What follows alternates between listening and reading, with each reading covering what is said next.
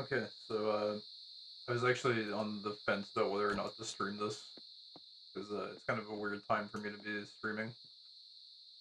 But uh, I also need to get this done like pretty soon, so I'm just gonna do it.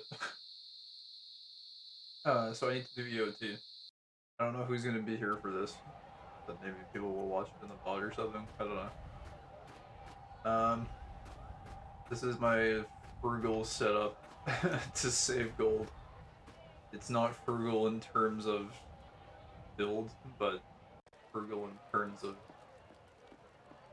how much gold it takes to complete the run. So I think I have everything I need for bronze. Uh, I should put these two away and we won't need these. Uh, yeah, we're gonna try and clear bronze with dust, ant, and discreet, and a venom potion, and some draconis. Uh, this might fail. I think actually doing this bronze run is one of the tightest times. It's it can get pretty close from what I was testing, and I'm a little bit rusty also, so I don't know if this is gonna even work. I guess we'll see. Uh, yeah, I'm like not warmed up at all, and this is a weird time for me to even be playing. So a little bit. I don't know if it's gonna work out, but I guess bronze is not really risking too much. So whatever. Um, I get some music here as well. Record for you, even if it is like frugal. But yeah, this is where we're like not trying to really go fast. We're just trying to clear the target time. Kind of the objective. And Emblem lets you kind of get away with doing some crazy stuff. But I think at one point or another, it would be pretty cool to experiment with like what a minimum viable build would be to like clear times for all the different difficulties. Because obviously it's fun to like try and go as fast as you possibly can with like the best build and best consumables, but I think it's also kind of cool to try and like cost optimize and see like how frugal you can be while still clearing the target time for your personal rewards each week. But okay, let me get this music here. Okay, I finally found it. Kind of rambling while stalling. All right, open. This shouldn't be like too loud. All right, that should be good. All right, let's give this a whirl here and see how it goes. So this one, when I was doing testing, this one can get really close sometimes, so we might just fail straight up. I don't know. We'll see.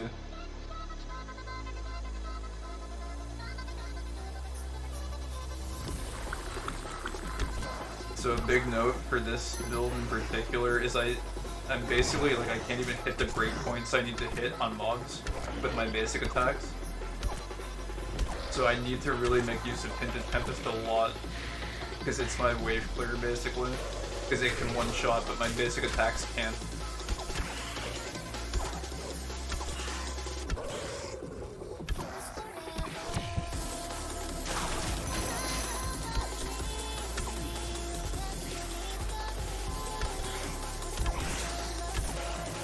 Actually taking a lot of damage here.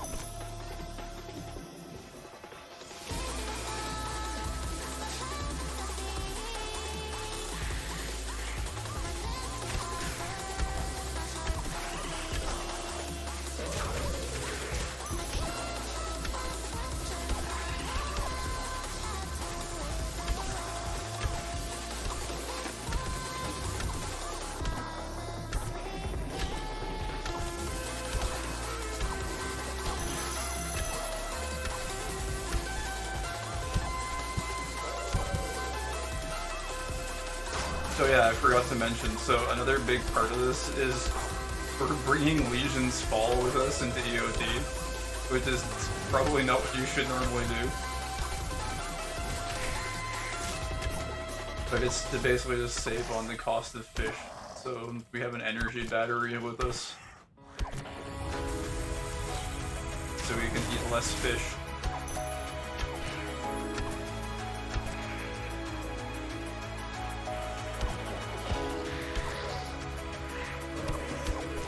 I'm getting hit a lot by the archers right now. I could probably do a better job of not getting hit by those. But again, I'm kind of a little bit rusty with this here, so...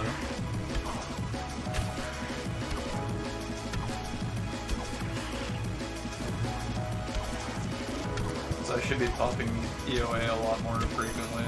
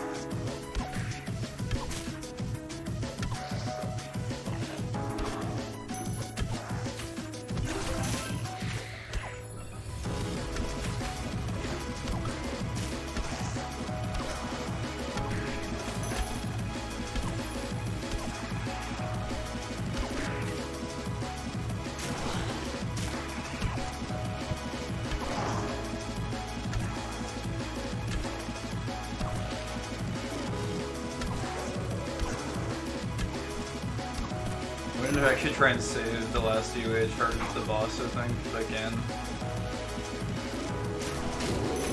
Okay, there we go.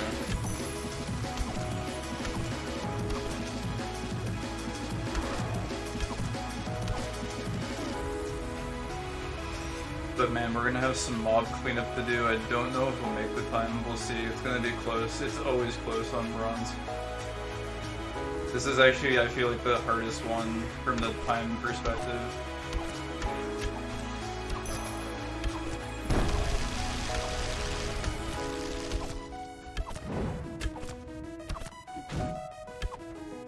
I still suck against this boss also. His reach is like really long. It's kind of insane.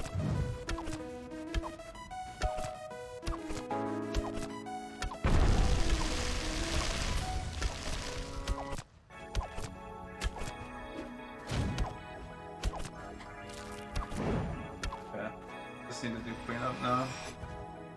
We only got one now. Oh my god, that's really bad. I misclicked. That's actually like extremely bad.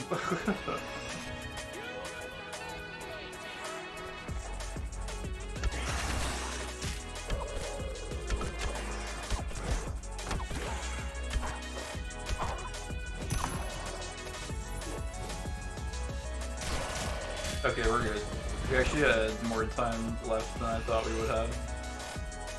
I think that timer has gotten a lot lower in the past before.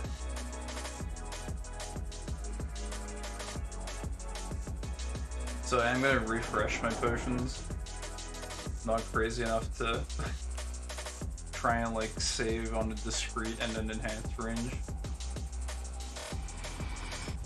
But we do move up to Barbetta now. Although I think I had in my notes that it might be possible to get away with Dino Raid, but I don't think I'm confident enough with this just yet. But you might be able to get away with us doing Dino Raids the whole time. So for this one we don't need Elite, but we will be adding in a Bullseye Brew, I believe. Let's double check here. Yeah, Bullseye Brew is nice. Oh, and we need to top off as well on HP and energy. So it doesn't cost a little bit. We'll get a squid and a dino ray is fine. Luckily it was leveling cooking a while ago, so you know I don't even need a dino ray. We could probably get away with like a. I need 2 squid. I don't know what like a 500 HP fish looks like. It's probably enough energy.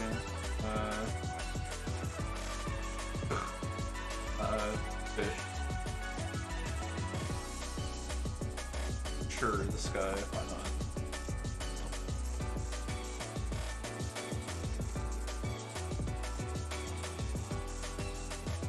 The silver is a little bit less tight because you're adding in Bullseye Brew.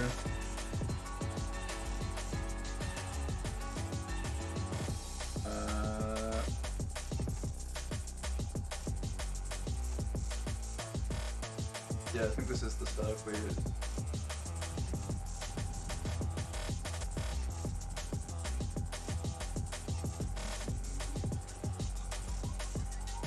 I'm just looking at my notes. So for the breakpoints on this one, I don't think anyone's actually going to care about this, but on the last map, Tinted Tempest could one-shot the basic mobs, so that gave us a lot of clear speed, but then as we move into silver here... Oh wait a second, I put away my freaking emblem. Oh, I'll blog post while I go get the emblem. So on the previous map, we could one-shot with Tempest, which lets us clear really efficiently, but on this map, Tempest can't actually one-shot the mobs. So that's why we're adding in the Bullseye Brew actually, for this one in particular, because we actually need the attack speed. Because we're so frugal that we're not using the elite range potion, that we don't hit any breakpoints, we can't one-shot anything, so we actually need the attack speed to be able to clear up the mobs that we damage with Tinted Tempest in this version of the map. And we're also moving up to Barbetta because we might need a little bit of extra energy, and also we need the HP.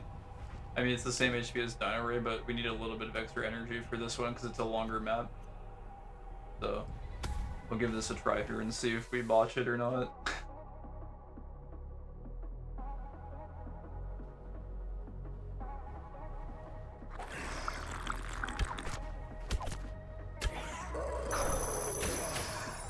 The thing is though, when we do have Emblem of Ancients active, we can hit breakpoints, so it's important to try and maximize ZOA uptime. Like, you always want to try and maximize ZOA uptime, but for this map in particular, it's like super important to get a really good series of 3 uptimes.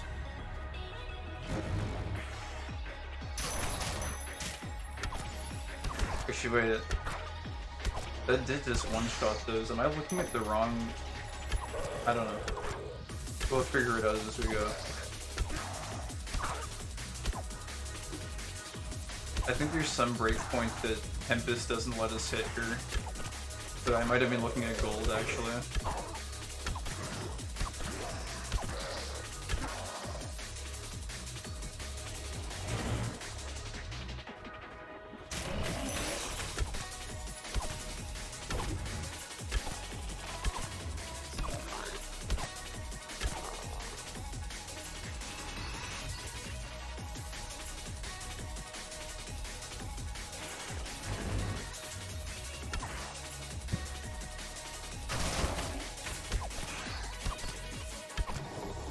I want to pop Legion, but I also don't want to over-tap my energy, so I just gotta get it a little bit lower first.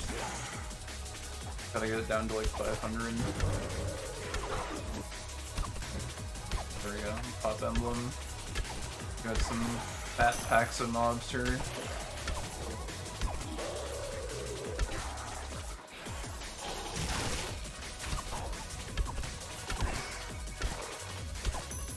And I really should be prioritizing archers a lot more heavily than I am. So I'm taking way too much damage.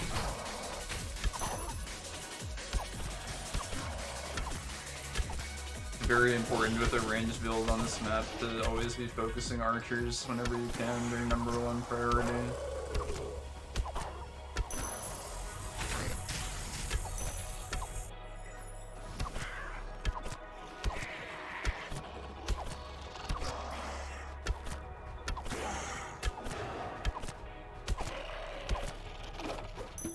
Pop shields, so we waste time.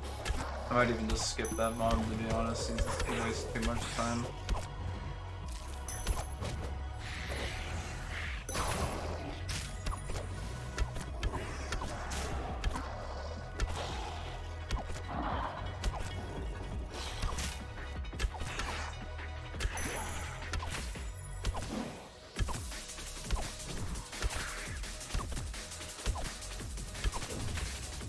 Oh, I didn't.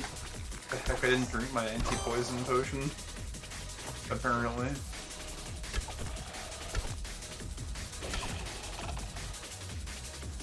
Oi oi. Hello skills. You're just in time for Echoes of Time. In which I attempt to not mess up.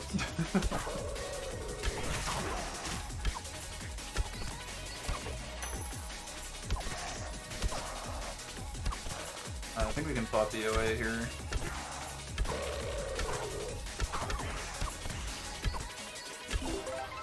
I'll take it.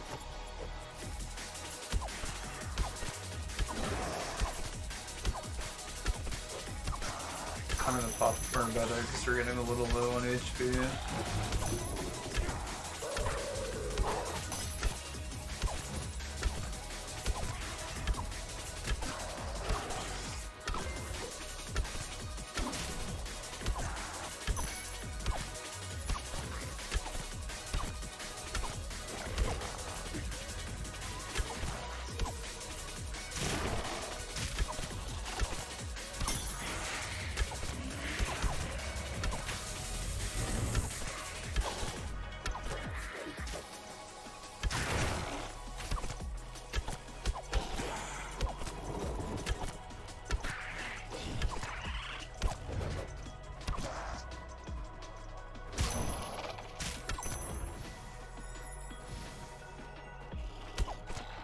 Got one more charge.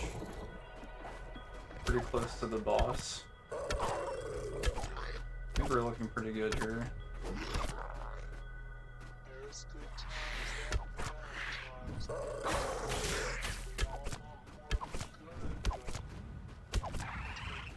Oh, this is actually a dead end. That's very bad, actually. Oh, but the boss spawns, so we pop emblem, I guess. God, this is not a good place for us. This is very bad. I guess we cleared out most of the mobs though, so we do have that going for us.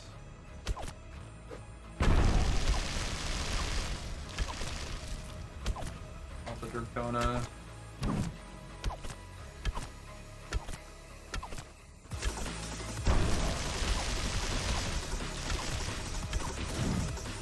Ow. Please.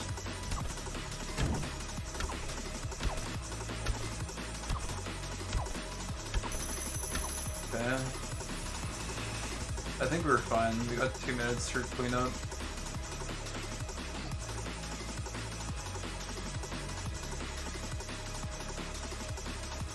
It really sucks that we lost so much emblem time though.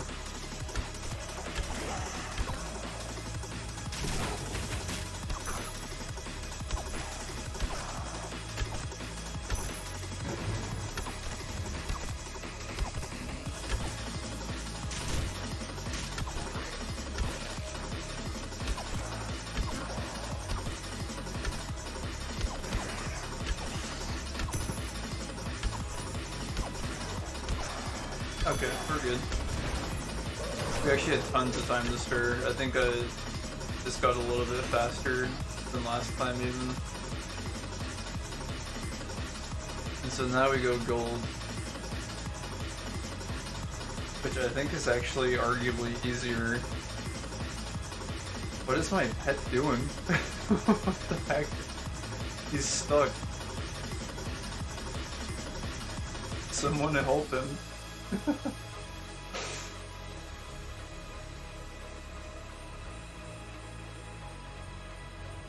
Is there like an archer back here? There is. This guy's just being nuisance. Alright. So then for gold.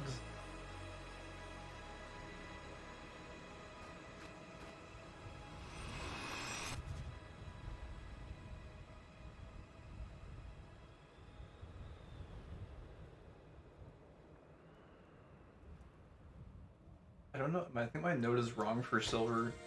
It says that Tempest doesn't one-shot. Although, I don't know. I guess it's maybe possible that Cliff tweaked the HP on mobs, maybe? I doubt it, though. I think maybe my note is just wrong. It says that Tempest wasn't supposed to hit the breakpoint there. Anyways. Let's heal up. I'm just gonna use squid again for energy, because it's just cheaper.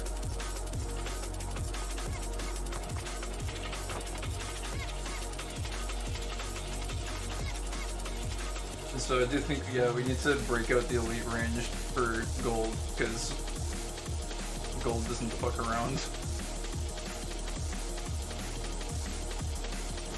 Yeah, we will have to crack a couple of elite ranges. I might just go in with this HP, to be honest. I think we'll be fine. Just eat some Barbetta if we need to. Oh, and I think we need Divine Armor, actually.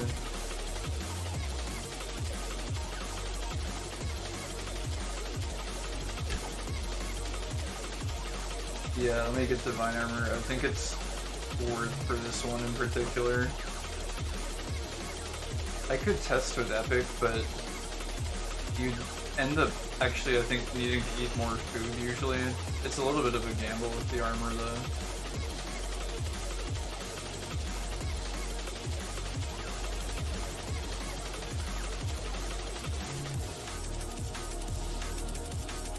But we're not using any of the expensive stuff like Precision's Peak or Bastion's Brew or anything crazy like that. So we'll try this here. Hopefully I don't regret not popping off HP, but I think we'll be fine. Oh, wait a second. I can't.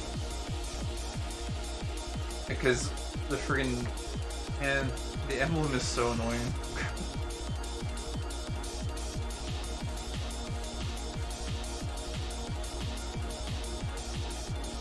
Because it doesn't actually save in your loadout.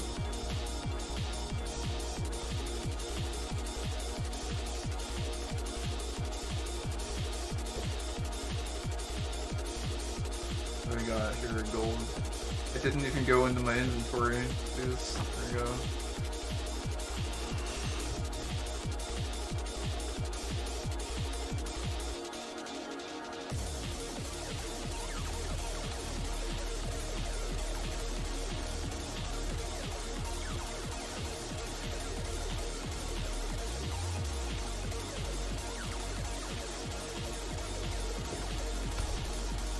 Alright, we try this now. It should be fun.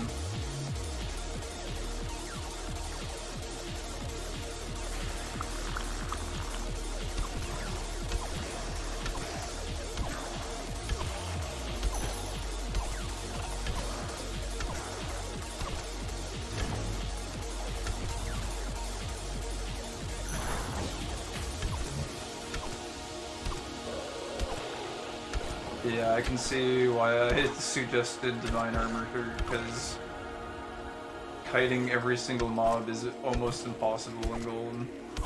At least with this setup, because you're not killing fast enough to keep them away, so you're like almost guaranteed to take some hits. But I think Radiant is a little bit greedy, and or you would probably end up like eating more fish from the extra damage. Kind of off to a really slow start here.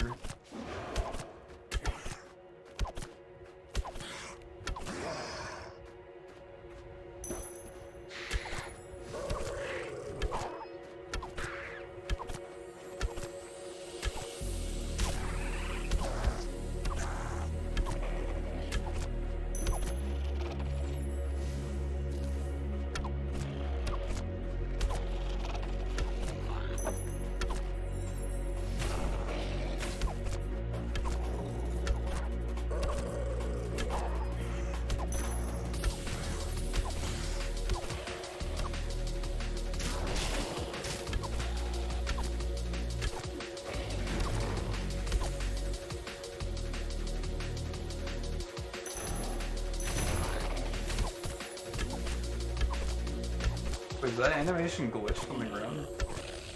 The circle?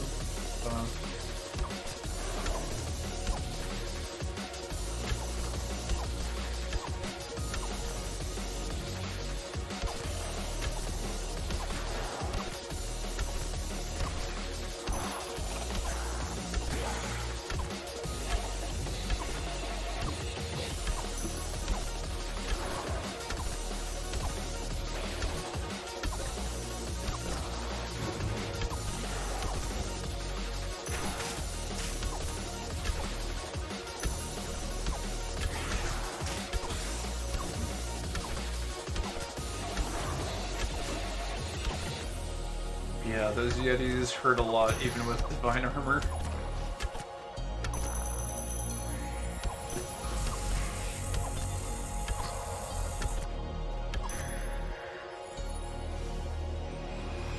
They do be packing a punch though.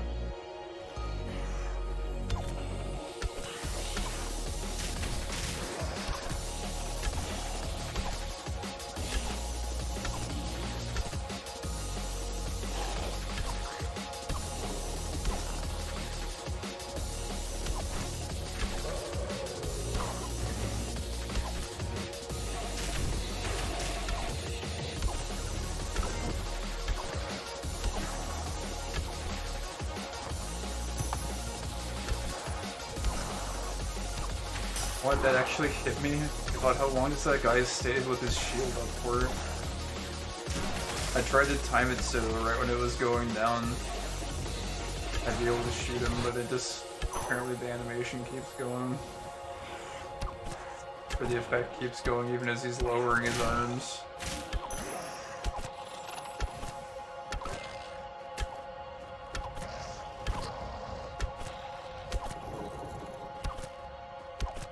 Do one more Barbetta just to be safe. And of course the wolf gets an iframe as he's jumping.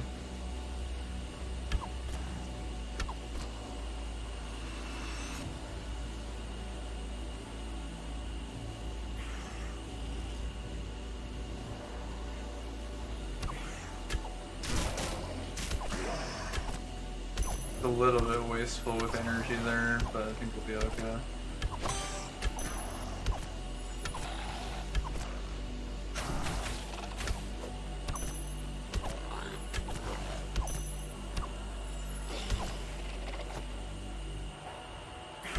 Oh, this was a dead end.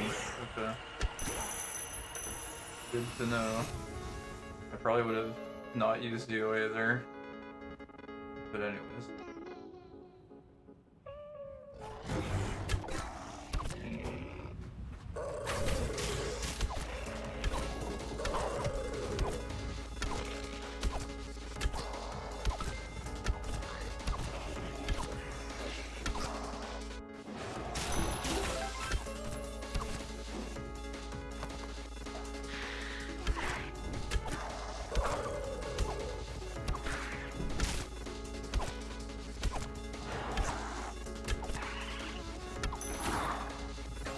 Stupidest mob in the game.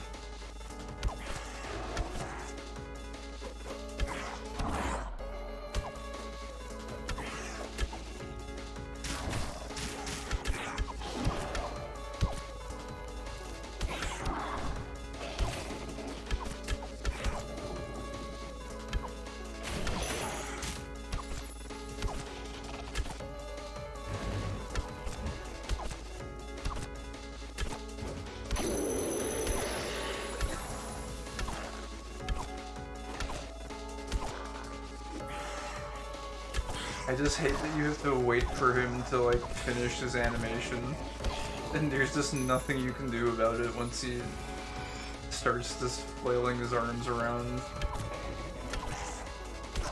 I don't want to activate this too early, but we should probably activate it pretty soon. I think he's just up here, so I think we're more or less safe to do it here. Oh yeah, he's right there. Oh, this is very, very bad. Okay, I'm talking to Barbetta. This guy smacks you like really hard on gold plus.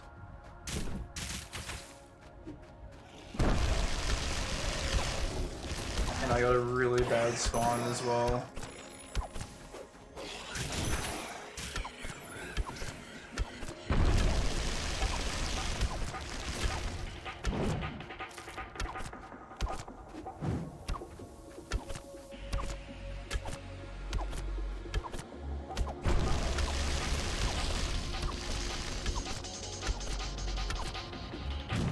He still hits me from there.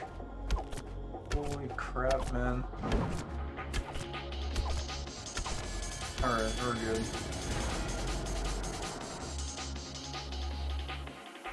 And it's on to Plaid. So Plaid is just the same thing, except we end up eating more fish.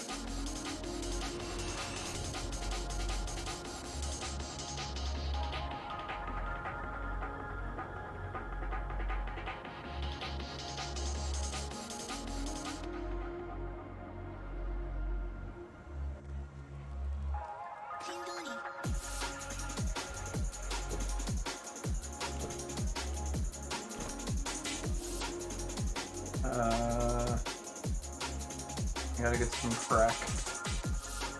Just gonna top off and we'll get a squid or two as well. Maybe I can hopefully not forget my sigil this time. That would be nice.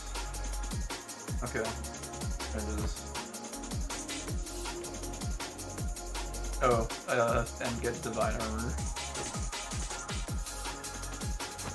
I think you could get away with Radiant. You would just, I don't know, you'd probably have to just eat a lot more fish probably if you get hit a few times.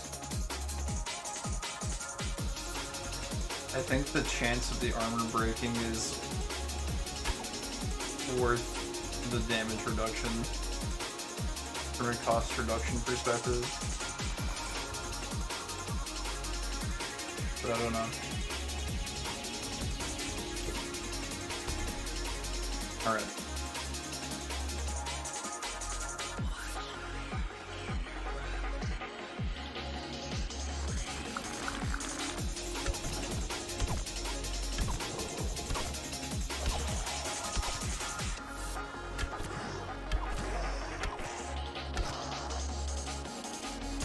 It's funny, but from a time perspective, the platinum and gold ones are actually kind of easier than the bronze one.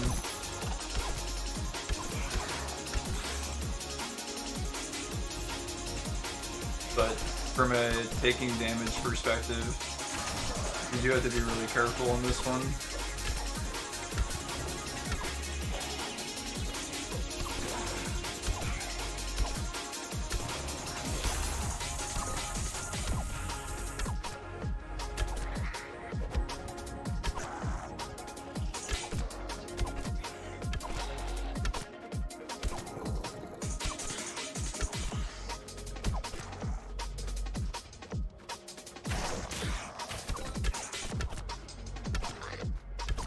The archers snipe over so much.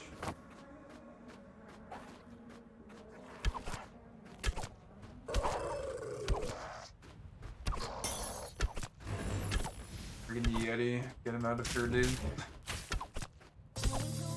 Oh, that's bad.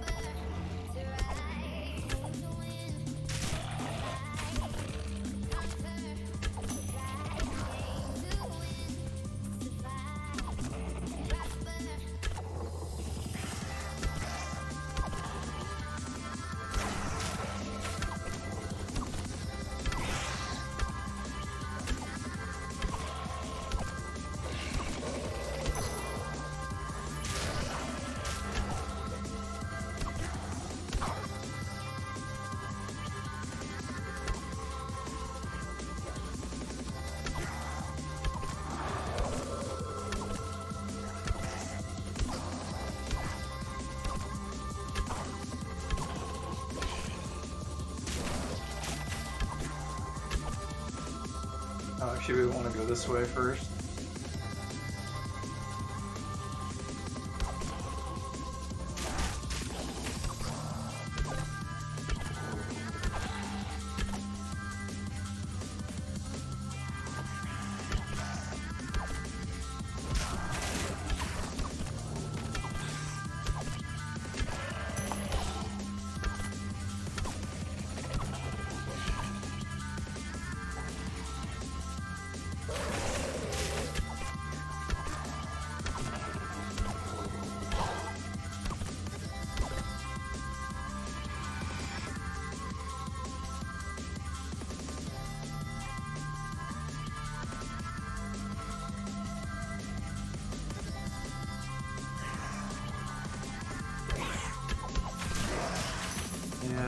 archers are a problem.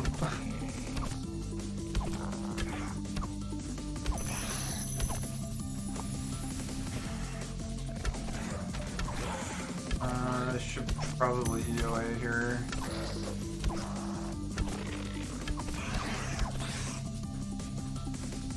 Just get our energy balanced out first.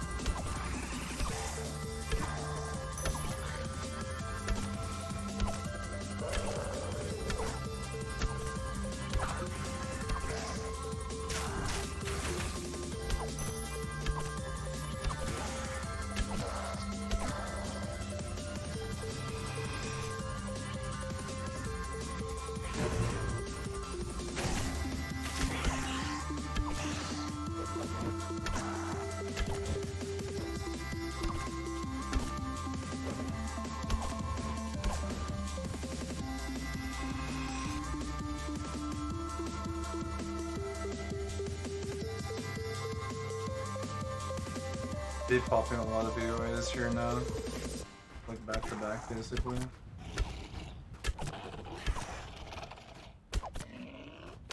I think we can get away with going this way first. Should be enough mobs, hopefully. I hope we don't have to clear that bottom section, or is this a dead end? I'm not sure.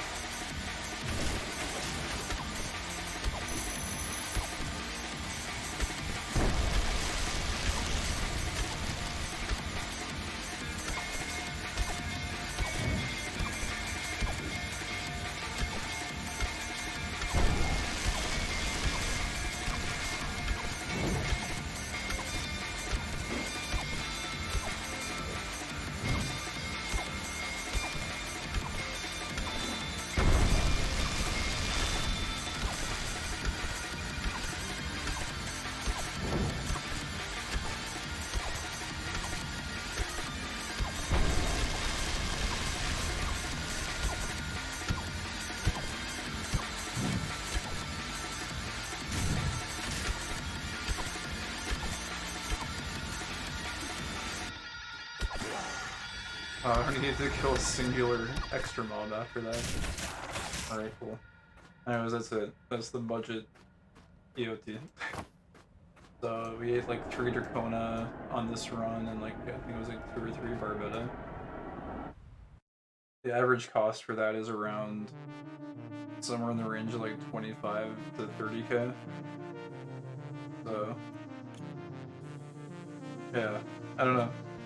I don't think it's that hard if you have Emblem to do it for Transcendent, but I'd be curious to try other builds where you can like just do cost minimization while still clearing the target time.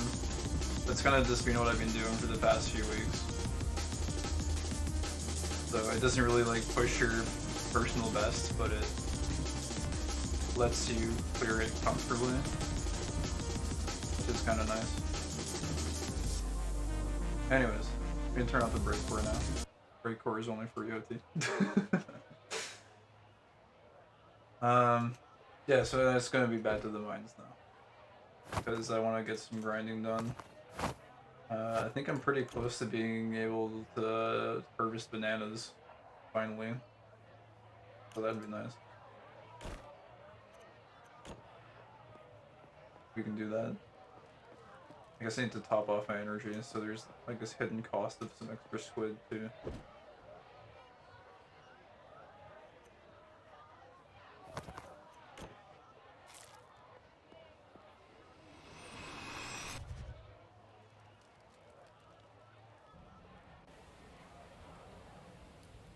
Yeah, I figured I would just show off that approach to EOT, because I don't know if many people are doing it right now. Actually, I'm kind of curious what our time was. I can take a look. Probably not very high on the leaderboard, but...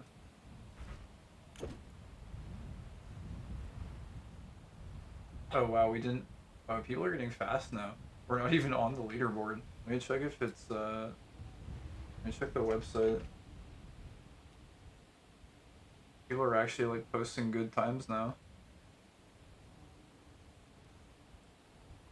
How slow was that? Because I used to be able to get on the board, I think. It was on the board the week before last, I think. Let's see. Oh no, it only shows the top 10. I guess it really was extremely slow. Oh. Well, that's fine. Because at least we cleared it, so we get our personal chest. But at some point in the future, I might try and do a, like, actual time attack with range. Because, like, I've got all the tools that are needed, so.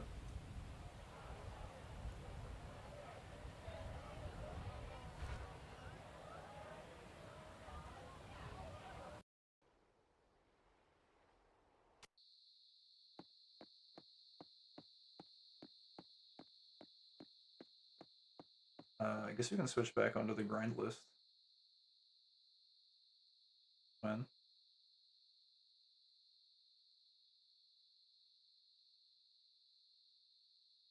I need to get the actual tracks for it.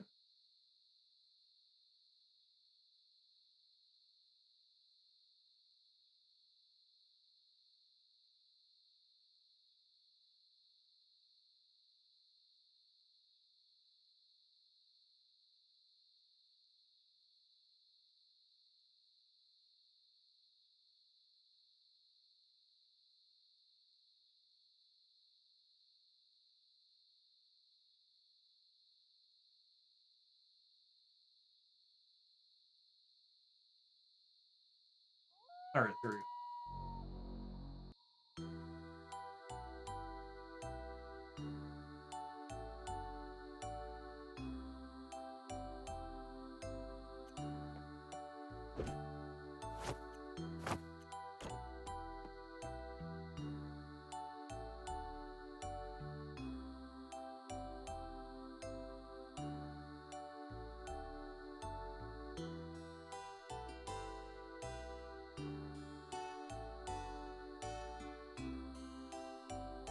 Alright, let's get into this. The grind begins again.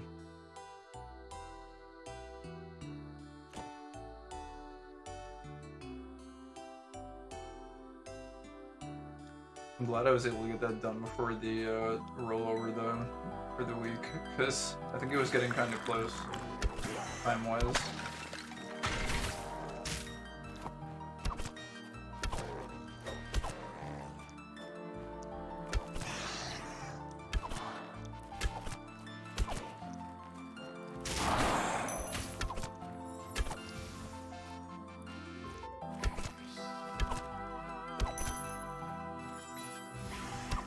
Hey, what's up, Fury Flynn?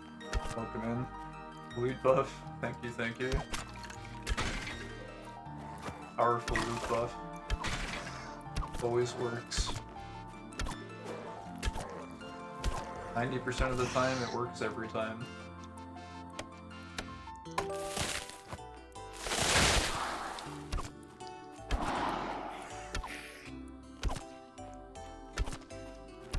Wait, did I just get a pop-up? This thing just alt-tabbed on me.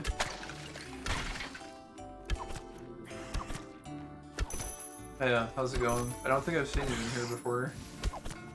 You been grinding anything, or what's up with you?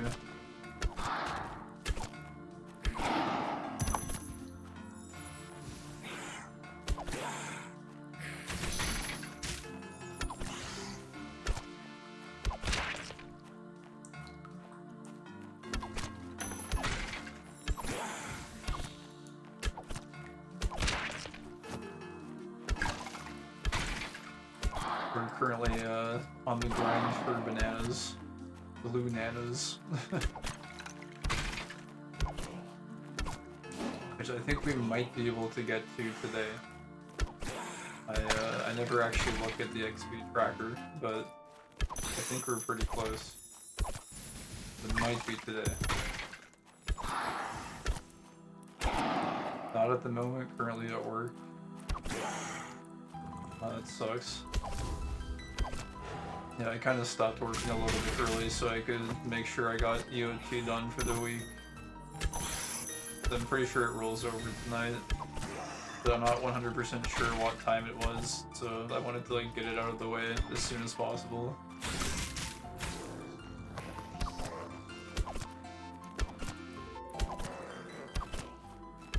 Just waiting for a new update. Yeah, I do kind of wonder when the new update will come out. It's been at least a couple weeks since the announcement was made that it was on the way, but I think it's like a pretty substantial one, so I don't know if it will come out this week. Like, I think if it was going to come out this week, it would probably come out like tomorrow evening or something, but somehow I feel like it's too early for it to get released. But I could be wrong.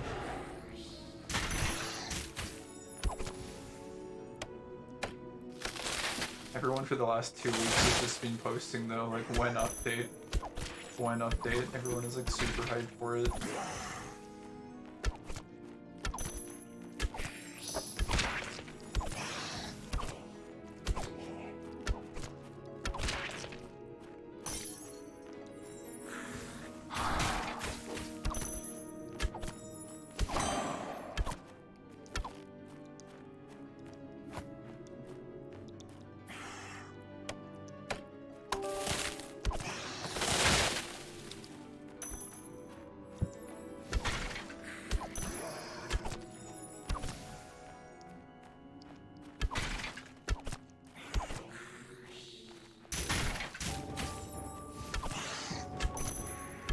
Hoping it will be tomorrow.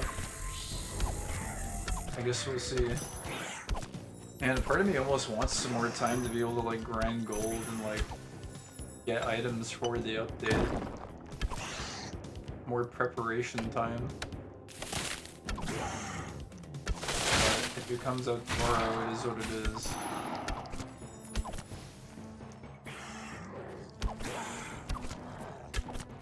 Like, it will be a good thing, but also, like, I kind of wish I had more prep time if it does come out tomorrow.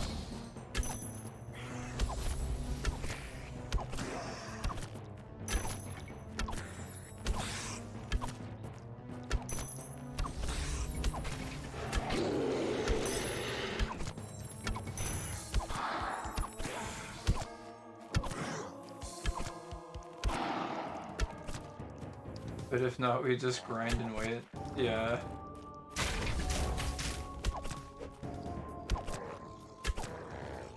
Grind time is good. Because it feels like this patch hasn't even been out for all that long. I guess it's been out for a decent amount of time though. I guess Echoes has been out for what, like 3 or 4 weeks now? think it's actually, this is the, actually it might have been 5 weeks now that I think about it. This will be the 5th week. Doesn't feel like it's been that long.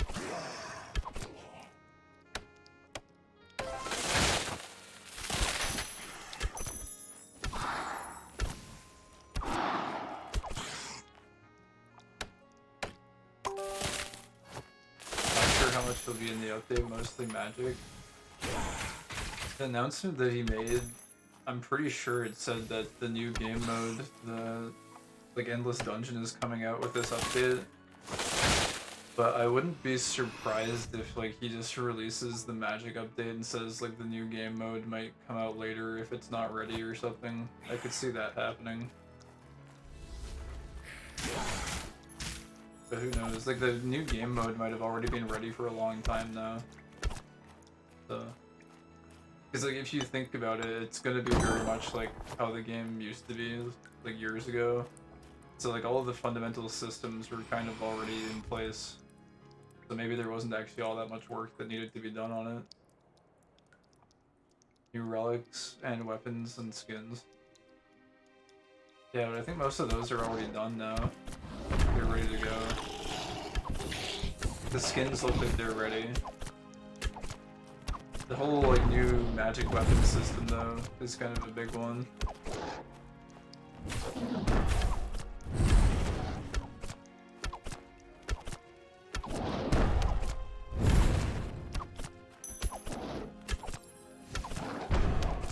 I feel like I'm like missing a chunk of the dungeon or something.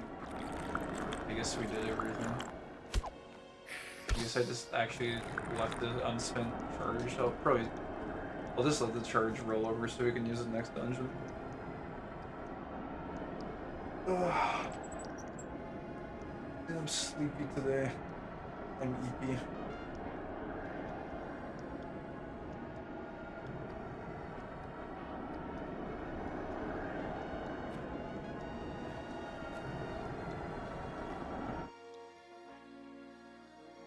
Wondering if Aetherwood will be required again. Yeah, I'm kind of curious about that as well. Kind of got a little bit of a stockpile of it in my stash right now. And part of me wants to trade it in for keys to get gold, but part of me also just wants to stockpile it in case it's useful again.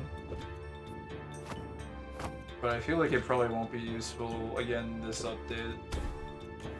Like, maybe in a future patch, though. Like, maybe when furniture gets added or something, I could see Aetherwood being useful again. But who knows?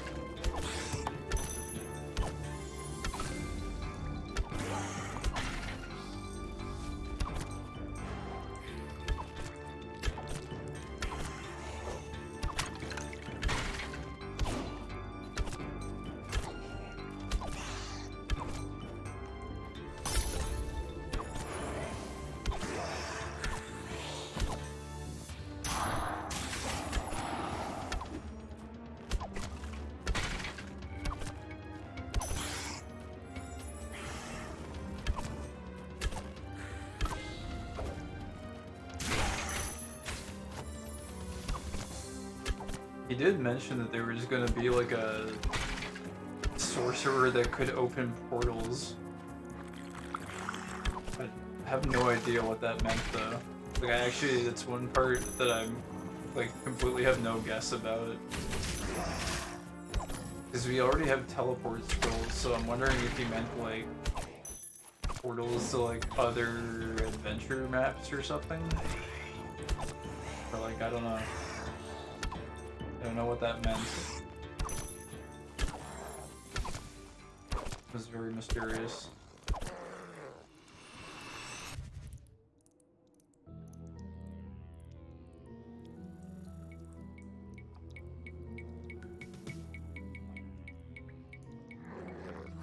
Oh wait, is this one of those? Oh yeah, it's one of those little alcoves. It's just a dead end.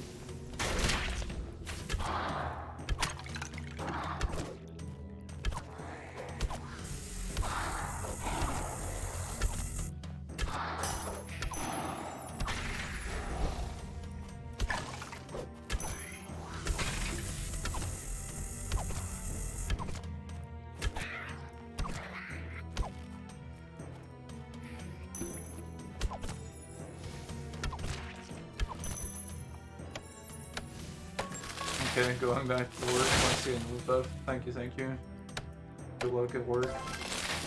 And I guess loot buff when you're done. You can have a stashed loot buff for later. Yeah, take it easy. Thanks for dropping by.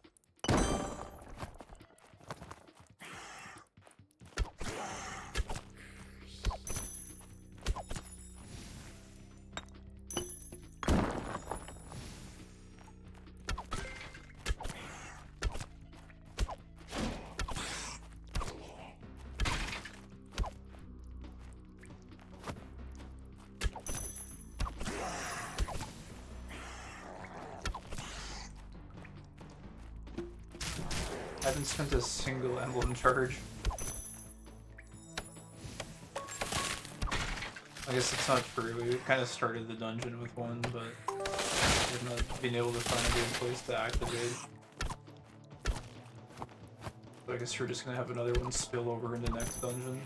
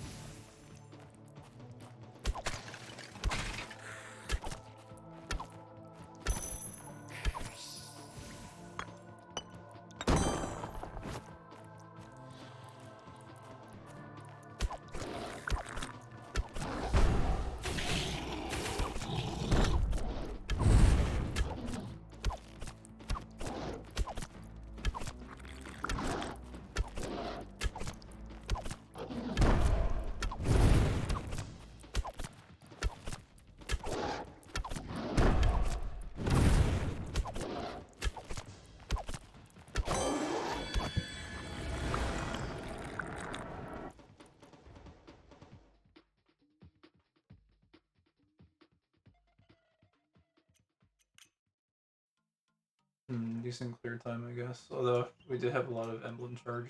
I guess it would only make sense.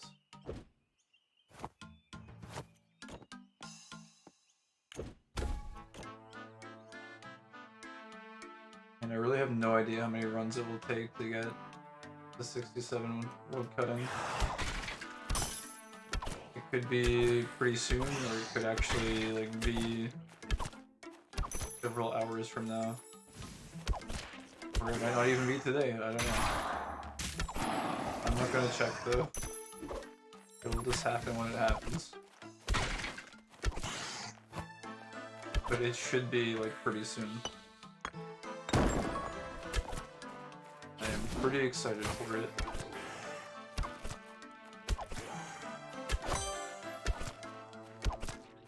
Those bananas are pretty valuable.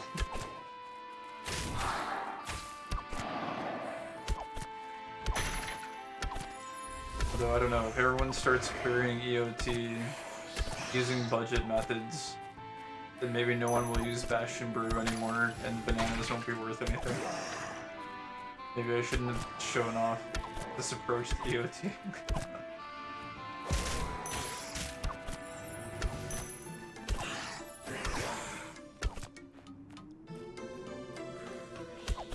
I do think like a lot of people are trying to still improve their times and like go faster, which is cool. I think that's like how it should be.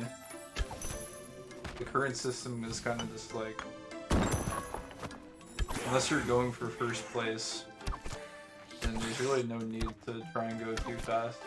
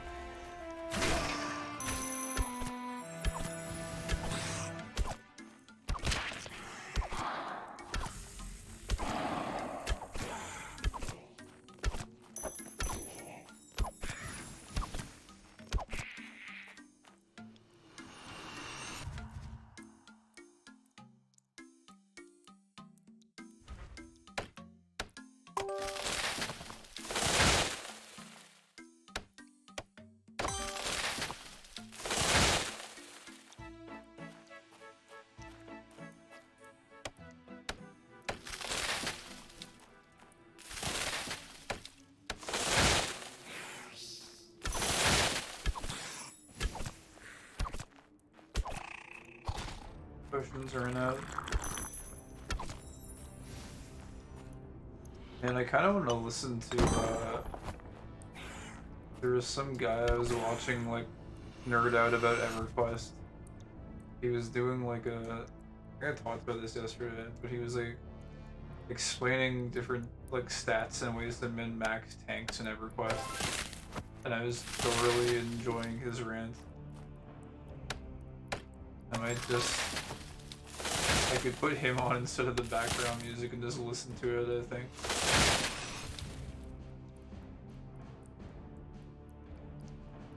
I think it makes like a decent background noise.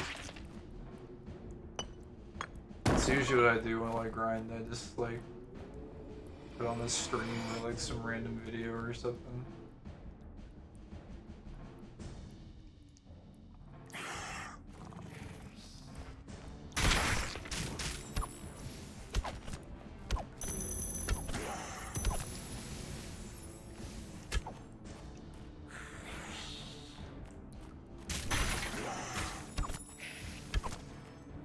Normally, I don't even think I would be streaming this grind session today, but I did want to kind of stream the EOT session just to like show it off as a concept, a conceptual approach for like how you could clear EOT if you want to. But then I also kind of wanted to record the first Blunanas if I do get there today. Just to be honest, I don't know if this is really like worth streaming the grind. I don't even know if anyone finds it like, useful as a background noise or anything. I feel like there's probably better options out there for background noise.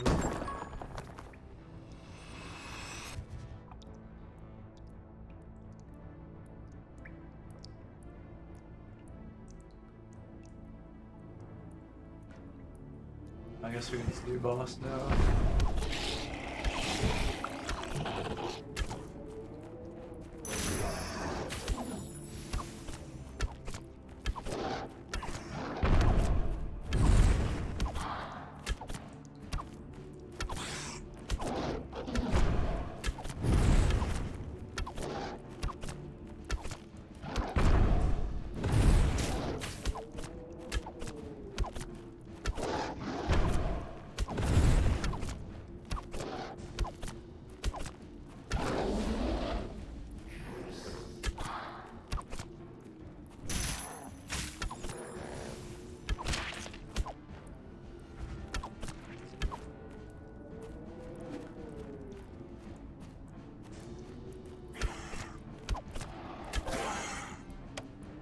Oh, that's...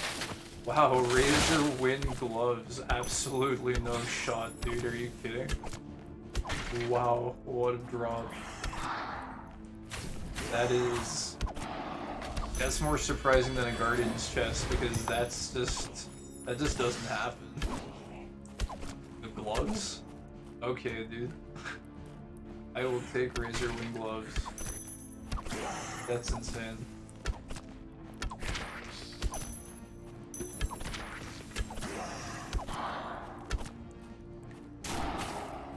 You saw it here first. They actually do exist.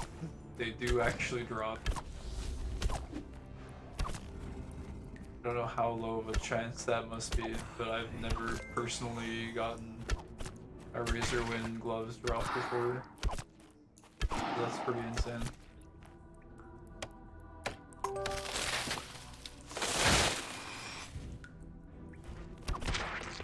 Another question is, could I actually find a buyer for them?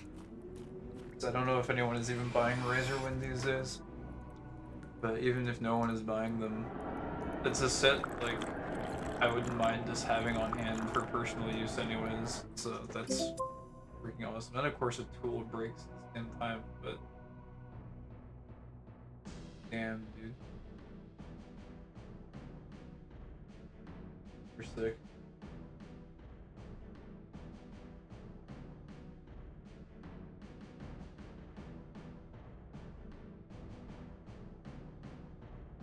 Down the estimate here. Funny how I complain about the tool breaking when the offset from Razor Wind Gloves is like infinitely replacing whatever broke. Taking a while to load though.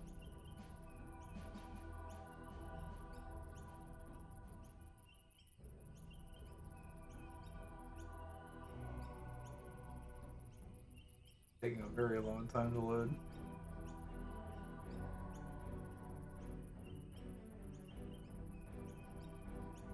Oh. It's like disconnected from server and then I come back and all my loot is gone and the Razor Wind is gone. I'm sad.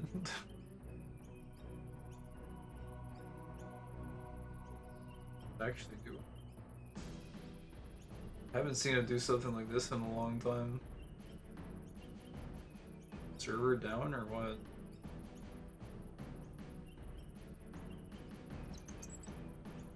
Go check Discord. Something.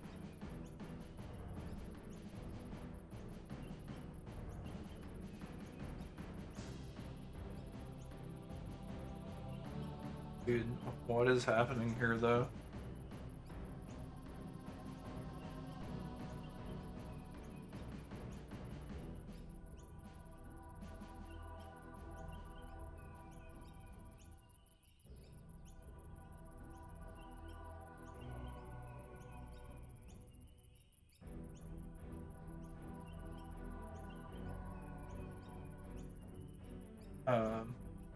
When do I wait for this to load?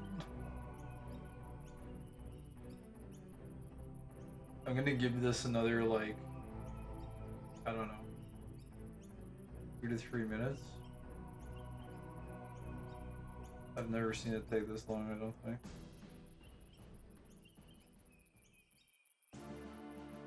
Oh, is Argantus streaming his chest opening right now? Oh my god, dude, I didn't even realize. I just went and looked in Discord and Argantus is streaming. I kinda wanna go watch that, to be honest.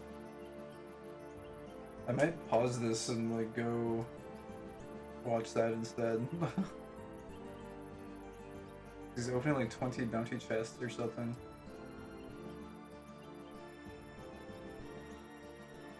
Dude, okay, I think this like actually broke or something. Wait, is this moving? I can't tell if the loading bar is actually moving or not. The thing definitely broke though.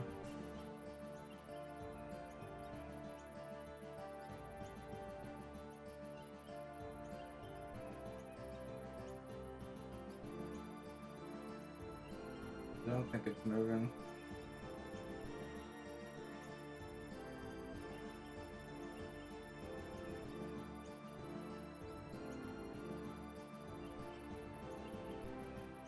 I really hope that the inventory is saved at least.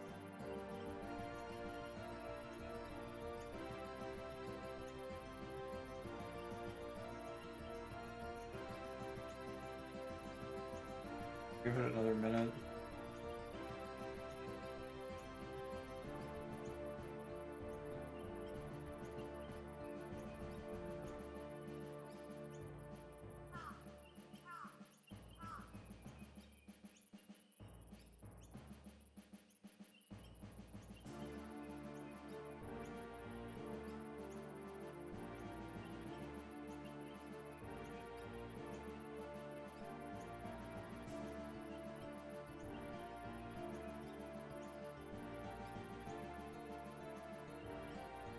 Okay, I think this is a lost cause.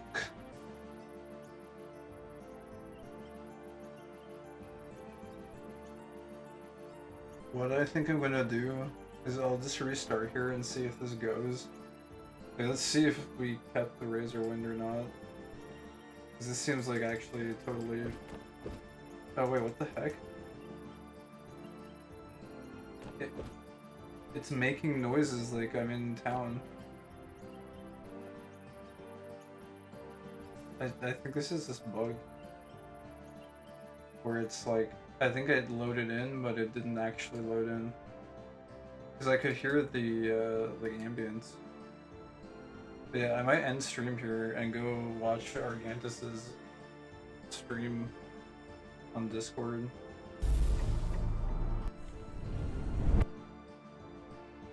I didn't know that was happening now.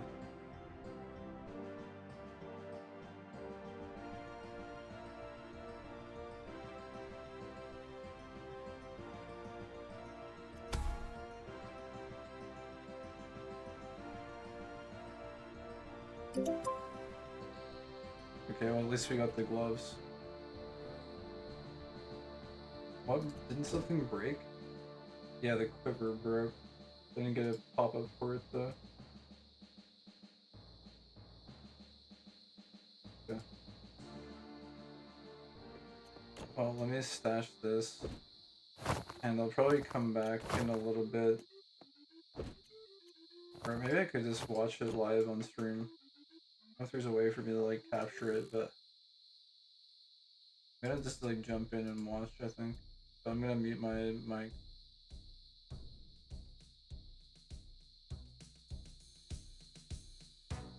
Yeah, let me end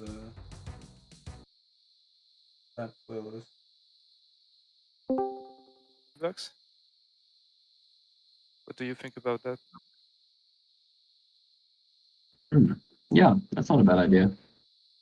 Like 5 or 10k for a golden score? Yeah. Or maybe there could be like a, like the NPCs or something. It would be cool if you could get like a daily, like you get one daily bounty of each here. And then if you want more, you buy more from other players, Something, because then it adds a layer of excitement to your daily missions. But yeah, it is what it is. People want to pay overpriced things for a chance. Yeah, at the end of the day, it's still a gamble. You Yeah. could get Damn. something really good or nothing. 5 count pouches. Yeah, so I guess you do have to pay. You have to pay for the chance, Pay to roll the dice. So Kiku Ferrers, they have no use case, right? Same for the No. Nightfire Nuggets. I don't think they have a utility, right? Nightfire, I think you use to make bombs, isn't it? Yeah, there. Bracelet, it's a relic. Oh, And the trip mines. Flash Fire Mines. Oh, the Super bomb. random. Okay. Very Yeah, random. but And the the Kiku feathers, Feathers, no. they used to No. the fire arrows, but now Yeah, that we have Creevers, they have no the use system case. changed. Yeah. I do think this is just like outdated content. I mean, those blank papyrus scrolls. Think about how long we've all been getting those damn things. Years. Yeah, the bounty system it needs some love. That's really like, It's out of date. it's not like enjoyable at all, really. Unless, of course, you're OHEX and you do one gold scroll and pull Queen's Misery, Well, it's Yeah, not but one ever. Like that was one in opened like one day. 100 before, so But in the lifetime, I've opened way more. It was just on Yeah, for that sure. day I opened up one and got same it. for Warlocks. Uh, Like he's done the bounty and he opened the chest directly after the dungeon, but he has opened more than maybe 1,000 gold bounty chest. I don't know. Yeah. that was like a 1 in a million chance. I actually wonder what the chances are. Like, what is the roll? Is it 100, 1 in 100? Is it 1 in 1,000? Like, what is it?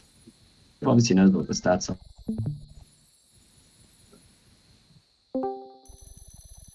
Okay, he's not gonna tell us the odds. Nope. Maybe the odds they're not static. I mean, maybe they change with the supply available. Yeah, Yeah, because maybe, for sure. it could change depending on the player base. Like if there's 1,000 players opening, then it might be a different odd than This 100 is the players. last wave, guys. All right. All the best, dude. All the best.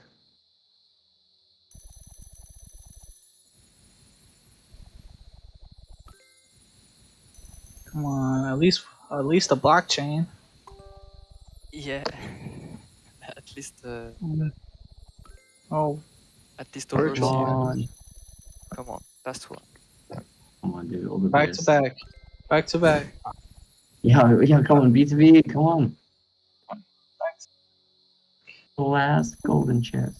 Oh, bro. No way, we didn't That get anything out of is it. bleak as hell, man.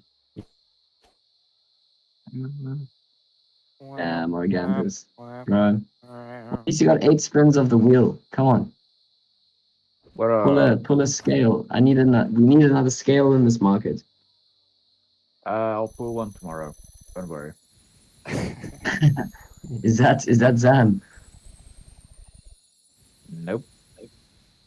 Who's that? Super? Oh, cool. It's me. Is that Super? Yeah, it's me.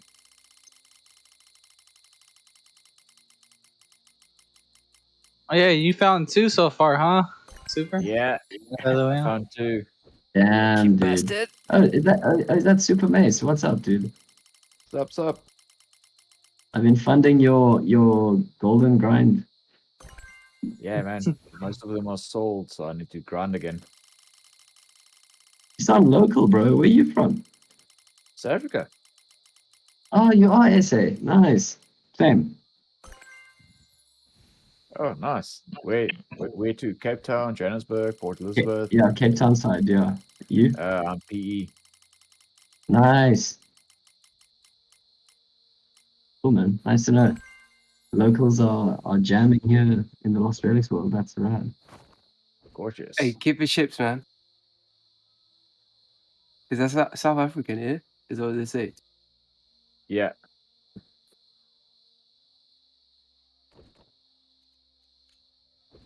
Was that? What did you say? Keep your chips. No. Keep your chips, man. More chips. I don't think that's that local. Yeah. Nah, it's not. Oh, sorry then. No, that's You funny. will Though. have a fan waiting for you after your band, a live performance. Hey, Oh, yeah, hello, Nick. yeah. Hey, oh, yo, for a second there, I thought you got Black Death. No. That's how the wheel gets you, bro. It's just a tease. The wheel of woe. Gold. Noise. Get that gold, Last one, come on, scale.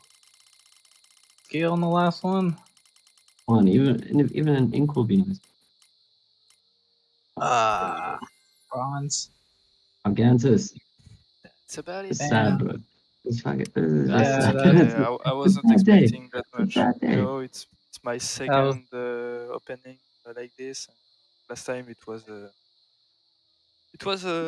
very fun with Nico and Go Candide. Dude, thank you I so was much, though. online, but I mean, yeah. I know that that's a lot of hard sweat and to stack those chests. So, thank you. I Yeah, think we it was appreciate you. 3 weeks or 1 month completing the bounties. So yeah, I suppose takes it's not time, that but bad, but it's even pretty so, It would have been more consistent grind. entertaining if you found Bloxing out of those. But Yeah, yeah, something. that's just Yeah. RNG. It's like very disheartening. I cannot Like 100 complain, to be chests. honest, because I have already gotten 3 mythical loots once per year, so that Yeah, would solid. be No, exactly. yeah. Yeah, Yeah, I cannot such is the complain grind. if I You don't just get gotta anything. play That's just part ongoingly. of the usual grind, you know. Yeah. Alrighty, Back to dude. the Well done, grind. bro. Maybe I will open like the 5 following ones. I will get a T item and Exactly. yeah. Who knows? Yeah, maybe open one more. Boom, done. I'll complete Right, this dude. silver bounty, Necro Clerics, and then I will get a Dark Earth medallion. I can feel it. Exactly. Just open as you go. Yeah. Hey guys, I'm It out. was just for the Ascension. Thanks for the stream, dude. No, thanks for attending, man. It was pretty cool. Regarde, you Cheers, speak French, cheers to man? everyone else there. Yes, I'm French. Tu parles français, mon frère? Yeah. Ça va? Oui, Ça va bien? je parle français. Ah, bon. Qu'est-ce qu'il parle? Bah, je suis de Belgique, mais j'habite à Londres. Nice. Enchanté, mon pote. Enchanté. Il n'y a plus beaucoup de français sur ce jeu.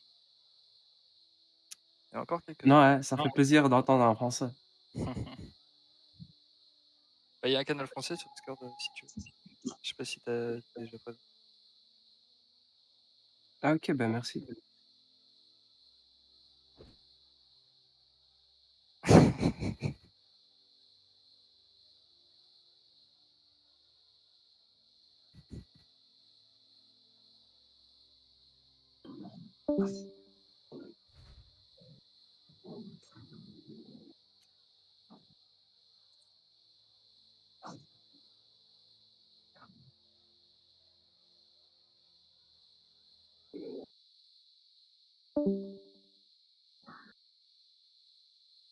Damn.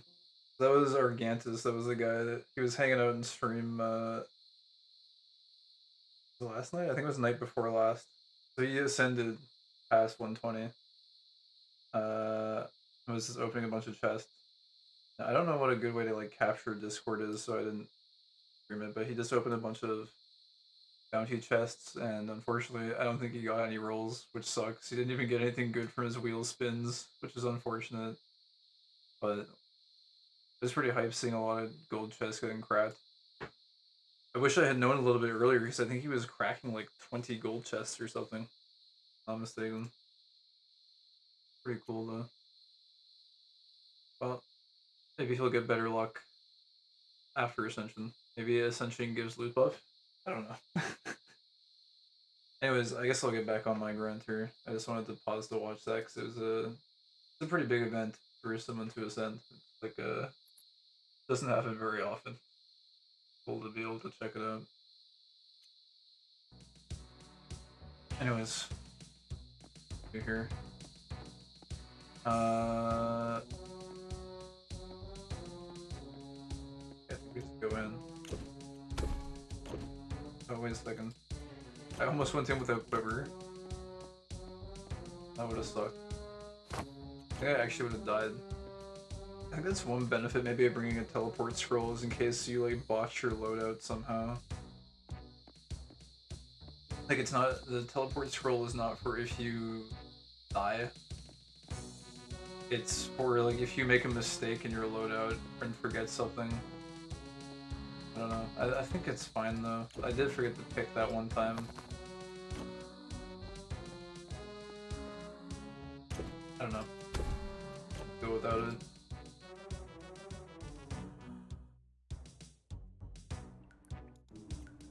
It's cool to hear some people on voice though. I haven't really gotten on voice chat with anyone from the community before.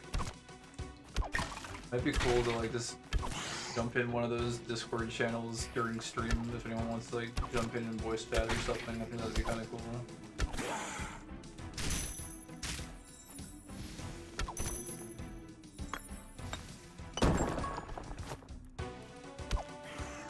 Oh, great. This is what we love to see.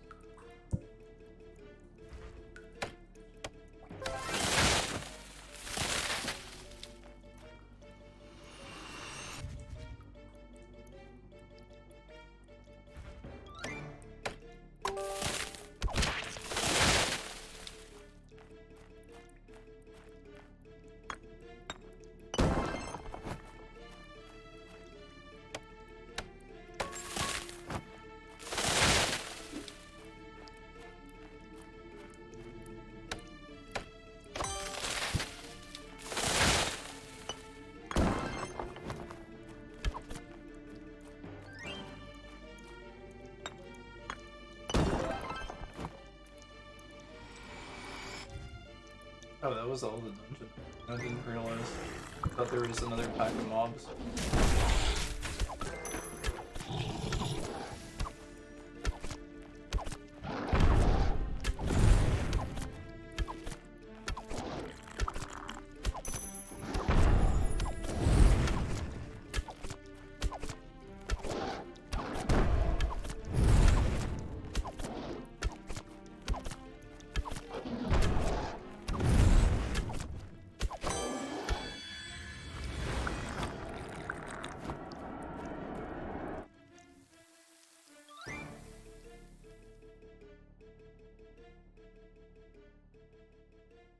Yeah, that's a pretty good time for having the event spawn.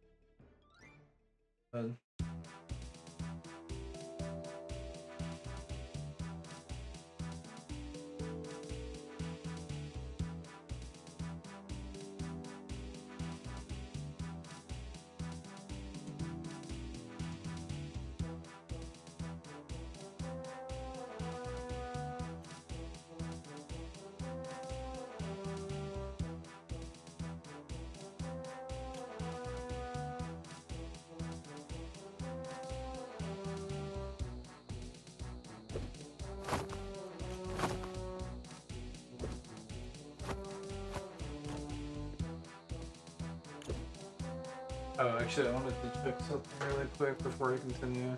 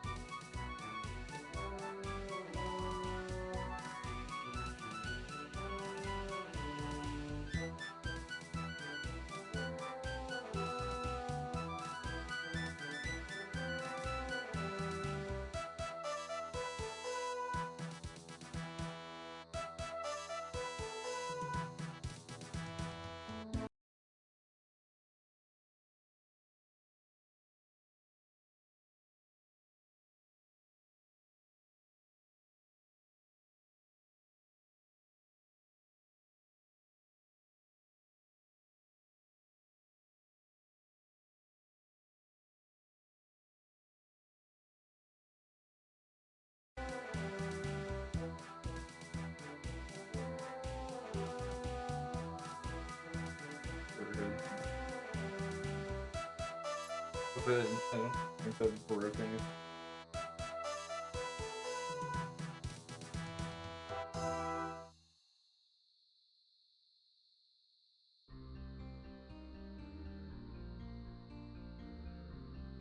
And I kind of want to switch playlists. I like this list; it's coming together nicely. There's nothing that really like goes against it, or like it meshes together really well. I feel like, but I've been listening to the shit out of it, so I kind of. Dude, I don't want to listen to that guy. I just want to listen to some like random EverQuest lore for no reason. I don't know if you're really allowed to,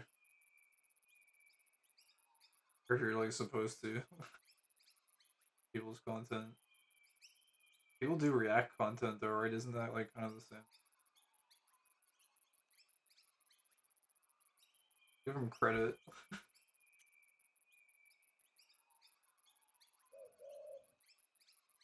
They I want to listen to this guy talk about EverQuest.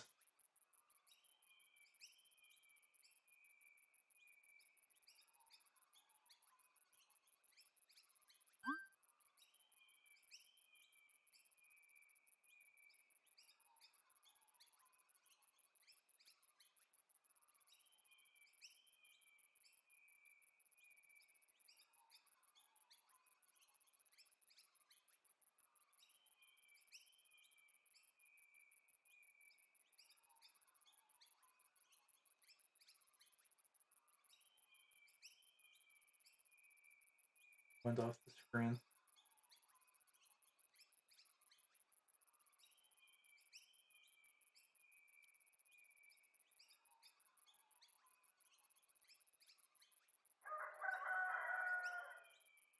Yo, this layout.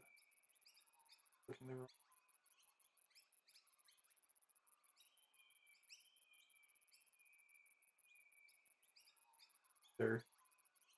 Yeah. I don't care. We're gonna listen to this guy talk about EverQuest while I cry. He's even got EverQuest music playing for it too. So, we're going to start off with, we're going to do the 3 primary tanks today, which is Warrior, Shadow, and Paladin. We're going to start off with Warrior because Warrior's kind of the basis, and then you mix the other 2 classes with, like, say, Shadow Knight is a mix of Warrior and Necromancer, and Paladin is a mix That sounds of like such a Cleric and cool Warrior. concept. And to a lesser extent, It actually almost makes like me want to play. Ranger is a mix of like Warrior, Rogue, and Druid, but we're gonna, you know, just the way the grouping works, we're gonna go with primary tanks. Just because it's my stream and I do it the way I want. Don't tell me what to do. Now, Warriors are kind of the quintessential tank of the game, as you know they are in just about every game, where they deal decent melee damage, but their big claim to fame is how much damage they can actually just absorb compared to every other class in the game. Like, nothing comes close to the amount of just pure punishment a warrior can take. So the first thing you're going to notice is warriors can be just about, you know, the majority of the races in the game. But not all of these are created equal. Now, like, you almost never, ever want to be a Dark Elf Gnome or Wood Elf Warrior. That low strength and kind of lowish stamina really, really, really hurts. And they have high values in, say, intelligence and wisdom. Nowhere near as useful in a warrior as they are on just about every other class in the game. It's just, you know, it's just how it works. Now, there is an exception to this rule that we'll get to. And you pretty much, the 3 primary stats for a warrior are strength, stamina, dexterity, and agility. Granted, you want to have 75 agility on everything. Once you have 75, this stat, I don't think it's a wasted stat like a lot of people will say, but it's definitely not your best stat. Now, if you notice, if we sort by strength, I watched, and then we sort by stamina. I watched some guy's video on like the most useless stats in EverQuest, and he was saying that like agility is actually like completely worthless. Like he ran tests or something, and like after a certain point in agility, apparently it like doesn't actually like provide any mitigation. So I don't know who's right. I'm getting conflicting sources of information here. Like the guy's stats video seemed pretty friggin' in depth. So I don't know. Maybe this guy, maybe it's good for tanks or something. I don't know. You're gonna notice a couple of repeats here, which is Ogre, Troll, and Barbarian. That's because they have the best stats for warriors when it comes to from a pure strength and stamina standpoint. Like 140 strength and 132 stamina is just the best stat total you can get for a starting warrior. Now, ogres have something else that we're going to get to in just a second. Now, unfortunately, when it comes to races for warrior, it's actually kind of some of the worst race imbalances because of how focused warriors are on the job. If your strength sucks and your stamina sucks, you're a bad warrior. Like, you're a bad warrior race. Now, some people do, like, I'm going to be a known warrior, and they do it, and that's cool. You're probably not tanking raids because it's an old school MMO. Your tank makes or breaks your entire raid. Ogres, easiest out of the box, and we've talked about it before in other videos, frontal stun immunity cannot be replicated. This is a massive benefit. If you're It stunned, actually you're sounds not so generating broken threat. though. Like, You're not generating threat. Everyone else has. how does it? How is there a DPS. racial to just not They be don't. stunned? Like, what the hell? This cannot be replicated. This is why ogres are the most popular warrior race by a pretty massive margin. That's not to say other ones are bad. It's just this right here can't be replicated. Trolls are fairly popular. That regeneration gives them less downtime, and they have really good physical stats. And they have, but and trolls have bad mental stats. Who cares? I've seen quite a few barbarian warriors because, once again, barbarians have that benefit of being a large race, so they have high physical totals. Less than, way less than ogres and trolls, and they don't have the regeneration or stun immunity that ogres and trolls have. But barbarians have a couple of their own benefits. One being much easier time traveling around. They have access to more and better cities. And barbarians are a quote-unquote large race. They're a medium range. So they can wear medium armor and large armor, something ogres and trolls do not have access to. Now, there is, and of course the big boys get the same effect. But there is one other race that, if you look at the stat totals, you wouldn't think is a top-tier warrior, but there is a strong consideration for Ixar, the Lizardmen, being quote-unquote arguably the strongest warrior race. Ixar have that native regeneration, just like trolls, so already that's really nice. Ixar also have that passive armor class bonus just for minions, and it's like 2 pieces of gear worth of armor. It's actually a very significant amount of armor. Now, Ixar do have a problem that until Velius, during the Kunark era where they're added, Ixar cannot wear plate. So Ixar are strictly inferior tanks. Then Velius comes out and they kind of rescinded that. So Ixar can now wear plate. So Ixar just have the highest achievable armor class.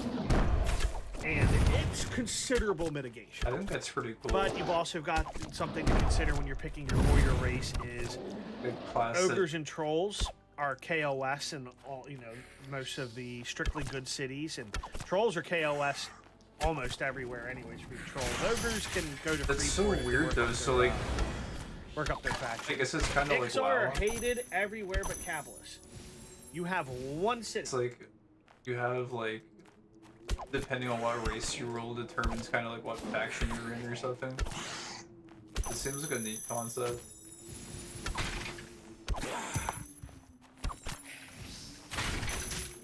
It's not like WoW where it's like it's like faction based, like who attacks you or whatever. It sounds like it's like actually based on like what race you pick, which is kind of unique. But I thought it was cool too that like Ixar or whatever, they got like a huge armor class bonus. It seems like it would be kind of comparable maybe with the frontal stun immunity.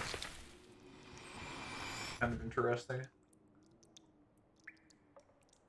But yeah, I'll let this guy continue to rant. And you have no ways to mitigate that negative through like, feign death trading for monks or anything. You have no tricks. If you're gonna farm on any of the continent other than your home continent, you've got to make friends, or you're not gonna be able to trade with vendors. You got to either pay Lobies to vendor your stuff for you. That's so cool. Or you've got to have friends do your trading and banking for you. And banking's just out of the question on most of the continents. Now, Imagine when having it to comes right hire down to someone it, to sell your stamina's your most shit for important you. stat as a warrior. Except for Ogre, you'll probably throw points into Dex, but stamina across the board, it's your most important survival stat. Now, getting into... Warriors don't have a lot of tricks in their class. They're a very simple class. Now, there is actually a lot of complexity to it, but it doesn't come from the class itself. It comes from its equipment selection, and we'll get into that in a little bit. So, as a religion, if you could be agnostic, agnostic is usually your best D&D choice, just because it kind of... Hey, you worship the wrong god and you get smacked in the Paladin Guild by walking past the Paladin Guild. It happens. It happens to everyone once. Interruck is very dangerous. You're hated almost everywhere in the world except for Dark Elf City, the Freeport sewers, the evil areas. But if you're like a human Interruck warrior, you're not even welcome in your home cities. You've got to stay in the sewers, but you're also not welcome in the Dark Elf or Troll or Ogre cities. It's pretty hilarious. Exile to the sewers. Rallis Zek is probably the safest out of these three, the three that have warrior-specific gear. And the warrior-specific gear is not that important. If you can be agnostic, you're agnostic. Now, warriors do have a special passive called Berserker Frenzy, or people call it Crit Mode, or just Frenzy, which is when your health hits 40%, your chance to crit goes. Your chance to crit turns into a chance to cripple. And cripple is just hella damage. You start going absolutely nuts on the damage, and each hit has a chance to stun. Like, you just get a passive chance to stun from your auto. Warriors get passive magic resistance per level. It's nice. Magic resistance is the most important save, but it's not. You're usually going to be magic resistance gear anyway. So, but it does make it a little easier to reach that cap. Now, all melee classes get a bonus to their main hand damage. You can see it right here. At level 28, you do 1 more damage. Damage values are low in EverQuest. Lower than, say, you might be used to. Warriors have access to all melee weapons, archery, defense, kick, slam, taunt, throwing, bash. They get dual wield, double attack, riposte, disarm. So your basic melee stuff, and they get it to a higher degree than a lot of other classes. Now, double attack is important, and dual wield is important. We'll get to that in a minute.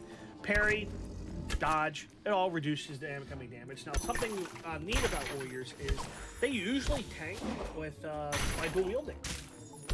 Paladins are your shield tank. Shadow Knights are your two-handed weapon tank. Warriors are your dual wield tank. They just need the threat. The threat is more important than the mitigation shield provides for them. So dual wield, that's additional threat, extra attacks. Extra attacks means extra weapon procs. Weapon procs are a warrior's lifeblood. We'll get to that in just a second. And double attack is a chance for when you swing, like you do your auto attack, your white damage if you're a WoW player. It's your chance to do your auto attack twice instantly.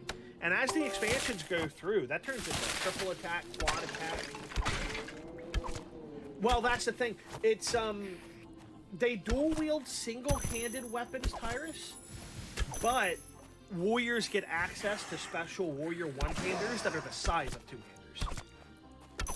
Like that they're just they get special warrior-only weapons. Like we'll go down here. Where is it?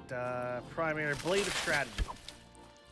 This thing's pretty much a two-hander in your main hand, and it comes with tons of stats, good delay, all kinds of saves, and a good proc, Rage of Valen.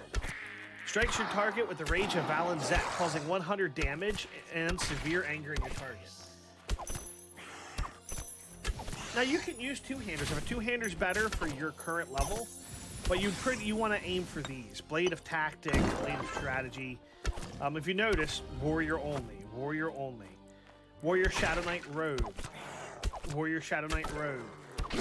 All except next. So, what makes warriors special, their big special thing, is unless it's a pure caster piece or a class's like relic item, their epic item, like the Rogue Quest Dagger, warriors can use it.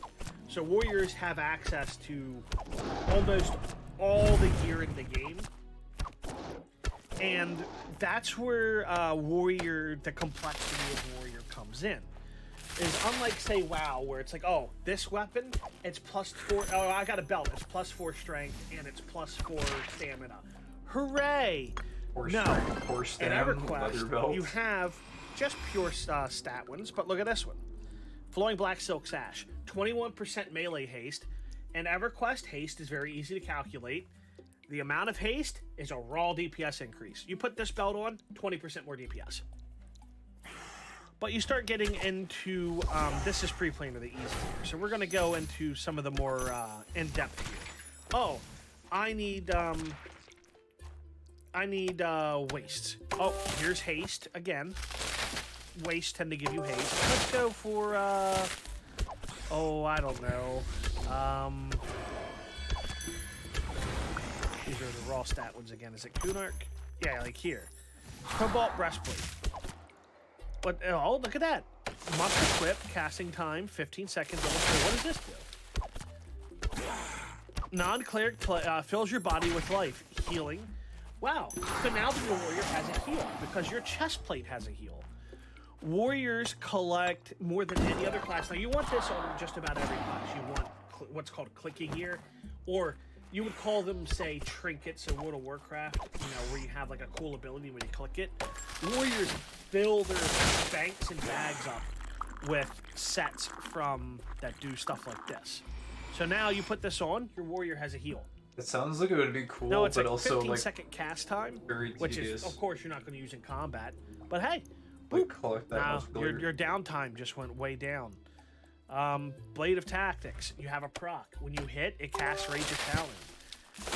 Blade of the Black Dragon Eye. When you hit, sometimes it casts a breath weapon. Warriors, Whip of Ensnaring. When you hit something, you lower their movement speed. Warriors collect, more than any other class in the game, they collect gear with what are called clicky effects. Like here, the back, Luziel Spell Shield. You can put it in your back slot, like your cape. Guess what? Effect, Enduring Breath, Warren. You can now breathe underwater. So warriors are kind of like magical arms dealers or treasure hunters. You go through and because you don't have access to magic, you make sure everything you're wearing is magic. Which I think is a really cool way to design a class, where it's all about collecting powerful magical gear. Coldane's Hero Insignia, Shield of the Eighth. You equip it, and now you can cast this instant. Infuses you with power. Any creature that attacks you takes damage in return. Cold damage. So now whenever you get hit, just because you have this ring, everything that hits you takes 8 cold damage whenever they hit you. That's threat, that's passive damage. And dexterity determines how often your proc stuff procs. Warriors love stacking dex. It's one of their three primary stats. And that is exacerbated by their dual wield. So now they're have a second hand with proc weapons. They're double attacking, effectively doubling their chance to proc and then they get an auto attack. The other thing they have are, and all melee classes have this, are disciplines. Disciplines are kind of like your cooldown. If you were to play a more modern MMO. Oh, this is my shield wall. So you've got one that gives you resistances. Most of these are, this one right here is the one that is the most important. Places you in a defensive combat stance that causes you to take 35% less damage, but also lowers your damage output. Why this is so important is this is your defensive cooldown, like when a boss enters in a rage state or something. This is what makes Warriors the end-all be-all team for the launch, Kunark, and Velius experience. Once Luckland hits, the game gets a lot more balanced as far as that's concerned. And the other one is Mighty Strike Discipline. For 10 seconds, everything you do is a critical hit. Well, what if you're below 40% HP? Now everything is a crippling hit. And you're getting a chance to stun. So, Warrior's actually a very simple class on its face, but gets more complex as you collect more complex gear. So, very, very cool classes in my opinion. Next, I know this is the one you're waiting on. We'll do Shadow Knight. Now, Shadow Knights are an evil class, so keep that in mind that good NPCs are not going to like you. If you're a Shadow Knight, you walk through the Paladin Guild, you're going to get got. You know? It's just how it works. Now, if you're a higher level Shadow Knight, you might be in the Paladin's Guild because you're killing Paladin NPCs because, you know, they're mean to you anyways. They bullied you in high school. So, your race selection much more limited. But I also think a little more freeing, because while Warrior has more races to choose from, some of them are effectively dead races from class. All the Shadow Knight races are good. Yes, I love Uridite Shadow Knights. Fight me on that one. I know some people don't. I think you're wrong. I love... If I play a Shadow Knight, it's usually a Uridite. Well, that's the thing, is you can farm faction and make people less likely to kill you, Tyrus. It is something you can do in this game. Faction, almost everything in the game is on a faction, and you can become friends with that faction, or at least tolerable with that faction. Now, the most popular races for are Troll, Ogre, because once again, just the easiest to use out of the box, because you are melee class. Now, what's cool is your race selection changes your leveling playstyle a lot more for Shadow Knight. So Trolls and Ogres, they're your brute force Shadow Knights. You're going to melee stuff and cast the occasional. Ixar and Humans somewhere in the middle. But if you're playing a Uridite or a Dark Elf, you're actually playing them a little closer to how you would a Necromancer who has melee. You have, like, look at the difference. 117 intelligence versus 62 intelligence. That is a humongous amount of mana damage. Like, twice the mana, I think, at any given level. Possibly more. I'm not sure on the exact the numbers on that one. So if you want more caster heavy, you do Uridite and Dark Elf. If you want more melee heavy and wear large armor, you do Ogre and Troll. And if you want to be somewhere in the middle, you do Human and Ixar. Now, Ixar have the regeneration of Troll, and they have the armor bonus, as we discussed. But even by Shadow Knight standards, these guys are hated. They're hated. So that is always something to keep in mind. Like, a Uridite Shadow Knight has more friends than an Ixar Shadow Knight or a Dark Elf Shadow Knight. This is all... Racism is a game mechanic. I bring it up all the time. And people hating your gods is a thing. So your primary... you have to have a god if you're a Shadow Knight. So do I think Necromancers do as well. No Paladins do. Because you get your power from a god. Even if you're an arcane class. Uridite are probably my favorite race in the game. Uridite are these guys.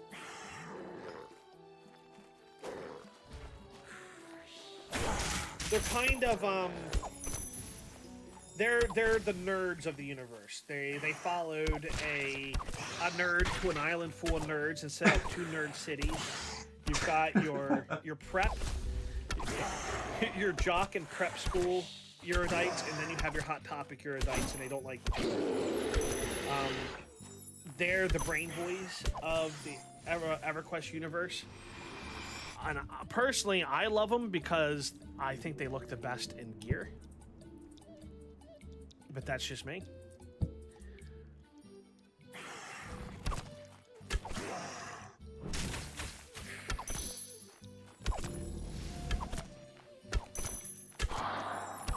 They've kind of got like a almost Middle Eastern kind of theme to their gear. I just think it looks really bad. So, you have to pick a god. You got Bertoxilus, old toxic Bert. The god of pestilence, decay. People don't like him, you know, nobody likes getting sick. You got Khazak Thul, the god of fear.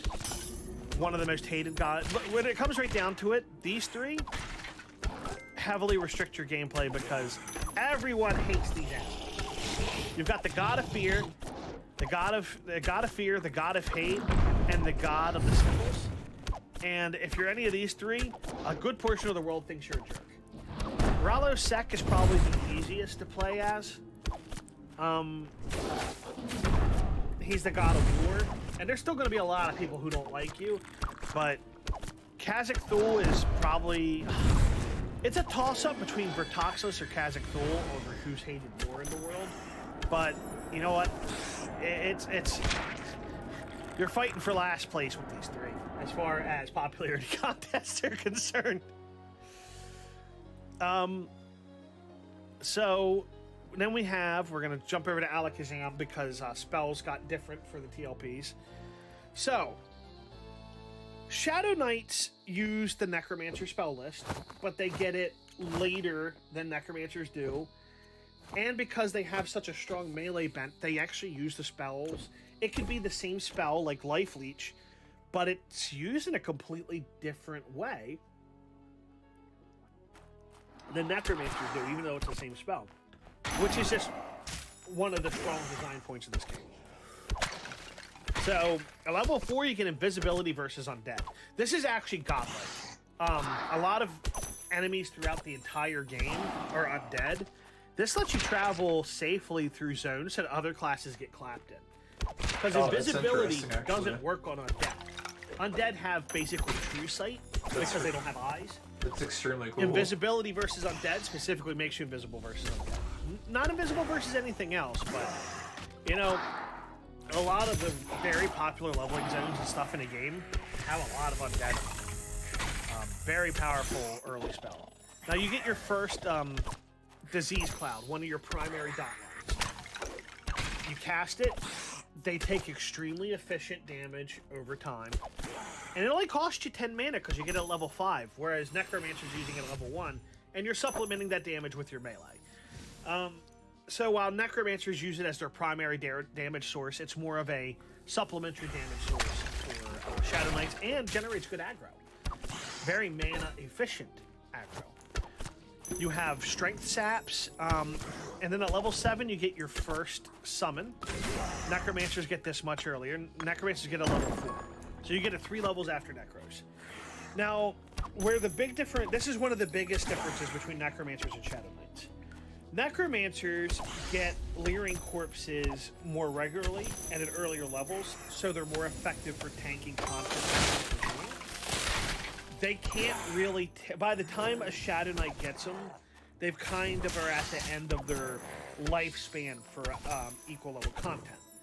So they stop being tanks, and they become living dots.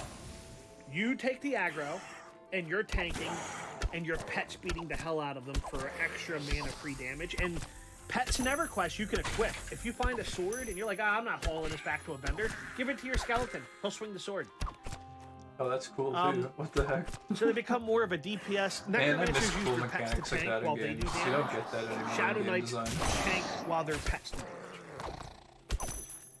Then you have one of the more famous things, and it's even become its own term in MMOs, which is life tag. Nuke something for damage, you get that as HP. Necromancers use this for nuking, you use this for the healing, because you're actively taking the damage. So a Necromancer actually life taps less than a Shadow Knight, because you don't need the healing, so a portion of its efficiency kind of goes away, unless the Necromancer is getting his ass beat by something, which is not where you want to be as a Necromancer. Shadow Knight only spell, where they despair, where they increase their attack. But that doesn't come till Luckland, so that won't be in at launch. They get a lull. A lull is an aggro reduction, so if you hit a mob with a lull, and you hit a mob next to it, the lulled mob won't come because its aggro range is reduced. But it only works on undead.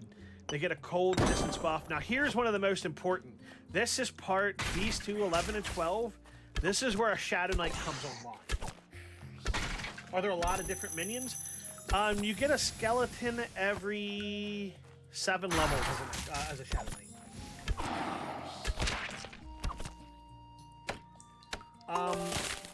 You really only get skeletons, but as a summon. But Death Knight, or I don't know if Shadow Knights do, but I know Necromancers do. They actually get an undead charm, where you can just take over it and undead your pet while you're in the zone. There's a lot of pets in the game, but your primary one is skeletons. But the skeletons do different things, which is actually pretty neat that some people don't realize. Leering Corpse, here we go.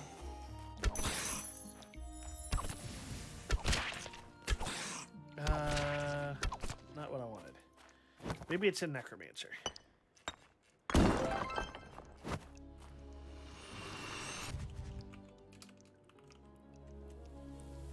Powerful pet. Let's see if they have... Here we go, pet improvement. So, different pets that they'll even have different classes, different levels. Well, no, like pets kind of are simple, and like say your first skeleton is just a skeleton who swings. You give them weapons and they will do more damage and stuff. You give them armor and they tank better. But as you go up, dude, what if in the Lost Relics, what if you could like equip your pet with a relic or something that it could use? Or like a virtual weapon or something. That'd be freaking sick. I think it'd be sick if you could give your pets relics. And they would like use it somehow. That would be pretty cool. Like, what if you could give like your pet Tinted Tempest and it would pass Tinted Tempest every once in a while? That was like, it would give more use case utility to every single relic in the game. And it would also add like an extra layer of build customization. You wouldn't have to go overboard with it, but it would be like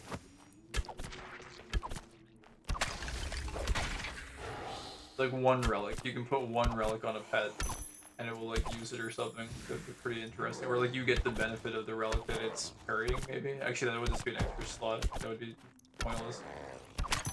If you could give it a utility relic to use, that would be really freaking cool.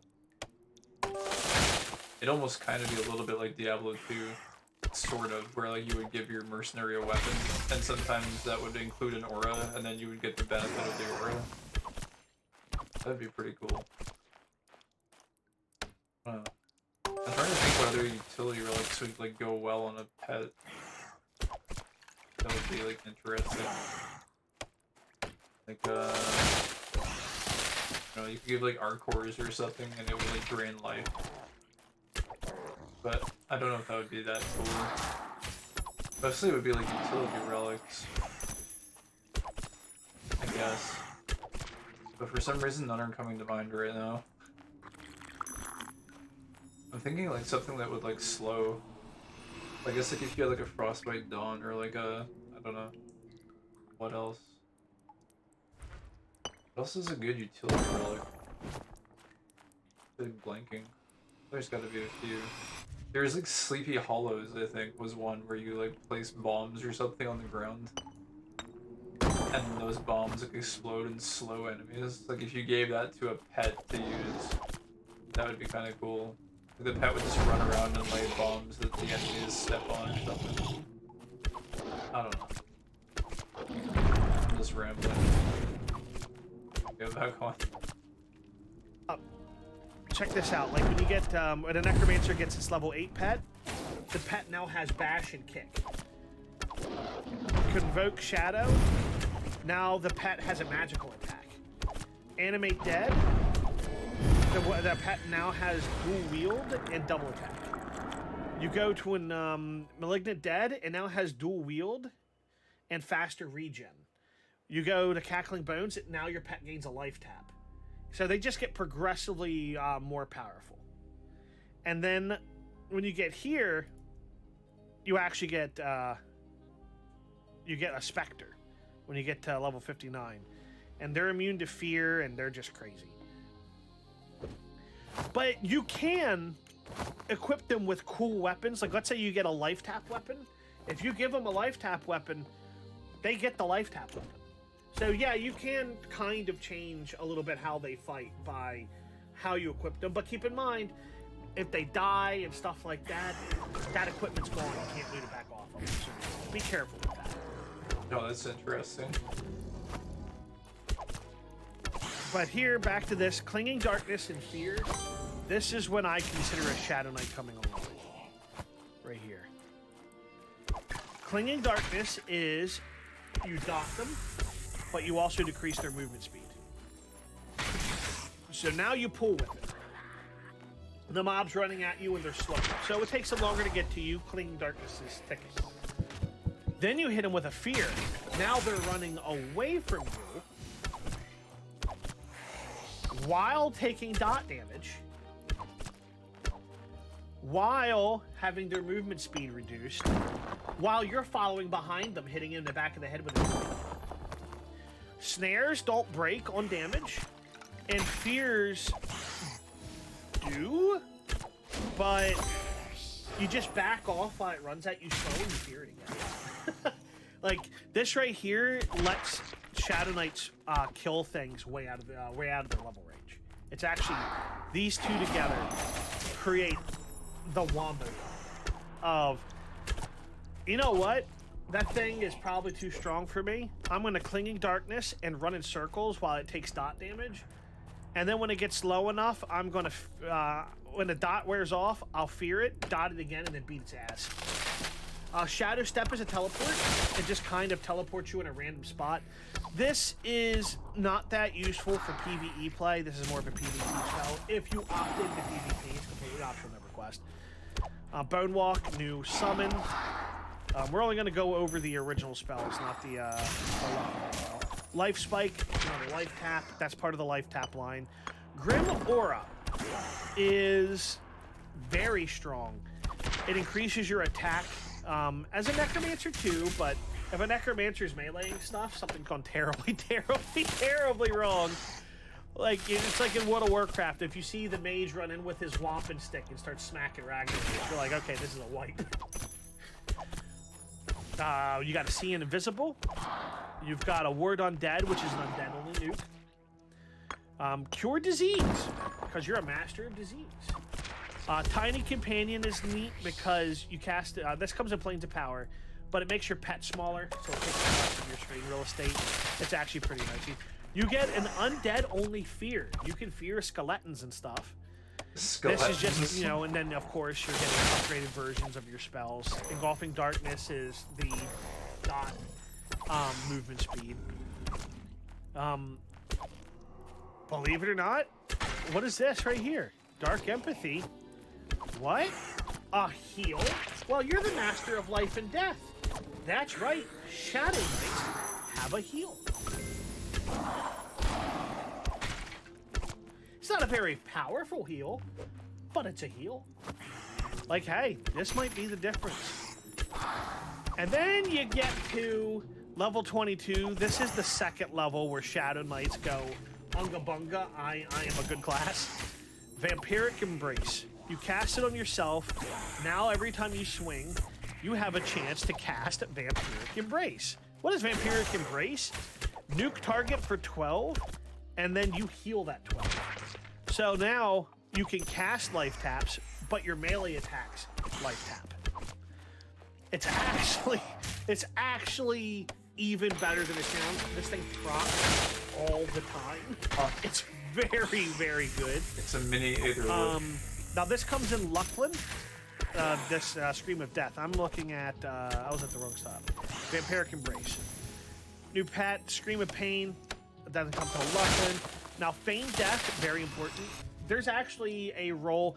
Dungeons you don't form groups like you do in World of Warcraft. You don't have tank, healer, 3 DPS.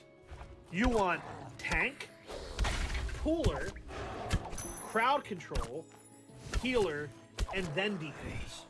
Because there's more than, there's more support in every class. There's non-healing supports. So a pooler's job is exactly what it sounds like. You go and gather mobs and you bring them in. And then your crowd controller will mitigate the damage coming in and all that stuff. How does that work? Blah, blah, blah.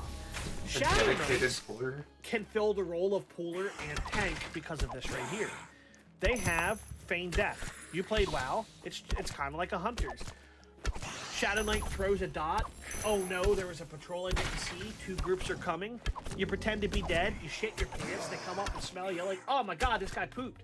And then they walk back to their camp and your group stays off. And then when they're walking back, you cast the dot again, pull 1 or 2 of them, and you run them back to your group. Very, very, very, very, very, very powerful stuff. It also lets you split up camps easily. it lets you. If a warrior were to pull this, and they pulled 2 camps on accident, they're good. A Shadow Knight pulls 2 camps on accident, they have an 87% chance to win their count. I think that speaks for itself, helping. So, Endure Disease, Disease Buff, another Strength Nuke.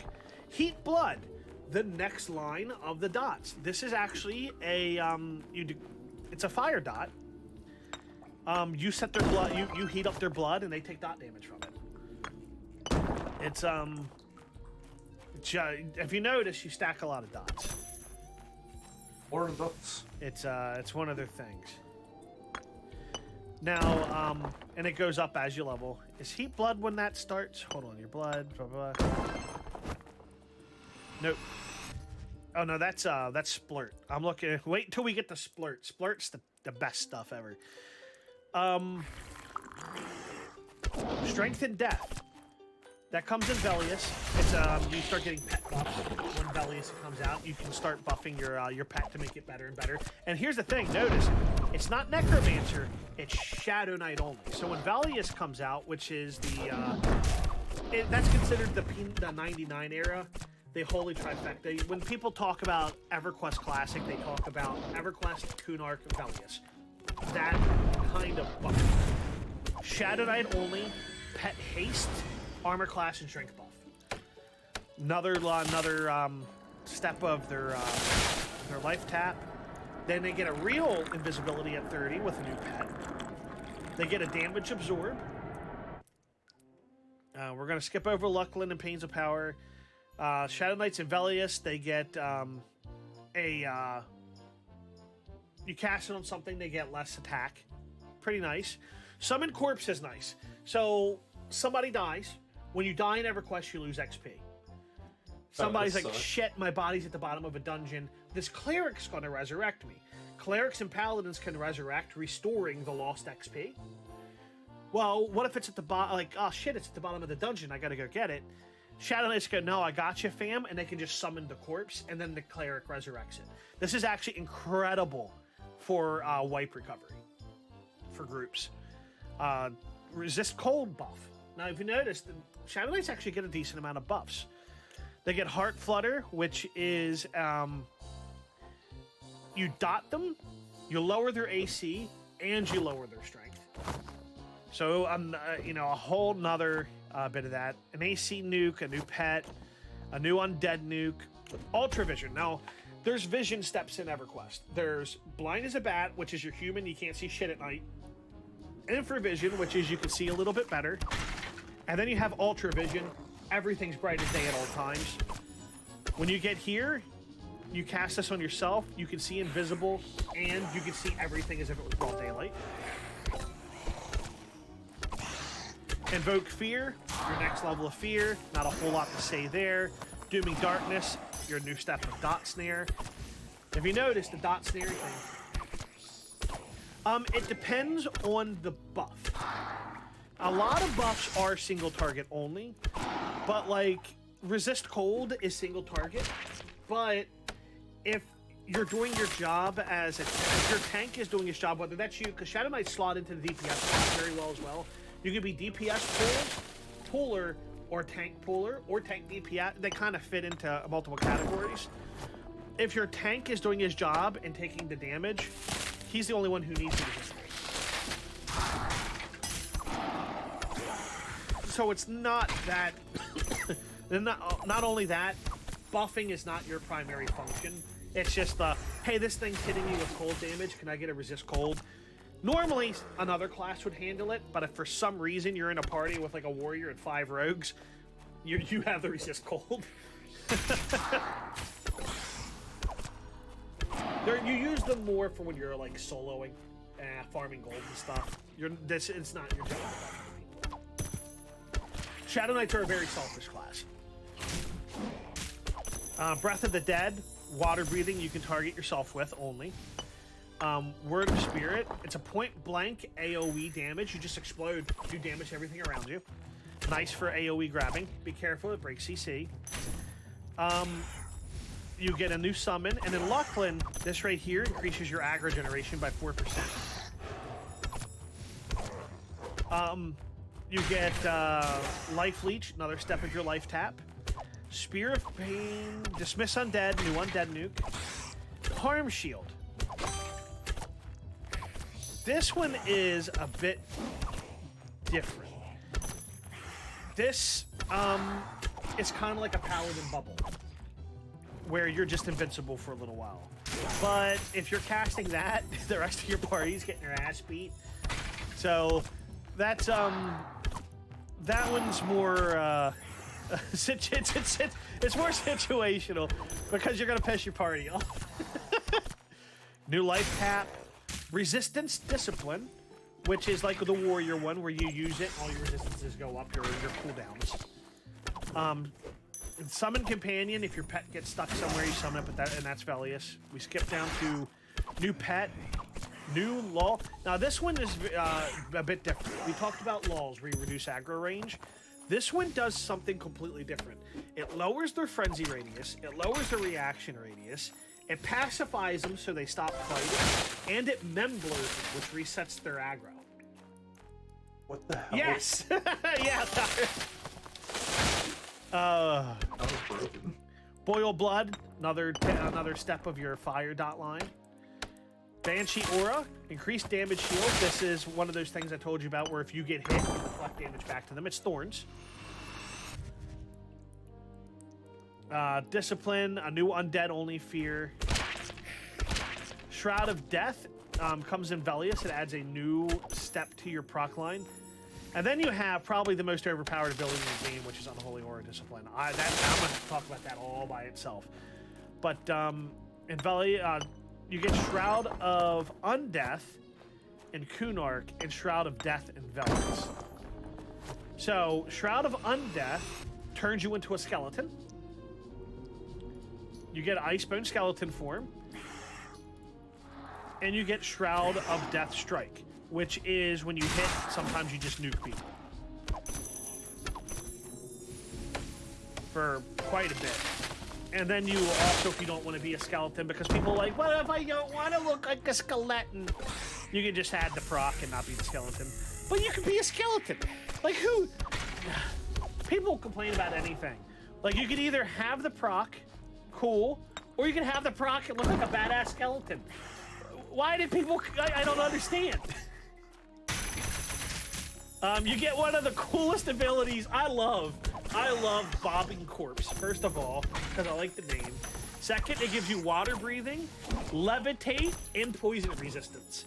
So you can breathe underwater, but you know, the whole idea of your corpse bobbing in water, you can also walk on water. I just love it. I know, right? Spirit tap, blah, blah, blah. We're gonna go back to Unholy Aura. This is silly good. Steel Skin, damage absorb. In Kunark, you get Vampiric Curse, decrease hit points by 21 per tick, return 100% of the damage as hit points. It's kind of like a dot that heals you.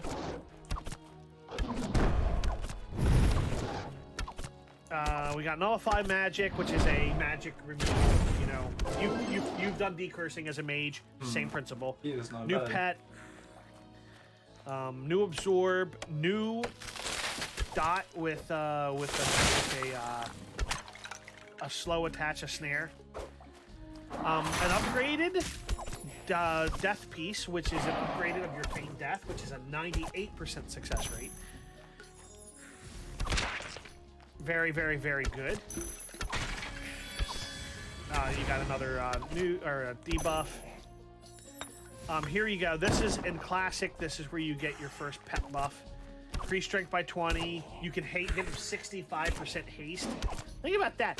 65% haste on your pet. And it's exactly what it sounds like. They swing 65% faster. They look like their arms are coming out of socket. And they giggle. Your skeletons giggle when they attack. They go, so you just, it's also like ear aids, so the entire time you're fighting something, you just hear the skeleton laughing his ass off, like you just watched a Dave Chappelle special. You get an upgraded fear. You get, let's see, we're starting to get into higher level stuff. This is about where original ends. Now we're going to go back up here to, where is it? Unholy Aura Discipline. Jesus Christ. This thing. 25% increase to damage done by harm touch, but it was changed. So this was actually pretty good. So basically you use this, your next harm touch is unresistible. You blast a boss, and you pull aggro instantly because you did too much damage and the boss kills you.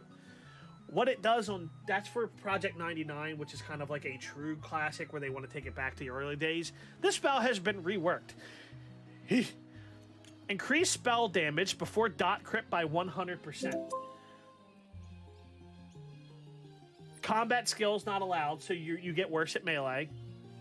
Target life tap allowed. Now, what is this right here? Increase spell damage before dot crit by 100%. You pop this, you are now a full necromancer for the 5 minutes this lasts. You're effectively a full necromancer. All your dots are doing double damage. Your life taps are doing double damage and double healing. Like if you can pop this and just nuke something down. It's actually, this right here is brutal. It's got a long cooldown timer, but it's a second. I don't want to be in this fight anymore button.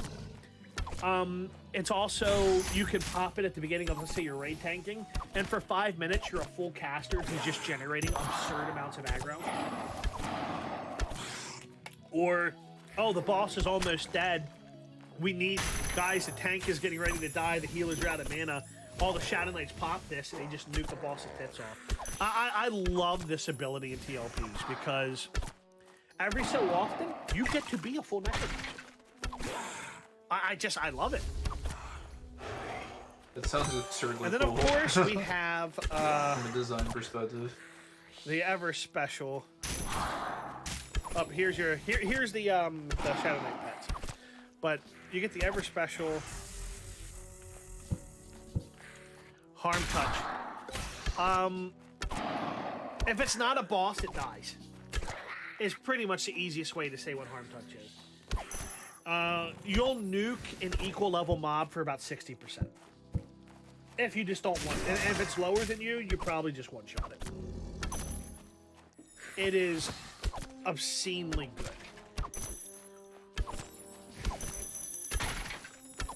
Now, Shadow Knights cannot dual wield, and they don't really have a lot of good access to shields.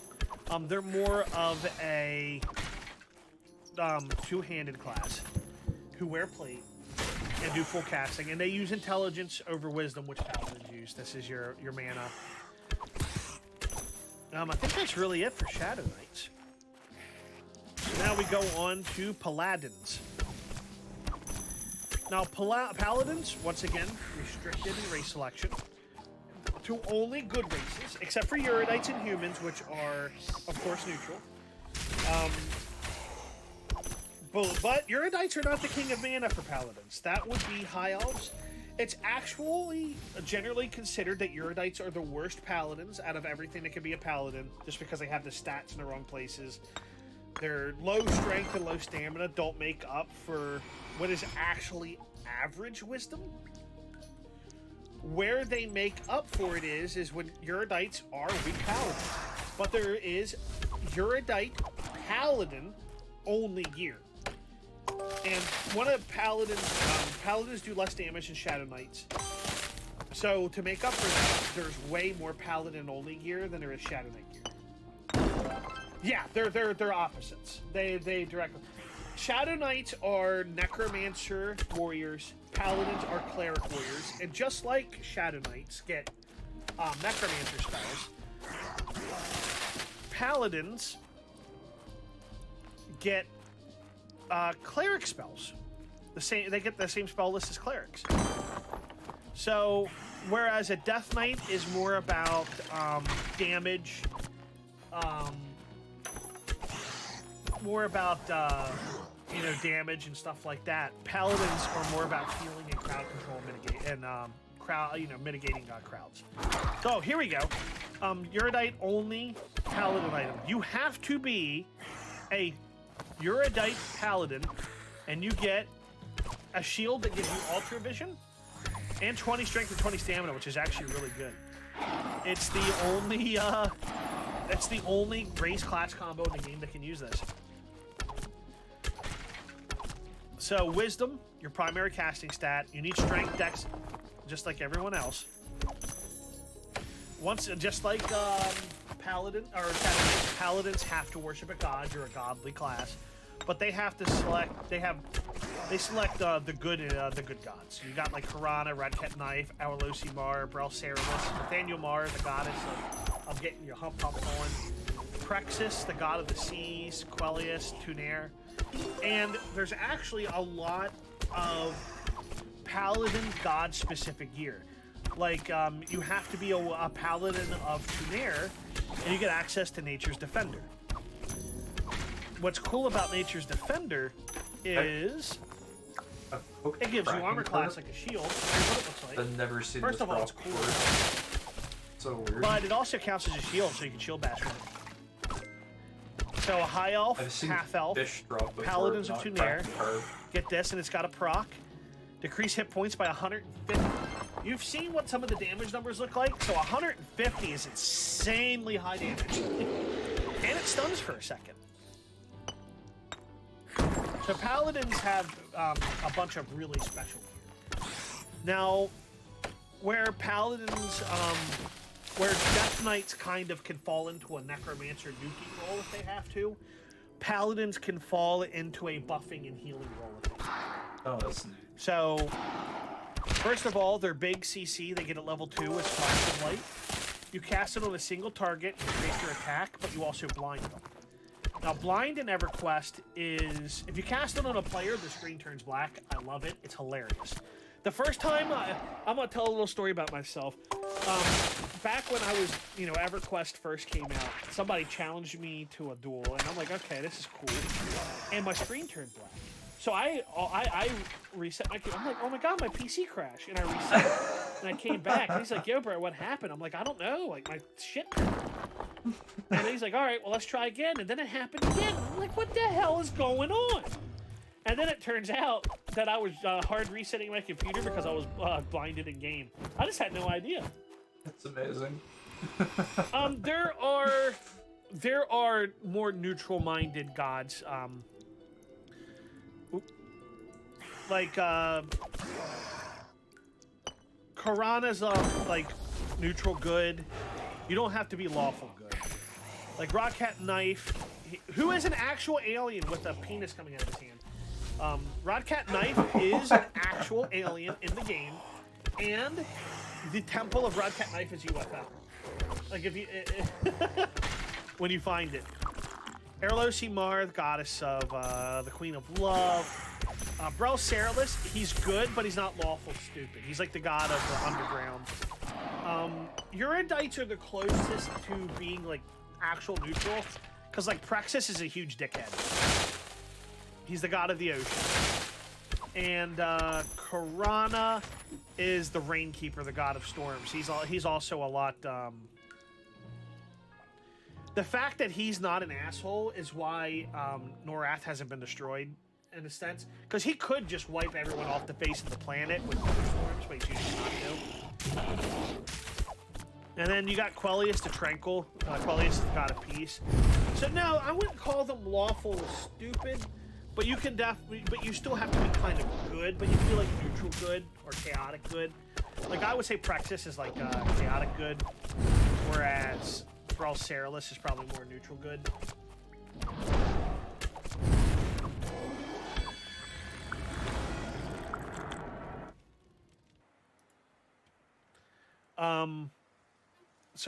But blindness, if you're in melee with something and you hit it with blind, it attacks you. So it's kind of like almost like a pseudo taunt in if you're tanking as a paladin. Or if you flash of light something that is not in melee with anything, it runs. So it's also a pseudo fear, which is really, really nice. Sense Dead, none of that. Cure Poison. And here we start getting into Paladin spell list a little more simple than Shadow Knight's, a little more simple and to the point. You get a heal. You get Courage, which is an AC max HP buff. It buffs your armor class and your maximum hit points. You get an Undead Fear. You get Gulp, which is very important. It's a strength and armor class buff. It's kind of like a Paladin Seal if you play World of Warcraft. Gulp is. Where instead of having a proc, you just increase your armor class and your AC, and then it only lasts for like 15 seconds, and then you recast it. You get a Lull, which means, once again, feeding into Paladins have okay-ish crowd control. Cure Disease. Light Healing, another heal. Desist.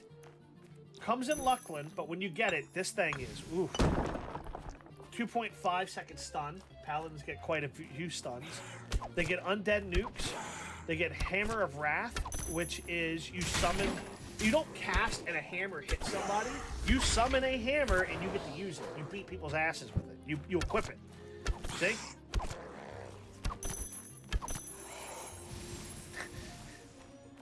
Which is actually, there's a class, if you're interested in that, Kairos, there is a class whose entire gimmick is summoning items to equip pets and people. What? Insane. Holy Armor, second armor class buff that stacks with the previous one. The HP armor class buff stacks with this armor class buff.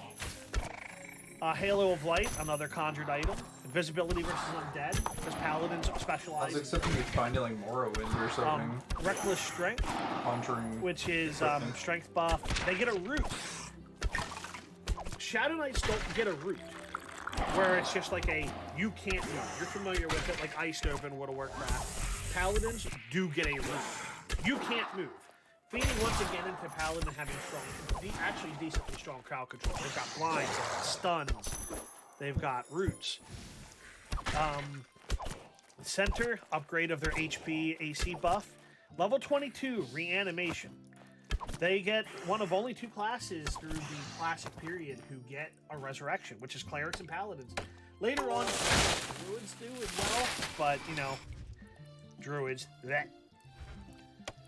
Actually, I love Druids in this game. I like Druids, but this is just a res, no XP bonus. It's just a res.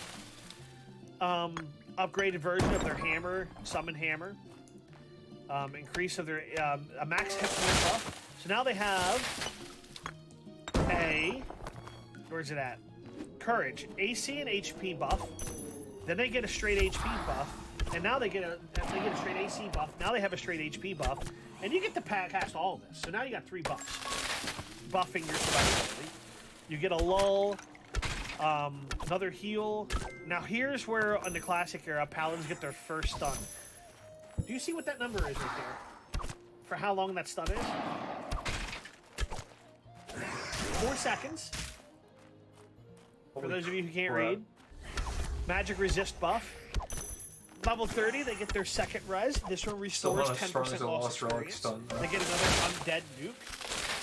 And Undead Nukes only work on Undead, as said before, but they're crazy mana efficient.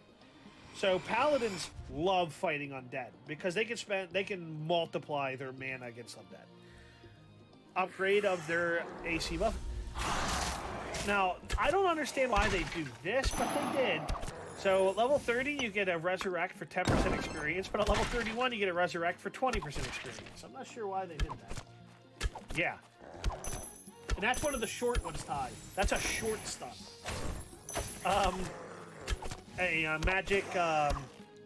Magic removal, upgrade to their hit point buff, poison cure, divine vigor doesn't come yet, upgraded heal, greater healing, daring, that's your AC HP buff.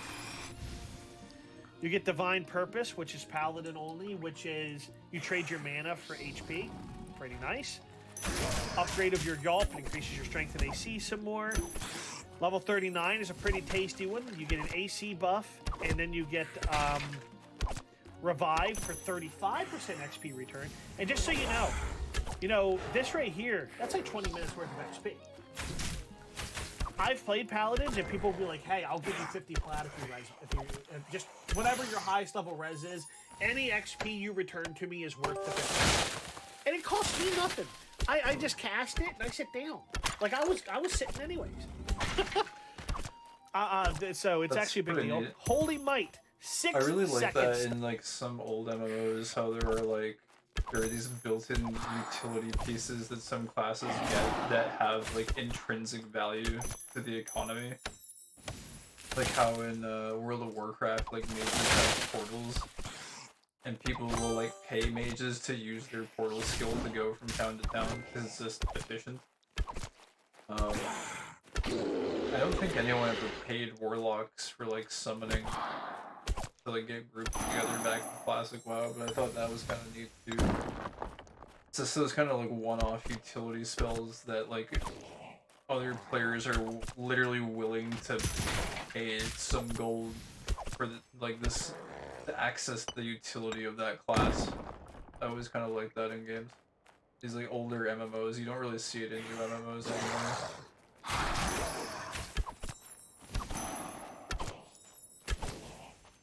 Stun with an attached damage nuke. This thing right here might as well read, I have aggro. Another lull. Divine Might adds proc Divine Might Strike, just like Shadow Knights have their life tap proc thingy. Paladins get Divine Might, which is just a nuke. Doesn't return to life, but it's just a nuke.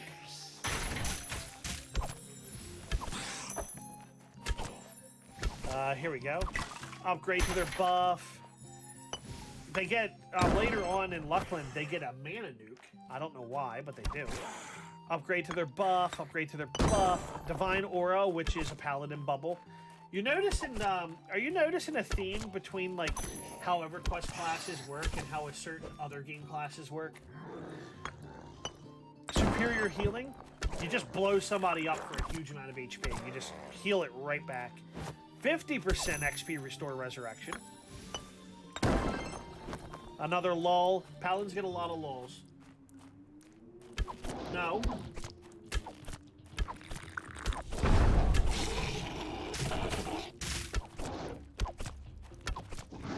No, the answer is no.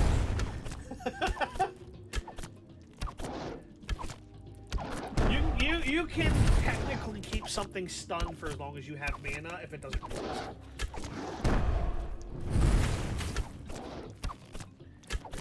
Force. 6-second stun with a bigger nuke. Frenzied Strength. It's a strength buff. Divine Glory is you increase somebody's max HP. And Still is a root. Fearless Discipline. It's the fear immunity. Expel Undead. Like look at the mana versus damage. It's so skewed in the damage portion for EverQuest. Wave of Healing, which is a group heal. Divine Favor, which is a damage absorb. Restoration, a 75% return to XP. Holy Forge Discipline, which is a chance to crit and crit. Again, basically gives Paladins the Warrior's ability to crit and cripple. A Magic Resist. We're starting to get towards the end of the list for Paladins. You got Yelp, 3. You know, some of these are just straight up upgrades. You know, like Lightning Bolt 1, 2, 3, 4, 5, or Frostbolt 1, 2, 3, 4, 5, and World of Warcraft. Disease Cure, Group Cure, better Magic Null, heal over time, 90% XP. Deflect. Let's see, that doesn't come up. We're getting towards. Yep, I think that we're at the end of the spell. So Paladin's spell list is a little more focused on out of combat stuff. You tend to do like heal the party up after a fight or do emergency heals. You keep everyone's buffs up. You resurrect if somebody died, and then while you're in combat, you've got a surprising amount of crowd control through stuns, roots. Hey, that thing's running. We don't have what we need to kill it yet, but it can't run. It'll pull another pack. I got it. You frickin' root. Oh, this thing's on the enchanter. It's blind. Back out of combat, and then that mob runs, and then you root it. So you've got that going for them. And I said, paladins actually have a lot of pretty cool ability. Here's one. This one's considered a rite of passage for paladins. Paladin only of any type. Later on in Luckland, gnomes can be paladins, but you get this in a very popular dungeon called Guck. And what this does is it's a very good weapon, magic, lore item, all that, but it has a chance on hit to just nuke undead for an absurd amount of damage. That right there will like chunk an equal level mob for, if that goes off, for like 25%. And I'm being conservative. Shining Star of Light, cleric and paladin only. Let me see. Soulfire, paladin only. So what does this do is when it's off cooldown, you can heal yourself for your completely healed. Now what does that say? Does that say heal for an amount? No, it says you are completely healed. So you get a lay on hands as a sword. You heard me correctly. It is lay on hands the sword. That's insane. It's got 5 charges. It's a way to get charges back in your Very good item. Then you also get, like, here's a cleric paladin only shield that gives you superior healing.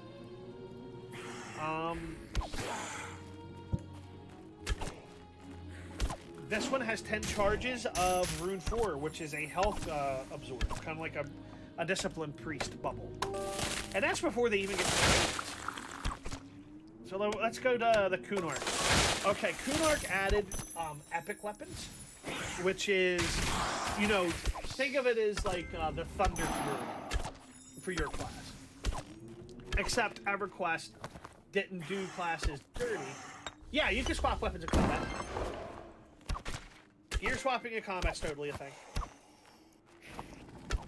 It's actually common practice that if you're playing a paladin, because paladins can shield bash, that if you're using a two-handed weapon, you set it up in your macro list, switch to one-hander shield bash, switch back to two-hander as one of your macro buttons. So that way you can shield bash with two-handers. So we get to the paladin rite of passage, the Fiery Defender. It is a literal sword made of fire. It's not a sword on fire. It's a sword of fire. Has enormous stat block, resistance to everything, armor class, awesome attack and delay. Like, when you get this, your paladin is... People were like, oh, dude! It's one of those weapons. And, holy shot. You nuke something for 155, and you stun it for 1.5 seconds. On a stick! You're just whacking something, and sometimes God just stomps it. It's so good. I love that description. There's a couple of, let's see if we can find any of them. There's some paladin-only weapons. Let's see if they have it listed. Oh yeah, we got the Fiery Avenger. Oh, here's a good picture of the Fiery Avenger.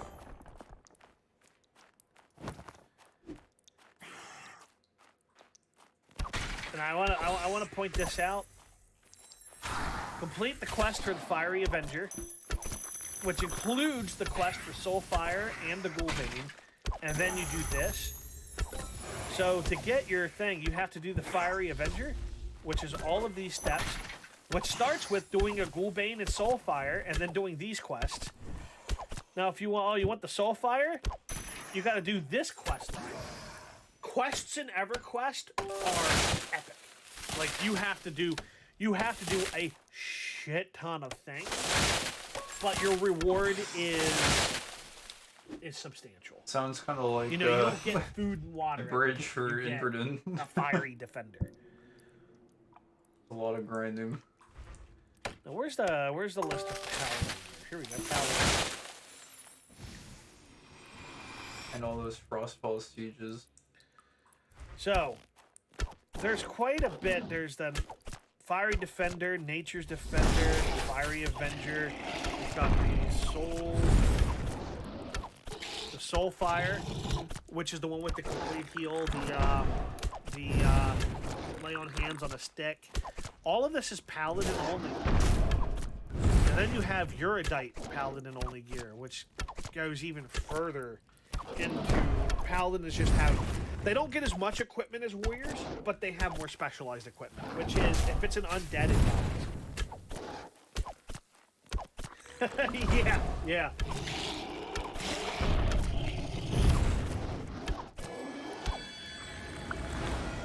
Well, like one of the rite of passage items for everyone is something called Journeyman's Boots. Huge, long, multi-continent quest chain that ends in boots that make you run faster permanently. And not like carrot on a stick where it's 3% mount speed. It's like a 40% movement speed increase on foot. Holy shit. Huh. That's substantial. I think this video is almost over. I'm gonna like chill and have some water while this wraps up. Journeyman's Boots. Look at it. Look at this wall of text. You got to get Ring of Ancients from an Ancient Cyclops, a Shattered Rapier. You need 3,250 gold pieces. And you have to run down this asshole who's wearing the boots and is running faster than you the whole time. Because he's wearing the boots that make you go fast. So you've got to like find out a way to catch this guy, to trade him all the stuff before he takes off. And your reward is the Journeyman's Boots, which is AC1. You just wear you don't wear these like if you're tanking, you wear them as you're traveling. You get Journeyman's Boots. Imbues your feet with speed, increasing your movement rate for 3 to 18 minutes. It's a 35% movement speed increase just for having these boots. Which, if you stop and think about it, that translates directly into reduce your travel time by 35%. If you do this quest.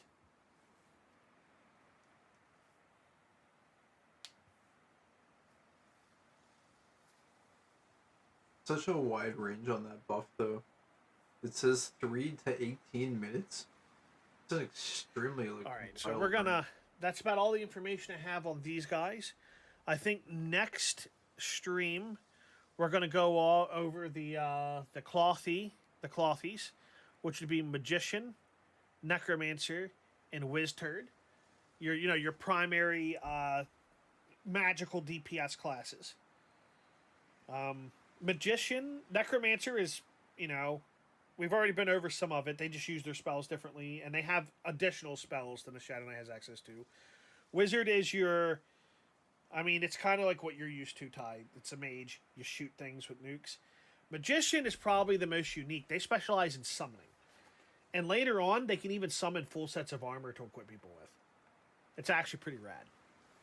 But we're going to call it there. Thank you very much for tuning in. I hope you're excited to play, because I know I am. And I'll be in the Discord. Goodbye. Dude, I love that. I love these, like, complete info dumps on games I'm probably never going to play in my life, and just hearing about all the cool shit that's in them.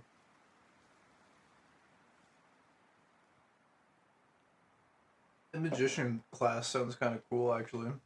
Being able to, like, summon sets of... I might just watch another one of this guy's videos, to be honest with you. Did he make it? Did he end up making it? I think those are, like, past streams that he did. Got a video on race selection, using your first class. I hate YouTube. It doesn't even make sense anymore. I click on videos and it says latest, popular, and oldest. Like, how do I just sort it by most recent?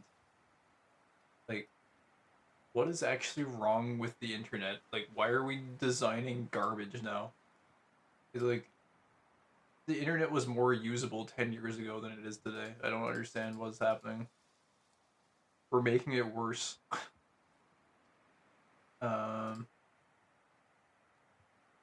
I don't think I don't know if that guy actually made the video on the cloth classes.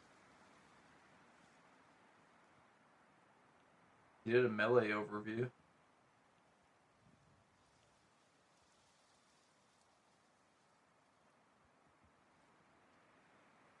Huh. Guess he never made it. Anyways, I will be right back. I'm staying on the screen, by the way, just so the buff potions don't run out. Yeah, I'll be right back.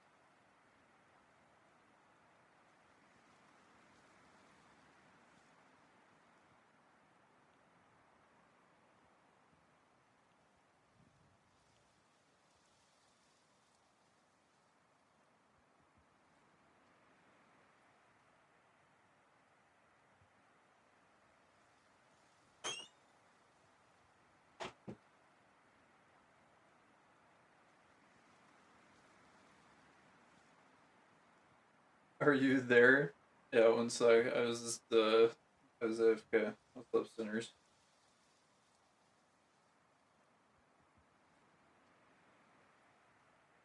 Get back on the grind. Although probably for not that much longer. I'm almost done.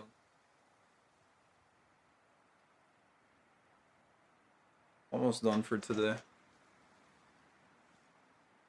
We just finished listening to like an hour-long video on EverQuest tank classes. No, I've never played EverQuest before.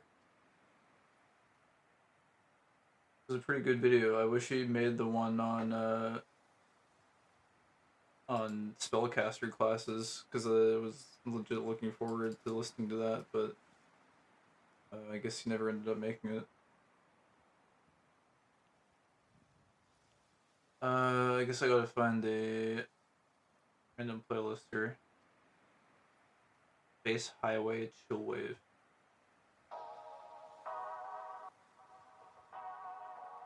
Or oh, it's by Soul Search and Destroy. This channel is super good. Let me update the playlist info here real quick. Yeah, how's it going, Sinner? Hope things are going well. How's the grind been?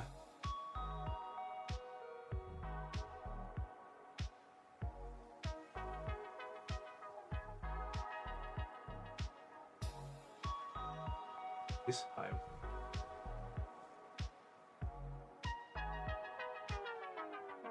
Cool.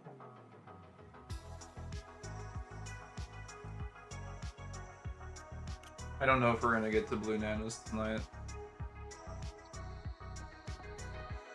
I have a feeling we might not. I thought we would be able to. Been getting levels once every like 75 runs or so, and I've done I think close to 100 at this point. But I don't know, I guess maybe I've just been getting bad XP on each run, or maybe the scaling is just a little bit more intense now for the higher levels. Pretty good, dude. How about you? Dude, we got the Razorwind glove drop earlier, which is insane. Never seen those ones drop before. So that's a pretty nice one. It's about the same as a Guardian's chest for gold, but I was more excited about it than a Guardian's chest just because it's like, it dropped off of a random mob out of nowhere. So it's just kind of like a, what the heck? It's very surprising. And I think it's like a lot more rare than Guardian's chest, so it was like kind of just more exciting. Love his most rare piece. Yeah, I know. I've never seen it drop before. It's pretty crazy. And it's for a really good set too. Razorwind is pretty great.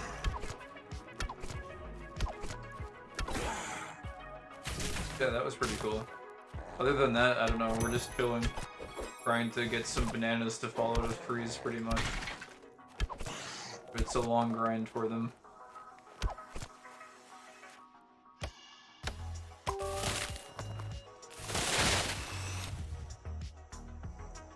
I feel like if I were to do some like extra runs, in addition to what I already planned to do today, I might be able to get there, but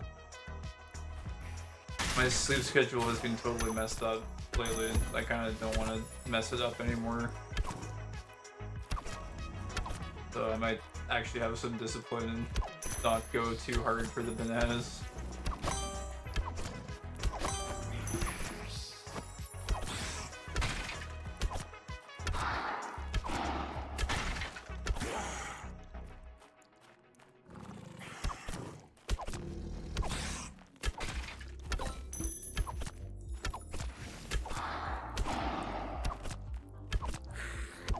I've been working on the EOA timing kind of like subconsciously over these runs, and I feel like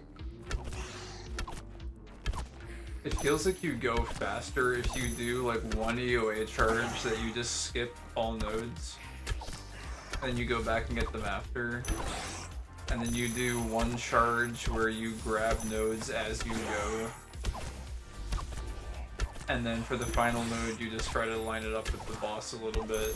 I've found that's been working pretty well for consistent clear times.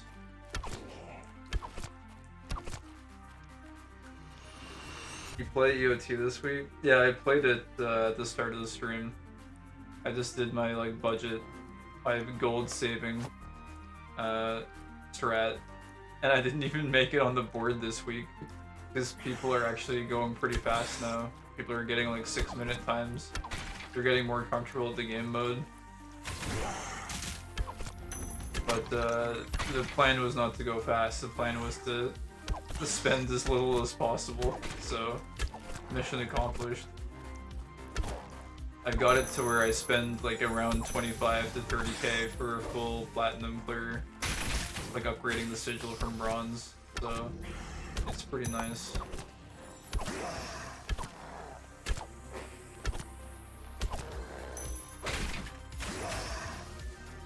Play range? Yeah, it was range. I think, because like, I think if you play melee, correct me if I'm wrong, Like maybe if you just stack like a huge amount of damage, maybe you can get away with not using expensive potions, but like, don't you almost need a Bastion's Brood for the higher level Transcendent runs? Or do you think you could skip Bastion's Brew if you kill everything really fast? I don't know, because I haven't really done a lot of experimenting with melee in Echoes of Time yet. It's on my to-do list, I just never get around to it each week, because I just want to keep up with my grind primarily.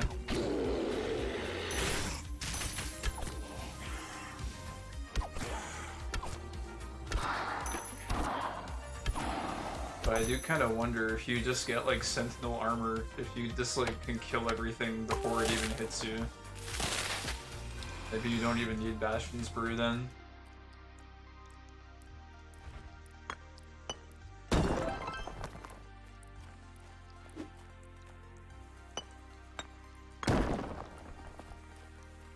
Oh, you don't opt for Sentinel in EOT? Interesting. Your Sentinel is listed? I see. Oh, you pref the Guardian for move speed? I guess that would make sense.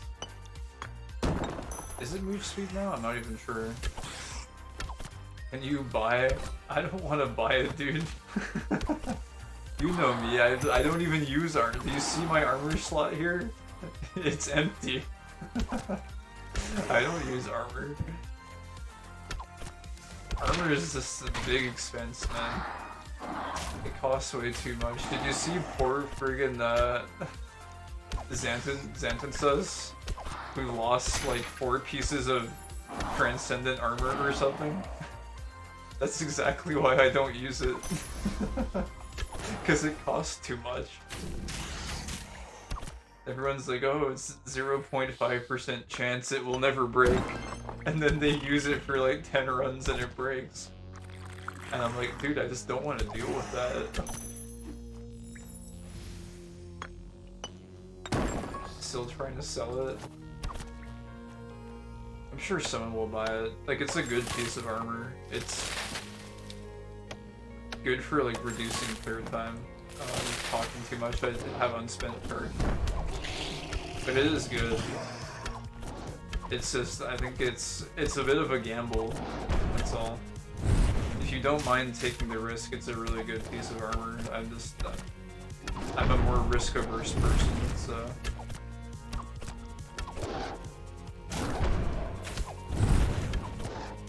At least when it comes to like gold investment, I'd rather just put that towards something else.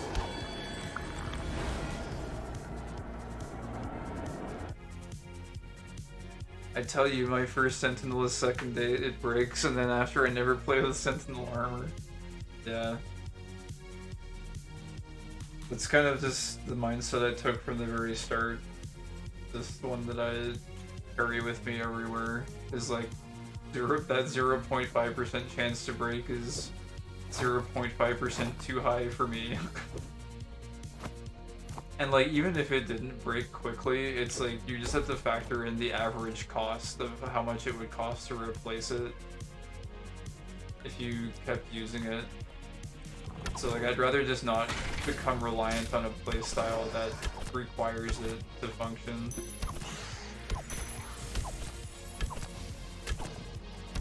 But like, if I'm going for like a first place EOT or something, I might put on a special armor piece just to go for absolute max performance. Like, I think it would be fun at some point to try and like see how fast this ranged build could go with like Viper armor, with like the extra 10% move speed and spyglass and like, you know, all that stuff. I think just for fun, it could be interesting, but it's not something I would do very often. And plus, I still don't even think it would be even half as fast as range or melee, because you don't get the splash damage. So I don't know. Maybe it could be good though, because the mobs on the Iron Dawn, they're kind of spread out a lot. So maybe range is decent there. I'm not sure.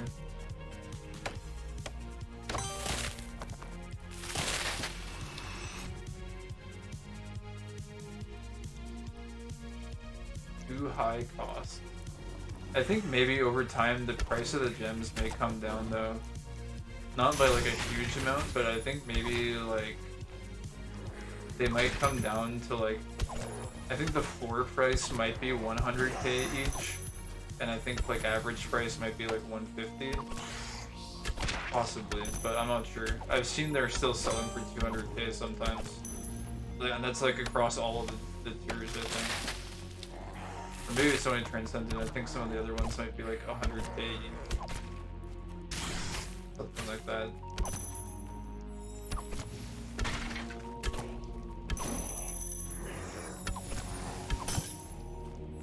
But if they like become more affordable as more gems come into the market week over week, then I might consider using it.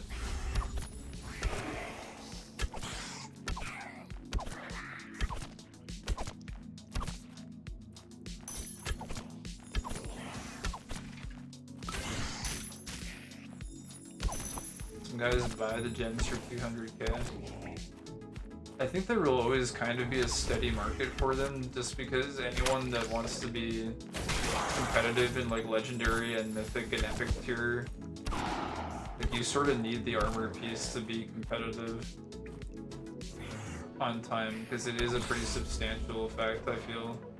Like the bonus damage or the bonus move speed are both really strong.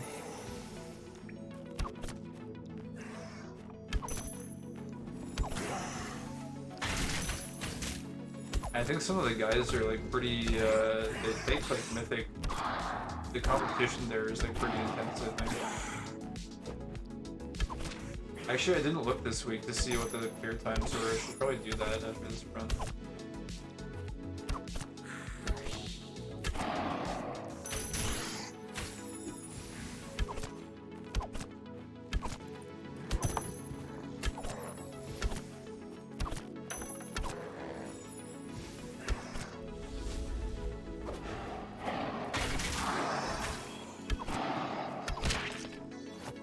I think the rollover is going to happen very soon.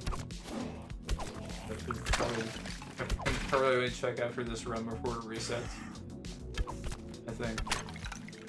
It might be a little bit later.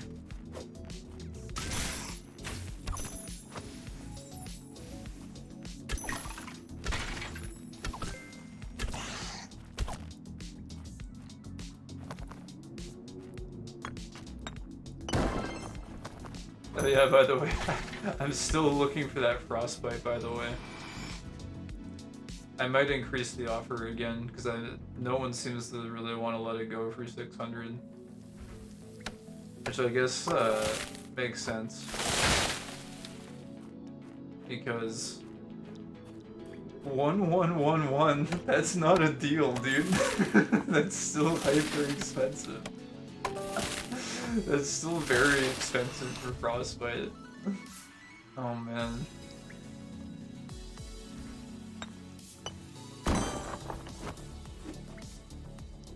I guess with it kind of the current price of Eng, it could be considered a better deal, but I bought some Eng when it was at like 30 cents, so.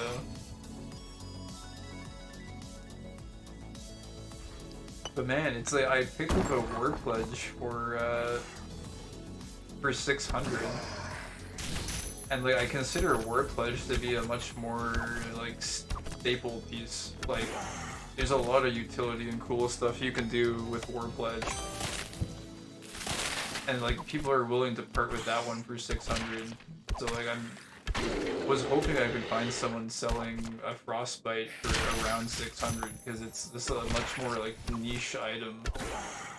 Like I know the supply is a little bit lower, but it's like it's not as like essential as a war pledge is in some builds. But I can't find anyone selling it for that low. Even though the last sold is like 350. I don't know, some maniac just like threw their frostbite dawn out the window or something for 350 Eng. I wish I was the guy standing outside that guy's window to catch it at that price.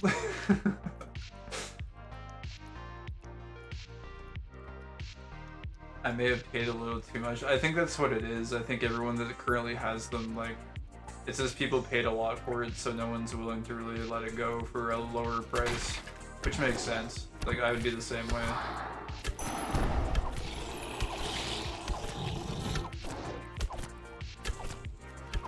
It was a really, really good relic back when it first came out, though. It was like, everyone wanted that thing. I think I talked about it before, but there's like the videos of people like freezing mobs, and then it's like fishing. They would do like a full round of fishing while the mobs were frozen, and then they would like kill the mobs afterwards, just to like flex. It was pretty funny. War Pledge, that rock's so nice. Yeah, I think it's a nice piece. I don't really need it for any builds right now, but in the future I think it could be useful. So, wanted to pick it up. It took a while though to find someone willing to sell it for around 600. I don't even know who it was, to be honest. It was I just woke up one morning and the order was filled. I didn't even like talk to anybody about it, so I don't know, someone was getting rid of it.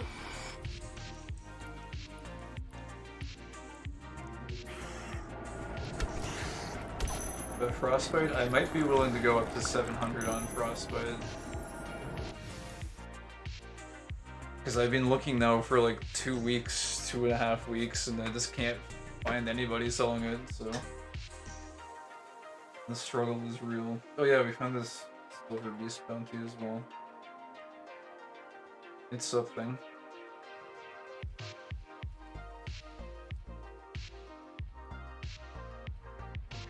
Nothing too crazy, but it's a little something.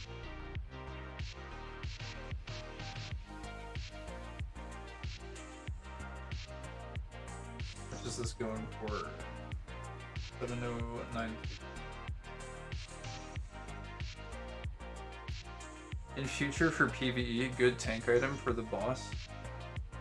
Yeah, I hope we get raid bosses, that'd be freaking cool. Actually, I think Shinrai was running a build with War Pledge, like recently. He was stacking War Pledge with Band of Iram, the other one that gives like melee physical damage reduction. It looked like a kind of cool build. I forget what else he was running in it. I think it might have used Darkheart Medallion. I'm not sure. It looks pretty cool though.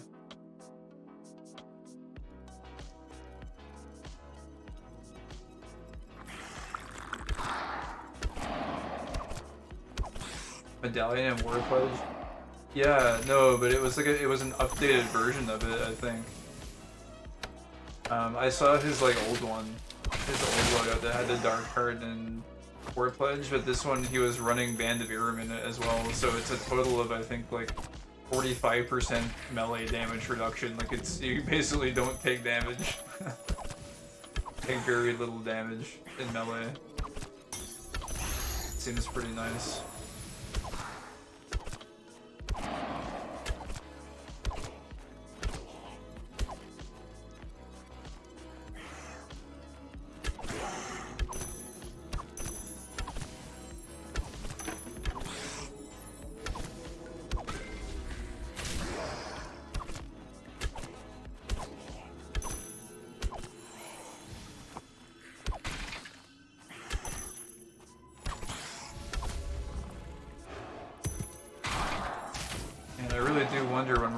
This level though.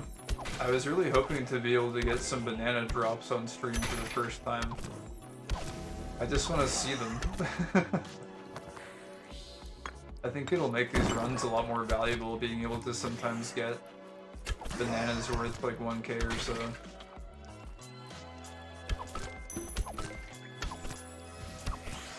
Unless the market crashes, I don't know. Market for bananas might go down as soon as I enter it. Because they were going for 12k at one point and now they're down to 1k, so I don't know if it's going to go lower.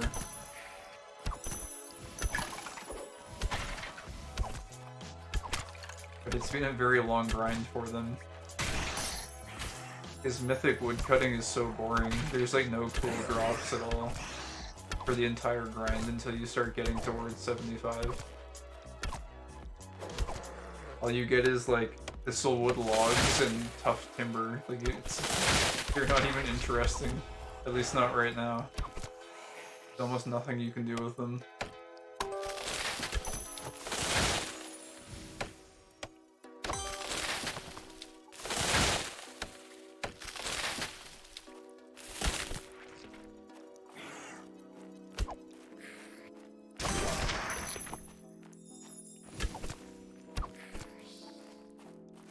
Mining not 75. You're super close though, aren't you? Isn't your mining at like what? It was at like 70 something, isn't it? You'll be there pretty soon.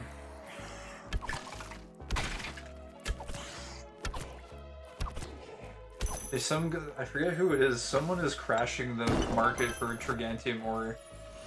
Someone, like, it used to be going for 1600 a pop, and then some guys started selling it for like 1200 out of nowhere. There's one thing I don't understand in this game is people like undercut so like hyper aggressively. It's like someone like selling armor sets, like loosened armor, like the legendary armor for engineering, for example, the leather one.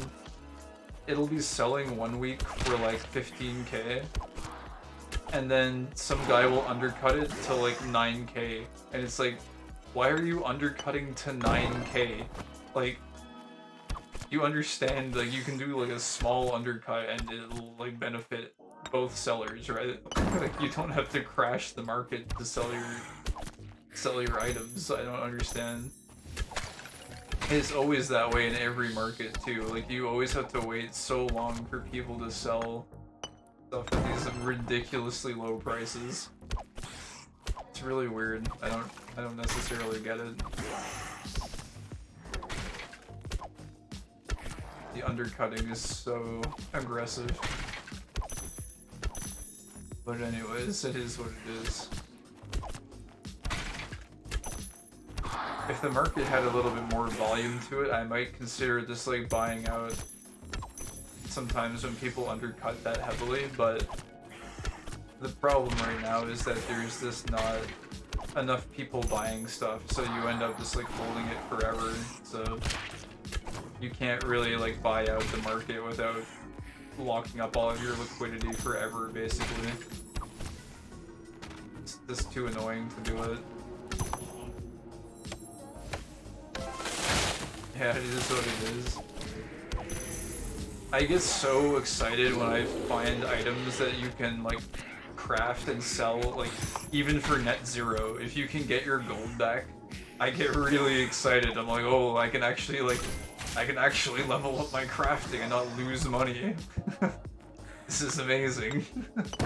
But like, the price only lasts for like a day or two, and then some guy will just like undercut by 50%, and it's like, why? Just like undercut by 1, and we can just like slowly lower the price over time due to competition, then that'd be cool. But no, just straight to the bottom. Anyways. There's some pretty good opportunities in Mythic right now, I think, to be able to like level up for decent prices. Because there's like a reasonable amount of Mythic demand. The Legendary is still a slog right now, for the most part.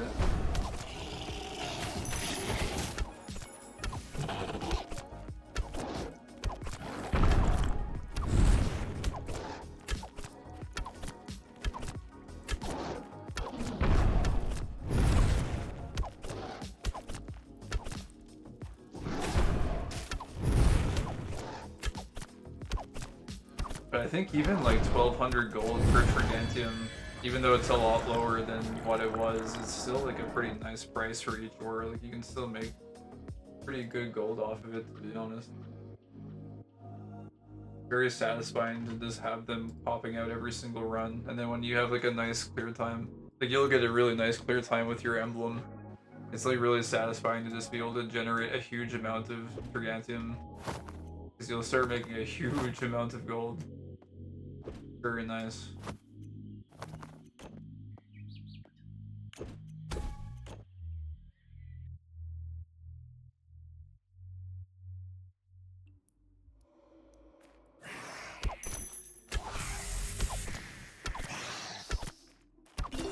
want these bananas so badly. I might just do extra runs tonight. I feel like I gotta be so close. I might even open the skill book and look for once. It's one of my rules that I never look at my progress for my skills because I feel like it just makes me like too anxious to get them. But I might take a peek here just to see because we've got to be really close.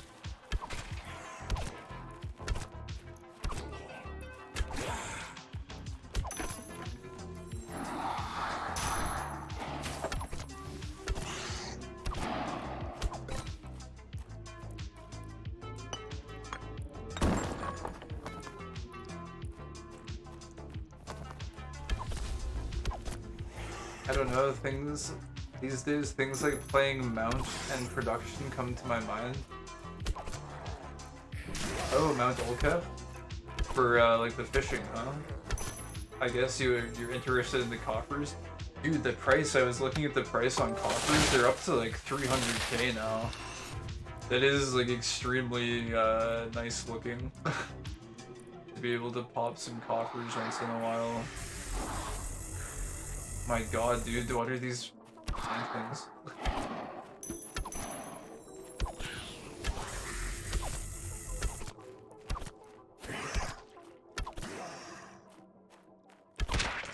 And production it's nice to get up, but man, it's like annoying to get up to. I think the price on coal right now is going insane a little bit.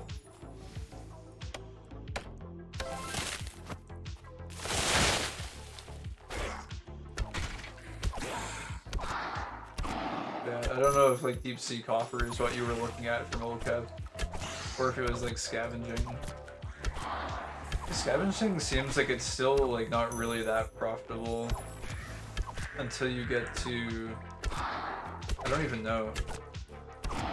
Even mythic scavenging doesn't really seem like it's that profitable, even though the potion demand is insane right now. The actual like raw materials they're still selling for pretty cheap. Like Nefolia and like Demonaria are 200 each, which seems a little bit low to me. Just the coffers, yeah. The coffers do look really nice. The fish are like decent money too, I think.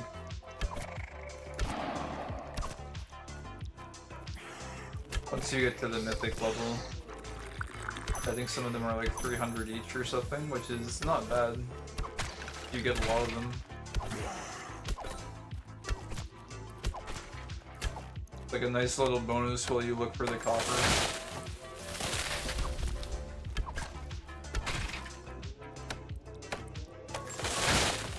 I sort of wonder if running Kraken would be like good if you had like really high level for all of the gathering skills, and then you just like only take mythic nodes for fishing and only take like transcendent nodes for mining and like legendary trees. Like you just pick the best of each one and then you just skip everything else. Just like optimize for gold gain or something. But I think if you can fish coffers, Olcap would probably just be better, I think.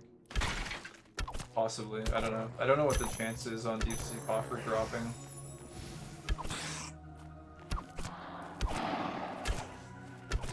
I think it's like equivalent to a mysterious nest. Or like maybe a little bit more rare than that.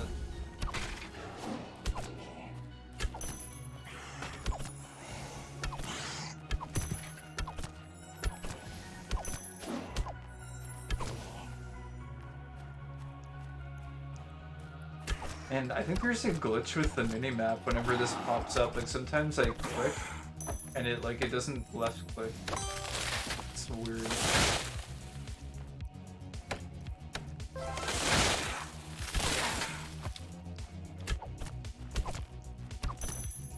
I don't know if that's just me though.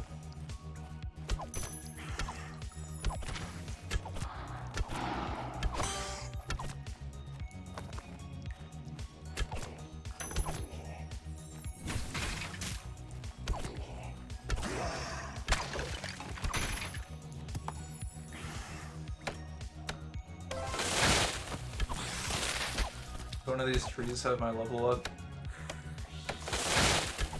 Nope.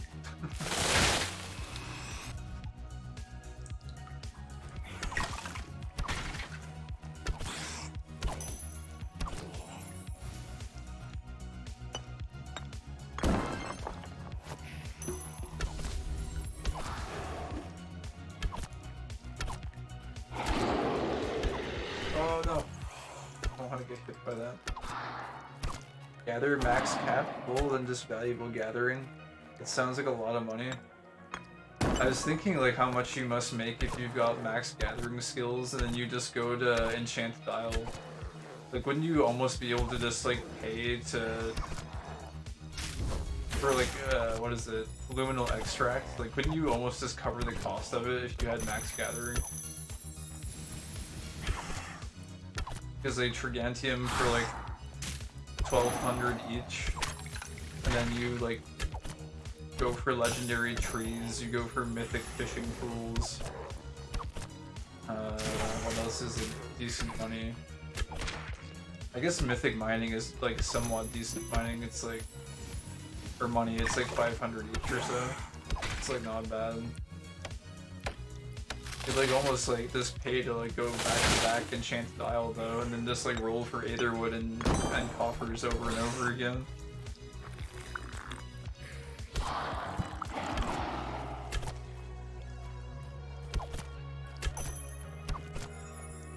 And like even if you don't get them, you'd still get insane gathering XP out of it. I think it would be definitely worthwhile.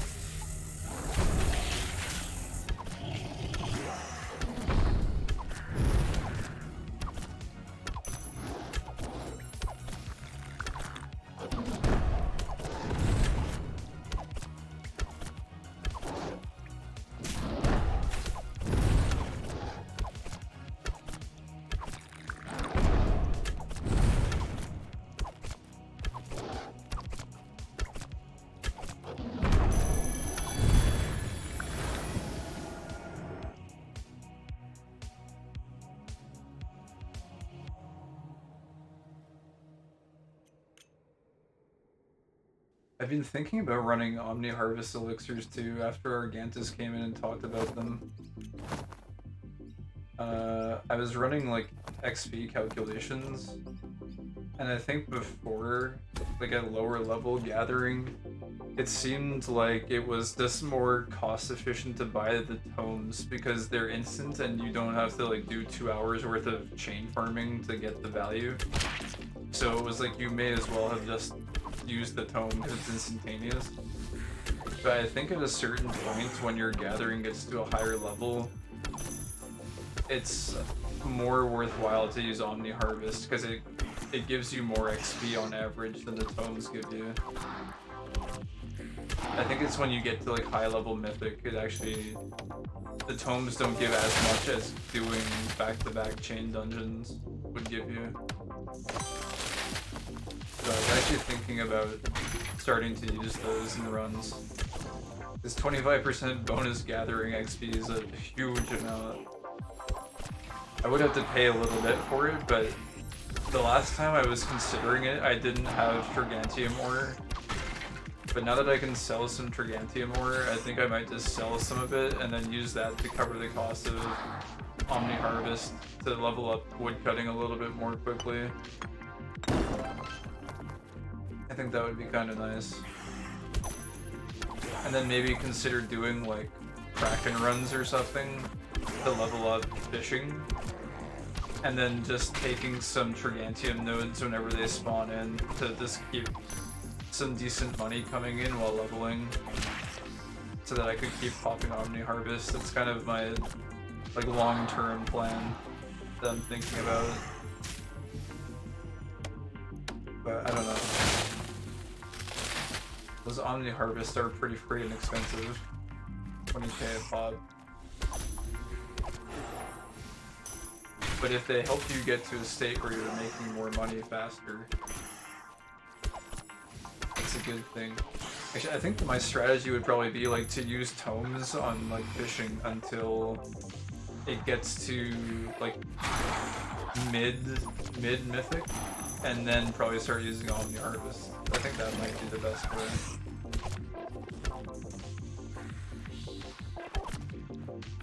But I don't know. I'm not insanely good at math, but that was just based on my estimates. Kind of looks like that might be a good approach.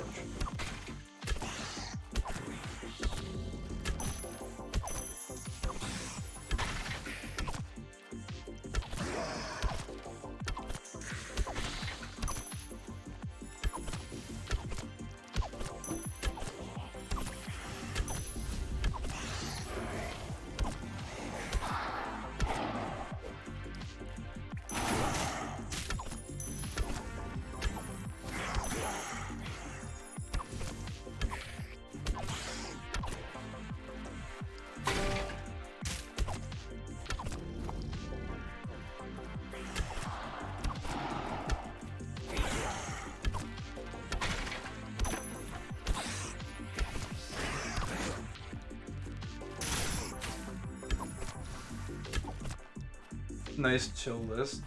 Oh yeah, this channel is really good. If you like this kind of music, you should check out the channel. Like, I know people, you put on chat link? Yeah, here.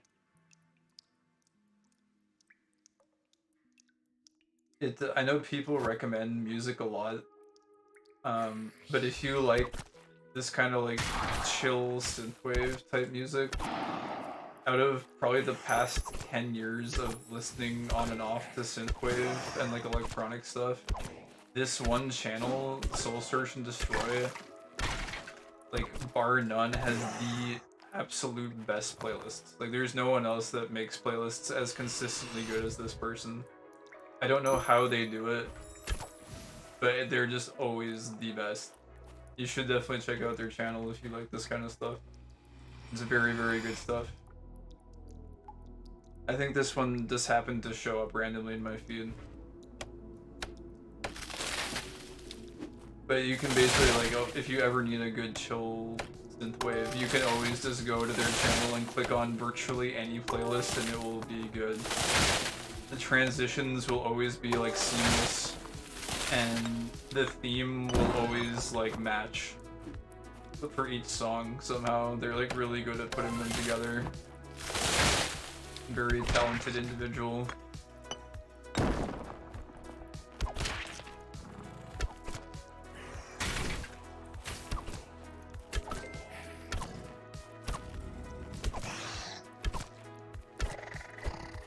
Very nice for just chill grinding and hoping that you can generate bananas soon.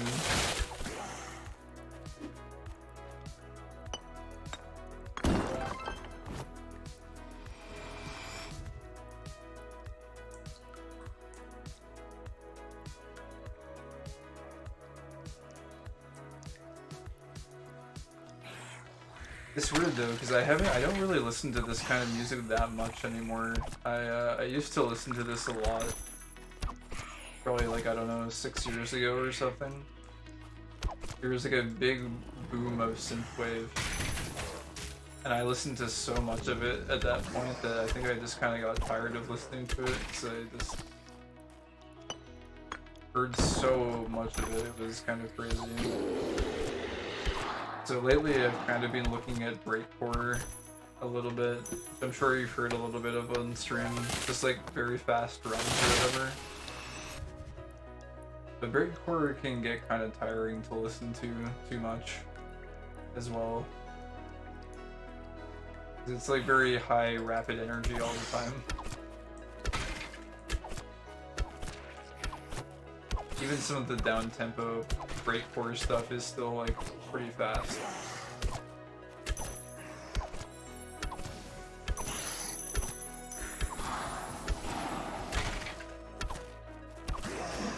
This was kind of a bad timing. Oh,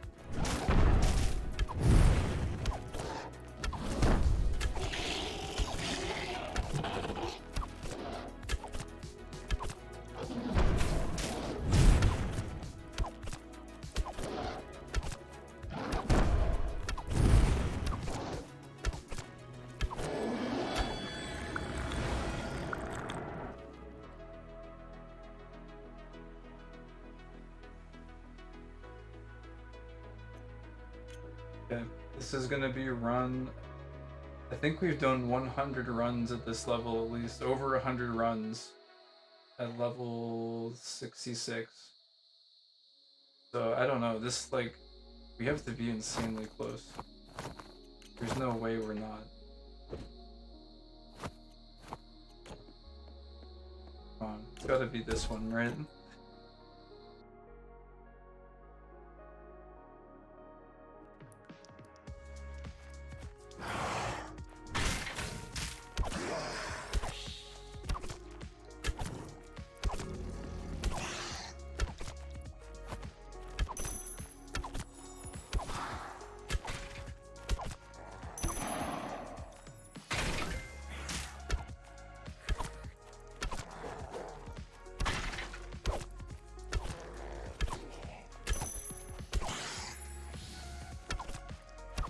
Last 6 minute for you. Oh no, I forgot to look at the. I want to look at the EOT times for the week. I forgot. Once this charge is over, I gotta go look. Even if I lose some grind time. I want to go see what everyone got this week.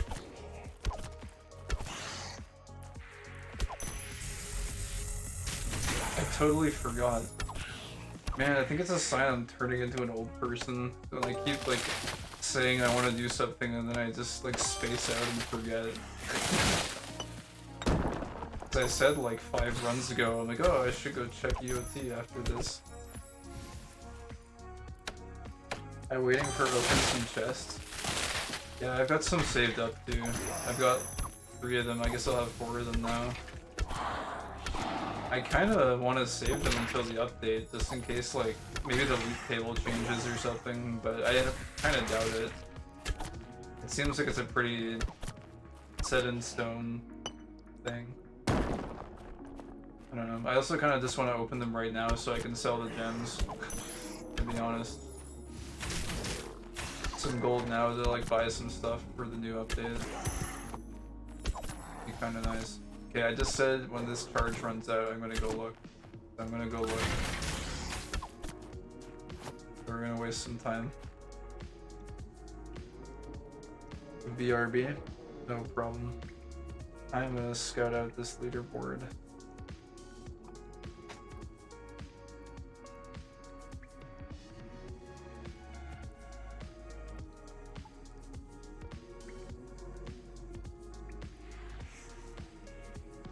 Shinrai's got 302 for Epic, Delight with 345, and then Costas with 407. Oh, nice. It's actually, those are some pretty insane times that are posted, to be honest. That's crazy. And then there's like a huge jump. Legal Eagle with 526 after Costas. That's like a 1 minute 30-second difference. I guess maybe some people are pushing for high clear times and others aren't. I don't know. Legendary is Shinrai with 330, Hellbringer's got 345, and Costas in third again with 432. And then... Oh, wait a second. Fury Flame was in stream earlier. Fury Flame was only 5 seconds off of getting third on Legendary. That's really good. Bib's got a 509 Legendary as well. Then we go to Mythic. Shinrai's got 329. Xantensis with 340, so only 11 seconds off. That's really close. Dude, people are almost ready to start challenging Shinrai and Mythic, it looks like. Like, they're getting pretty close there. Nargantis got 343. That is also a really, really good time. Then following up after Argantis, we have Twist with 411 and Ganyu with 416. So I think some people are really pushing the time, maybe with consumables. Let's say that Argantis made the top 3 though this week. That's awesome. Then Transcendent, of course, we have the one and only Sinners with the 403, absolutely monster time. Murdy with the 458, and then Shinrai in third with 517. 517 for Transcendent Platinum without Emblem is actually bonkers though. Like, that's an insanely good time. Fourth place is Glyph with 559, so almost 6 minutes. Man, Shinrai is so freaking good to be able to get a time like that without emblem even. It's so insane. But yeah, okay. So that's the verbal readout, since I don't really have a good browser capture set up right now. That's pretty cool to see. Glad I was able to see those before it resets. I wonder how low the times people will get over time as the game evolves. This is just kind of the beginning, I feel like people are still getting used to the game mode.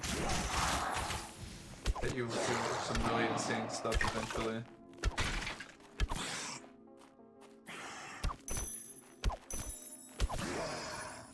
And a part of me really does want to do a time attack with range just to see what it's capable of.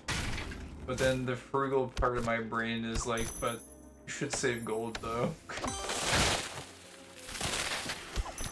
I really wonder if I could get a sub 5 minute with range set up though. It's gotta be possible, right?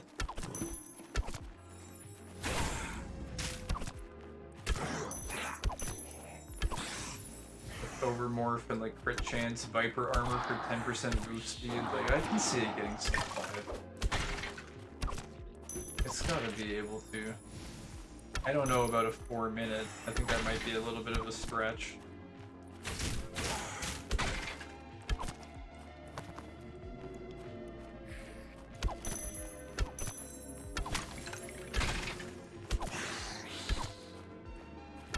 I don't know. When I'm feeling feisty one of these weeks, I might just come out of nowhere and give range a spin.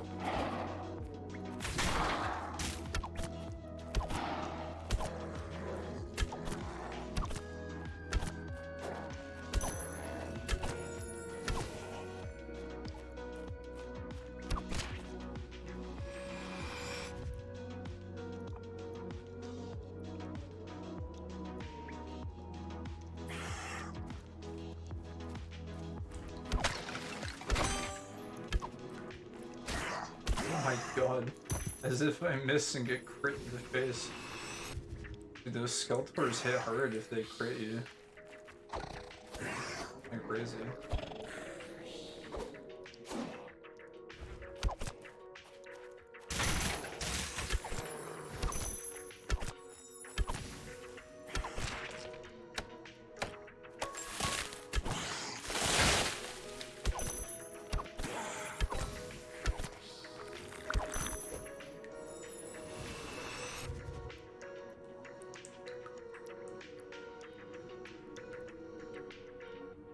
Of course, Freedom Necklace.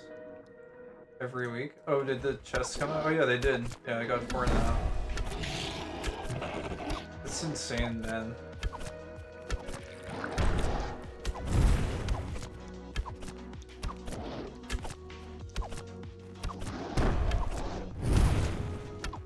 every week.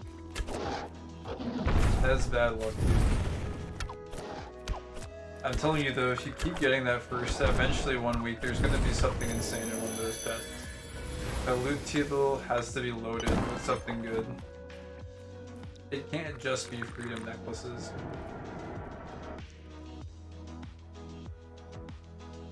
One of these weeks you're gonna find something absolutely insane and it's gonna be really worthwhile. And everyone is gonna start trying really hard to get that first place. But until then, everyone's gonna assume it's just not good.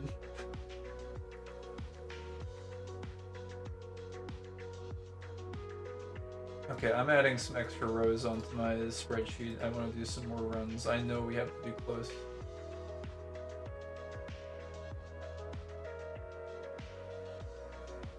Very close.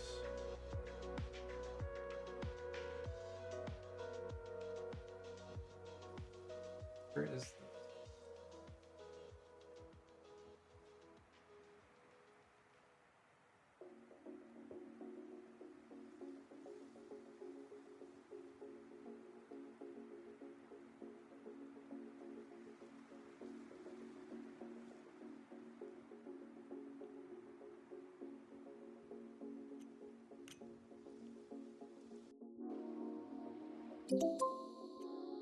Four chests to open.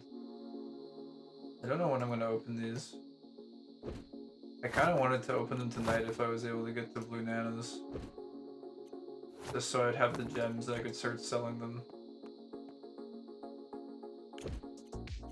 I don't think there's anything too special in the personal chest. I think it's always just like Frostfall Siege keys and the gems. Some other like random stuff.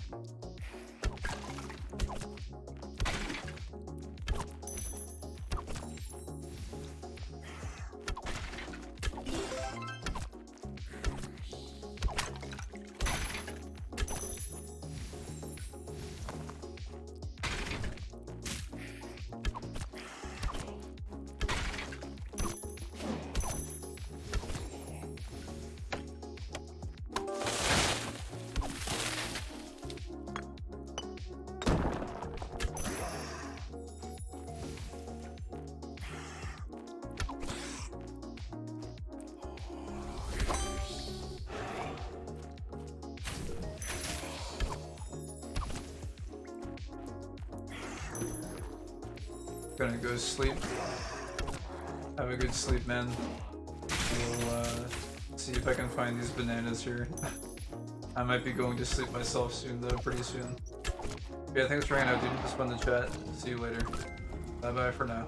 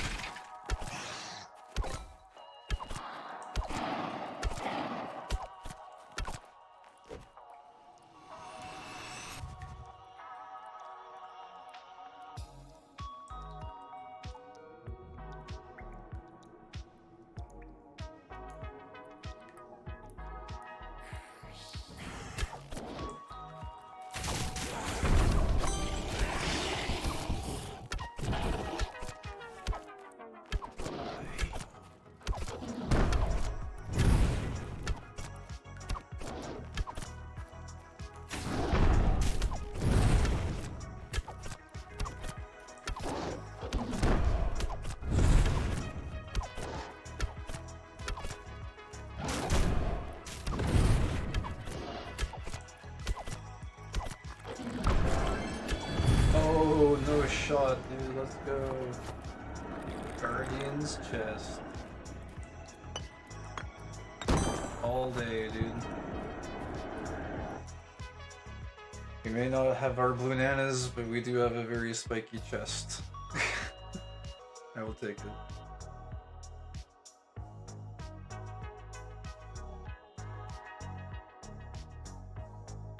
Going for...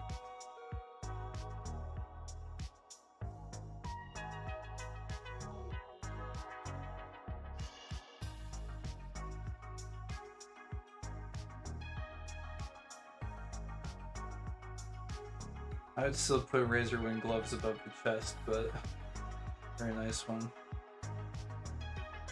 There we go.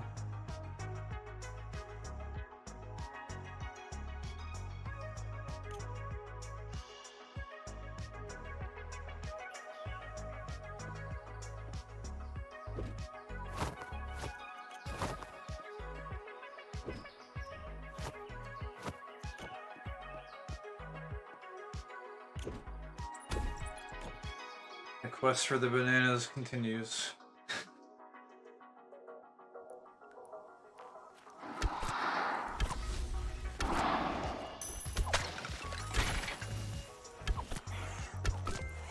And I don't know, I meant to put the quest on hold though, because it's getting late.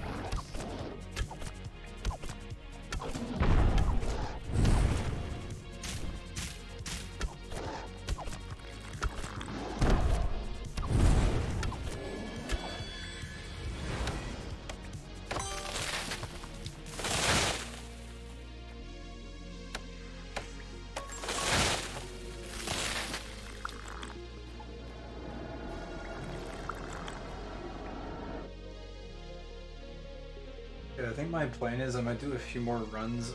I might literally just go take a food break while the stream is running. Like, just go grab something real quick, and come back and eat on stream and like grinding. Because I really wanted to have it on the stream. I wanted to be able to get bananas for the first time. I'm like hell bent on this. I don't know when we're gonna get them. I just know it has to be soon.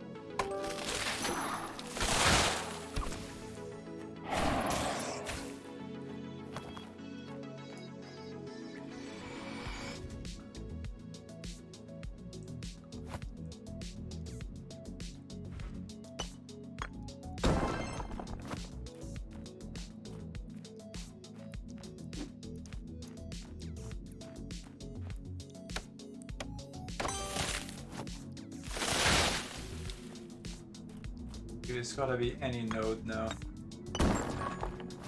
It has to be. I can taste the bananas.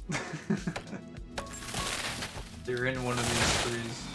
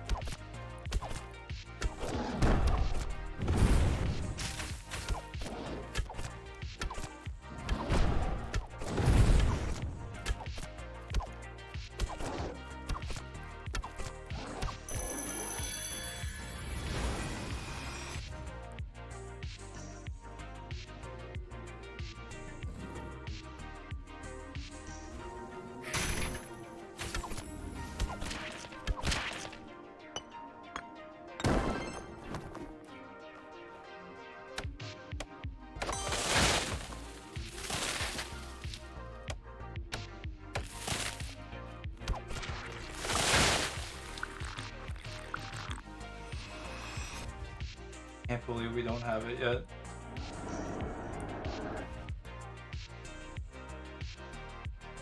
Okay, what I'm gonna do, I'm gonna go get food.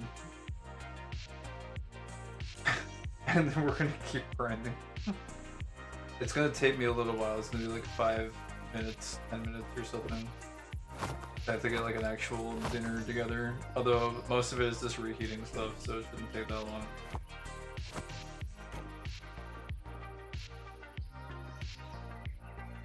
The RV screen here.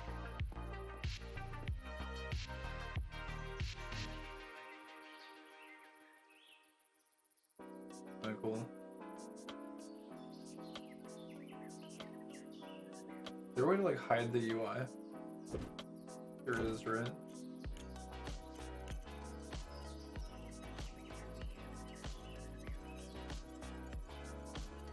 Toggle UI is F12. There you go. It still says E to interact though. Does that go away if you're like away from it? It does. Guess you can't do it if you're like standing here, huh? Have to be like standing over here or something.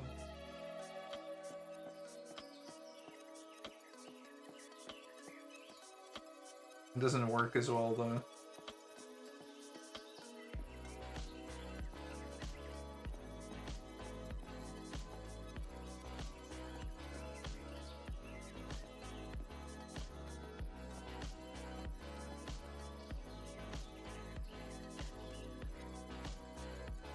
Alright, I think this is about as good as we're gonna get it.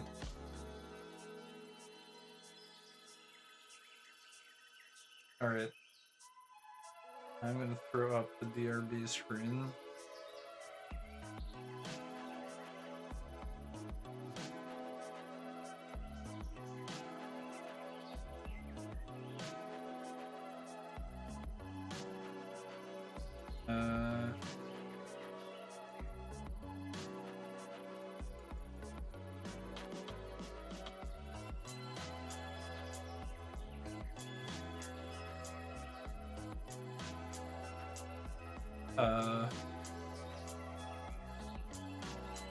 I guess this second line doesn't really fit on the screen.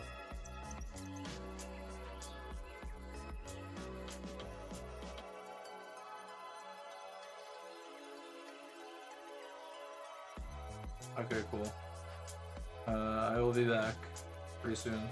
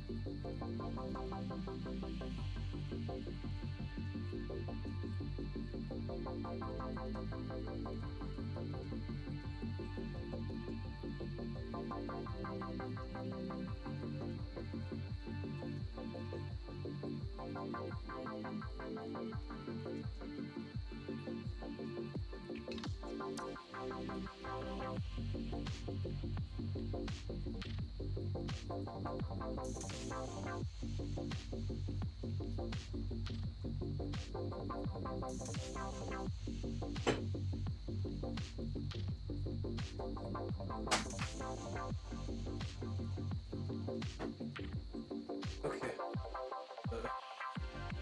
What the oh my god,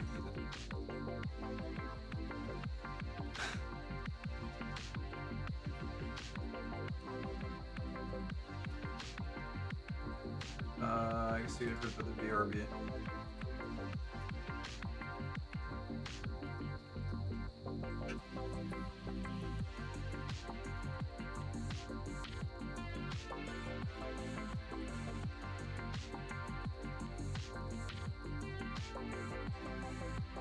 Shouldn't be too long. Probably like extra 5 minutes or something.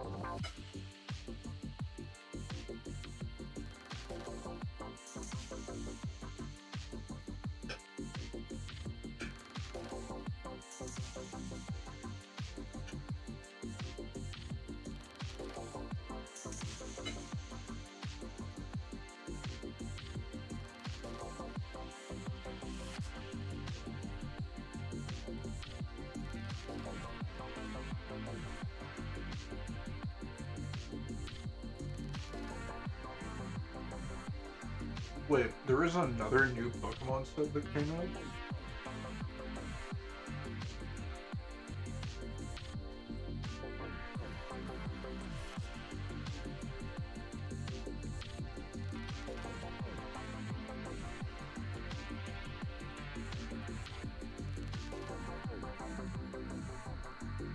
Hold up.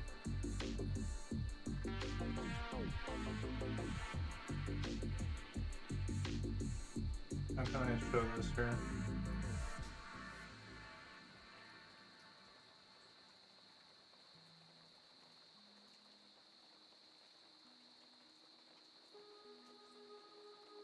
This.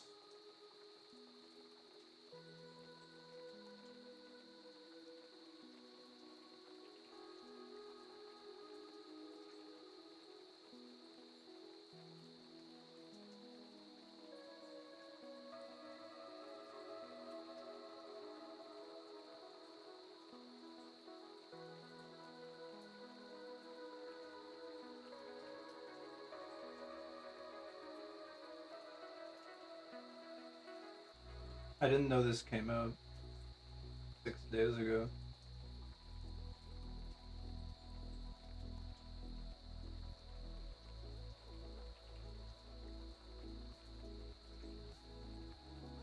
Oh wait, what the heck? This is like not even...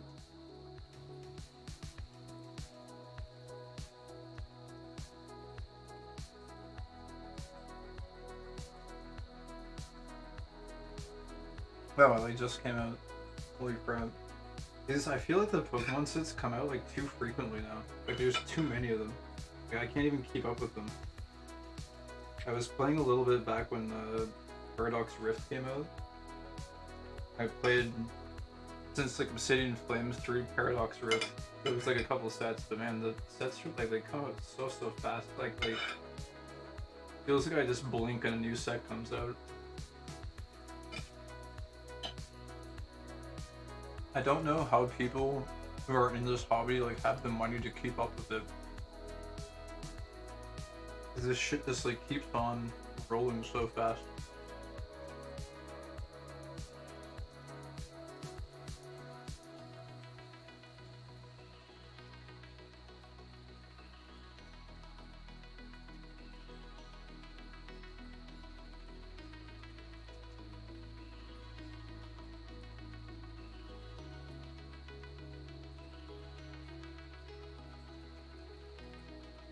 Alright, where's the cool shit? Let's see the full arts.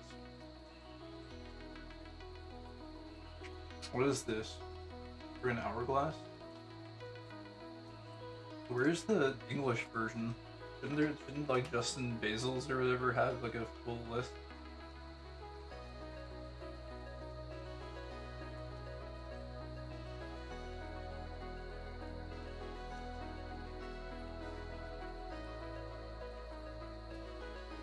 Does it show what they do?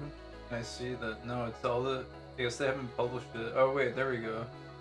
They do have some English effects. I don't want to like have to click into each individual one to see the card effects though.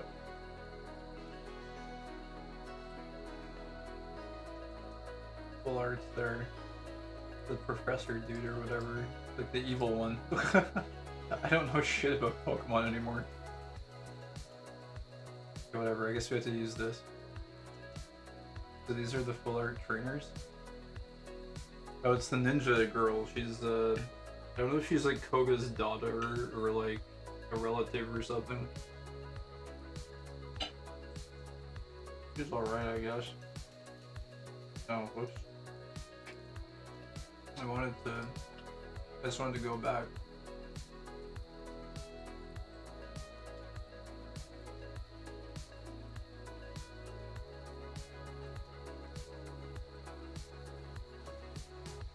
I don't know these. I don't think any of these really look that good, to be honest. Like, I'm not losing my mind over. They got the friggin' cursed bear. Kingdra is kind of cool.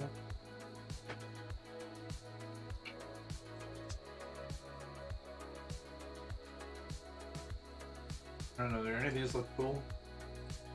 It's all right, I guess. Isn't that Penny? She like under. She's undercover or something.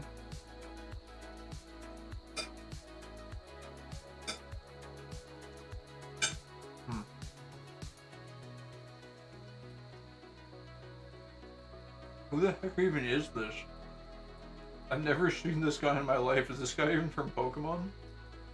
What the fuck?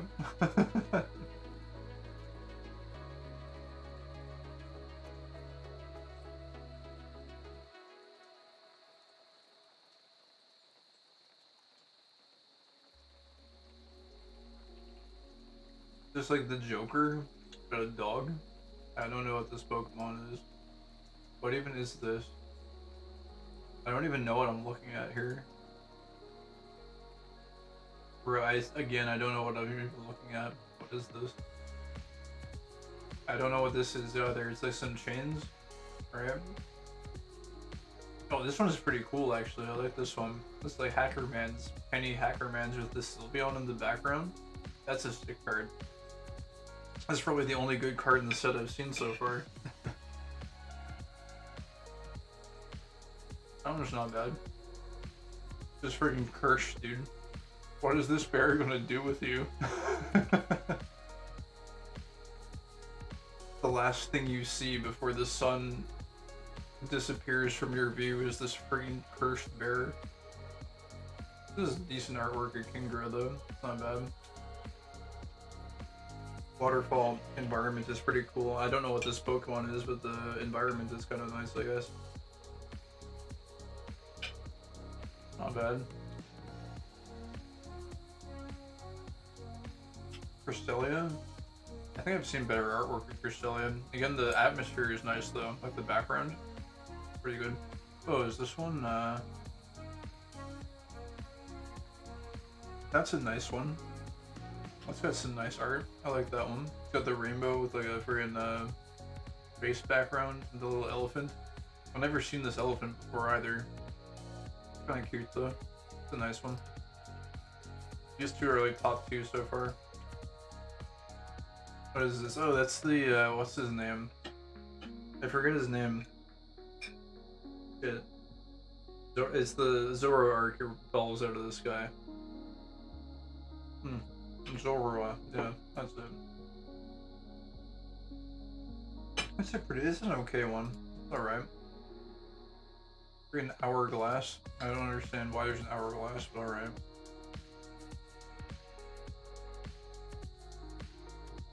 Oh, that's a nice horsey. Look at that. Oh, that's really nice. Look at that one. Okay, that's a good card there. That's really nice. Nice horsey. Oh, okay, what is this? Houndoom? Oh, that's sick. That's actually really cool. Holy shit. That's a sick Houndoom, dude. A pack of Houndooms hunting in the woods. That's friggin' awesome. Okay, there's actually some good. I was like this just down here. This set friggin' sucks ass, and you like look at some of these ones. Oh, okay, there's a few good cards in here. Tapu Bulu. I like. What is this even? Is this a Pokemon or is this like a man living in the jungle? I don't know.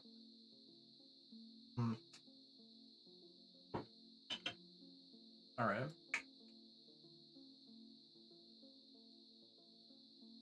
Knight Academy. Do they not have full art Knight Academy? Because this looks pretty cool.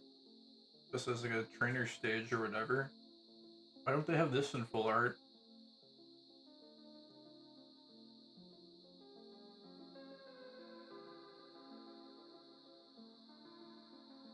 Okay. That's all the full art stuff. I think there was some like decent looking normal art for some of these. Like let's look at like Dust Skull. Got the Sylveon. What else is cool here? Got Zoroark, I guess. Dude, they reprint Golbat so much in Crobat. Like the Absol. Oh, this feels like a small set, to be honest. That Sylveon is cool. I like the artwork of Sylveon, like at nighttime city. Would have been cool to have a full art of that. I like with like the shadow too. That's like a nice base card. I like the artwork for it. We did that one. Can't even see. Illis Kuramari. Pretty decent. Dust Skull looks neat. I don't mind the art style for this one in particular on Dust Skull. Kind of nice. That's a pretty cool angle for Zoroark. Again, it's like in the city too. I think that's kind of like the theme of this one. The sun, that's a kind of a cool one. Not bad. This is like a nice standard Absol too. Pretty good one. Decent. There are some nice ones, man. Like I don't really collect Pokemon cards that much. But like once in a while, if there's a really cool single, I might like order one or two online. I think this Horsey is really fucking nice, to be honest. That one's really nice. I could probably pass on the Kingdra. I might pick up this little elephant. I don't know. That one looks alright. I don't know if I'd get this one. This one maybe... This is like an investment one. I think other people might be interested in this one. It's kind of cool, but like I don't really care about it too much. This Houndoom is insane though. This is one of the coolest cards I've seen. This is... What was that? The Scizor. There's a Scizor full art Pokemon. This is literally one of the best card artworks I've ever seen on any Pokemon card, period. The end. Look how freaking cool this thing is, man. It looks like they're in some sort of like apocalyptic war or something. Like it is so cool. I still haven't actually got this one, but like this one, these two, this and this Houndoom are two of the coolest Pokemon cards I think I've ever seen. They're very, very cool. And these ones are just chill. I just really like the atmosphere of this horsey one. That's kind of neat though. Alright, that's good. I gotta finish eating. I wanted to... I guess talking about random shit just making me take longer to eat.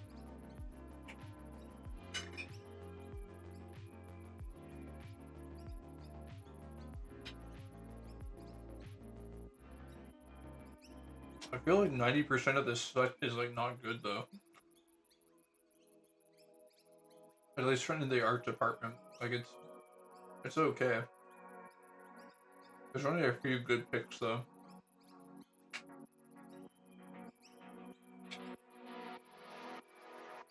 Let me check something actually. I'm curious on the price.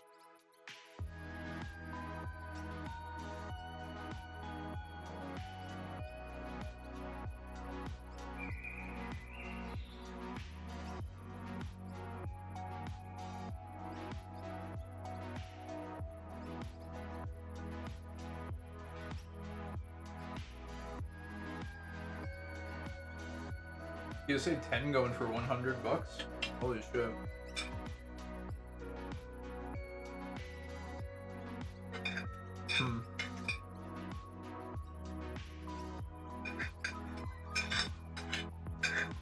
I was just curious if this one was worth anything.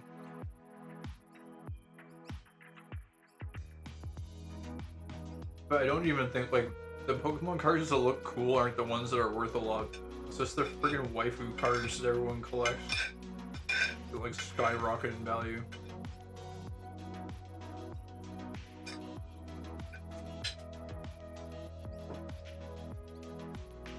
It'd be cool if these ones actually were worth something. Because I think these ones, like, this is a beautiful card. It should be worth a lot more.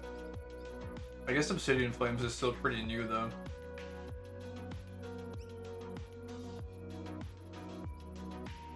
Alright. That's enough Pokemons. Get them out of there.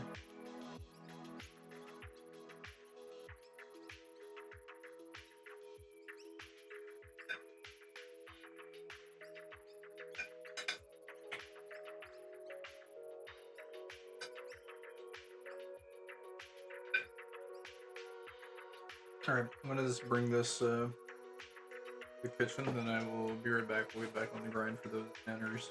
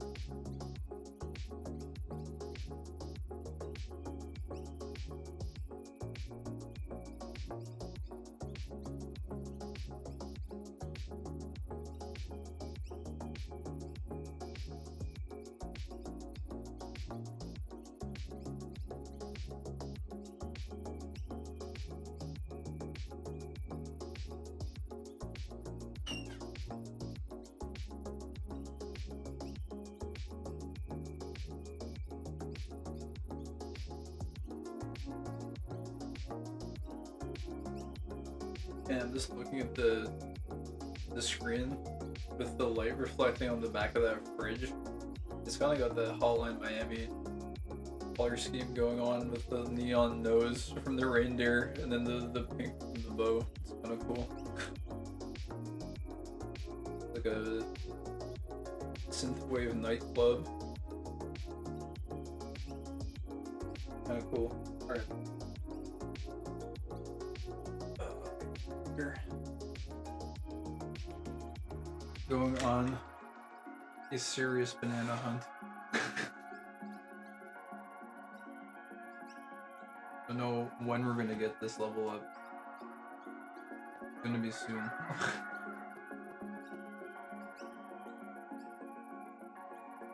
Has to be soon.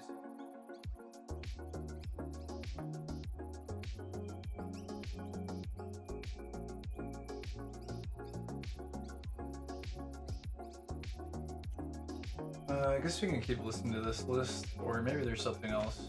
I can listen to this one for a while, I think. This is a freaking nice list, though, as usual. By Soul Search and Destroy. I guess we just freaking keep listening to this one, that's pretty good. Oh, we actually got a Silver Beast bounty in our dailies. That's pretty cool. Alright. Gotta get my...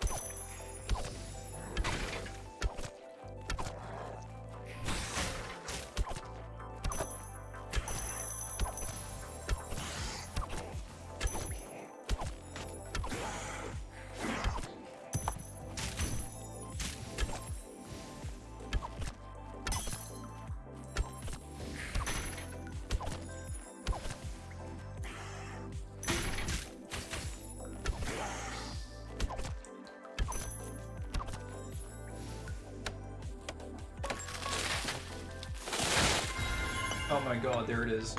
I knew it. Ability to chop Blunanas. We got him, dude. I knew we were close. I knew we had to be. Dude, are there bananas in these trees? Oh, it's just tough timber. I knew we were so close. Knew it couldn't be far. Had to keep digging. Or in this case, chopping. And now I just want to see the first drop, dude.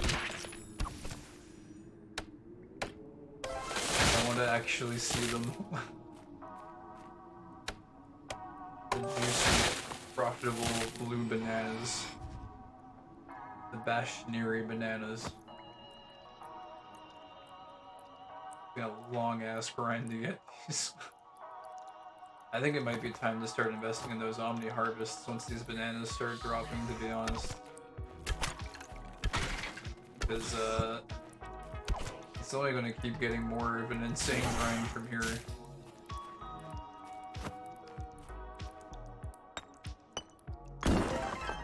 I'm not gonna lie, King's Corns, or, I think that's what they're called. The acorns or whatever. I forget what level those are. I think it's like 90 something.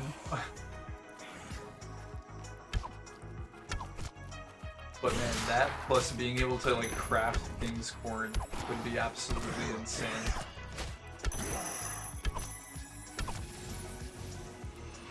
It's gonna be a hell of a grind though.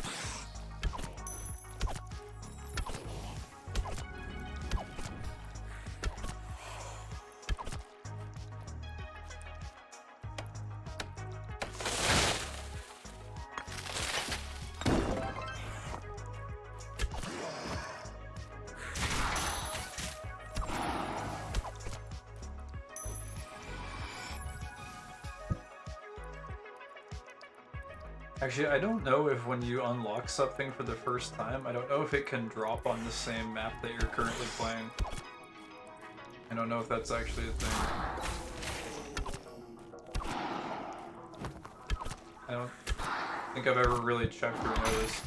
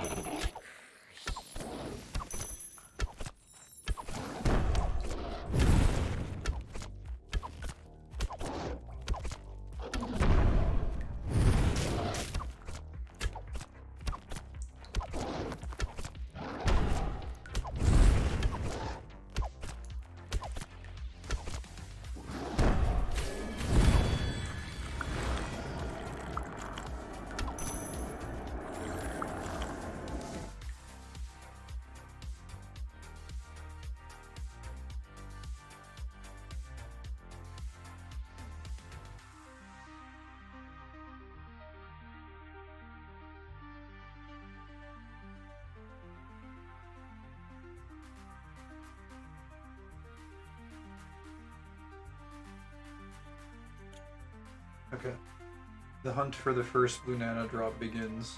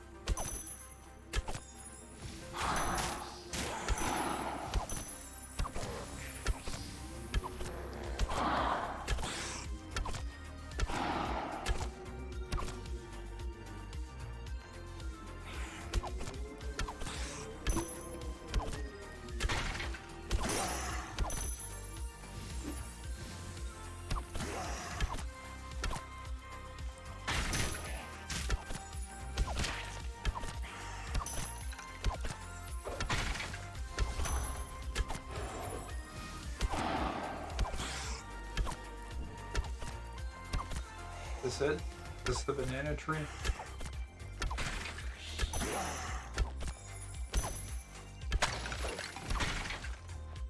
Is this my bananas? Nope. And we might have to look for them for a while. I don't know how rare they are. I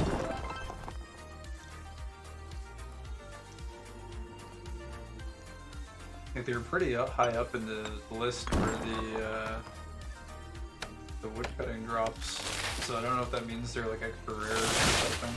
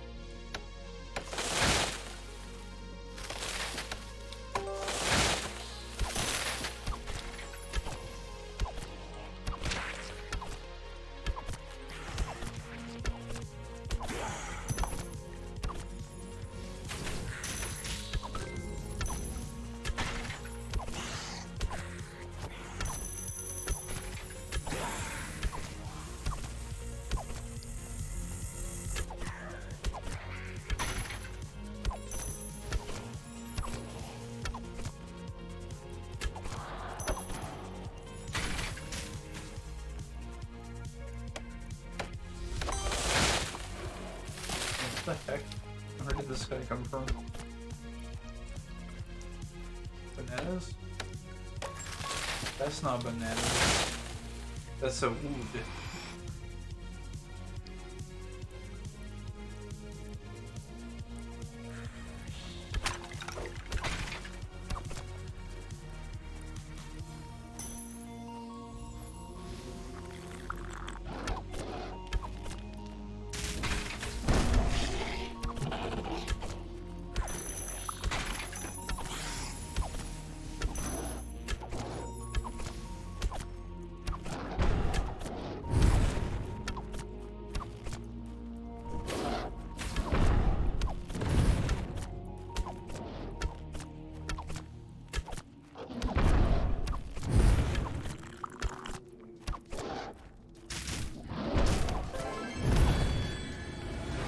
I was gonna say, now don't go giving me another chest that soon after the last one.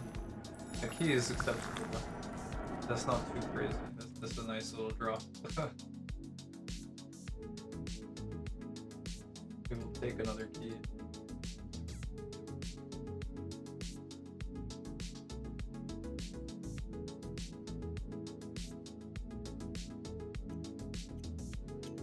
The hunt for the bananas. Where could they be?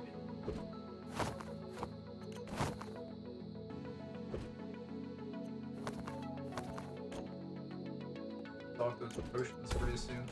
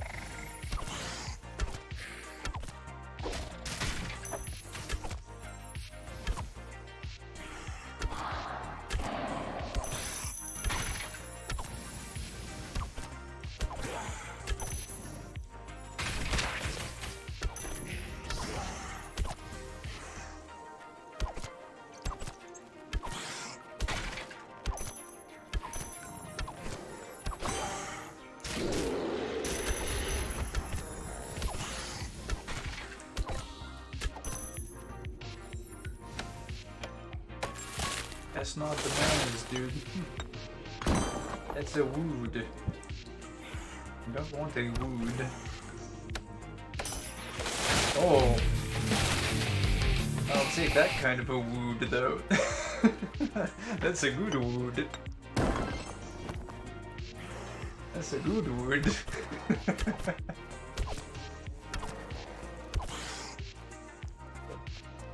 I will take that as a consolation prize over the bananas. For the time being.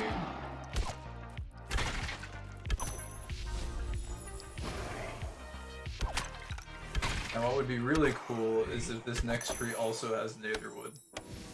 So I've actually really wanted to, I want to get a double Aetherwood drop one of these days. I want to get 2 Aetherwoods in one dungeon, because that would just be freaking cool. I've been thinking about that, like, since probably midway through the bridge event. How cool it would be to get a double Aetherwood drop in one dungeon. Could this be the one? No. No, it's not. I'll take one, though.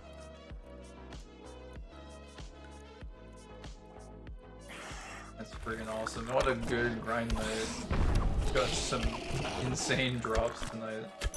In addition to the level up that we were looking for.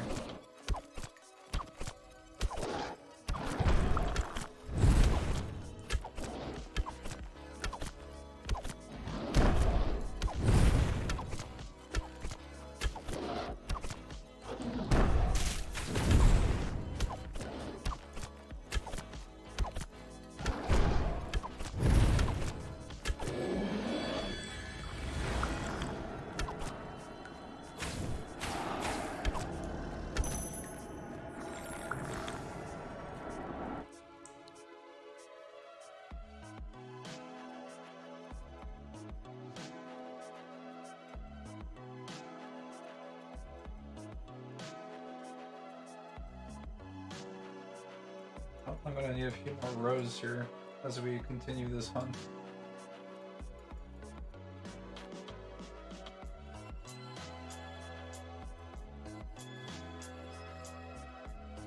We are not stopping until we find those bananas.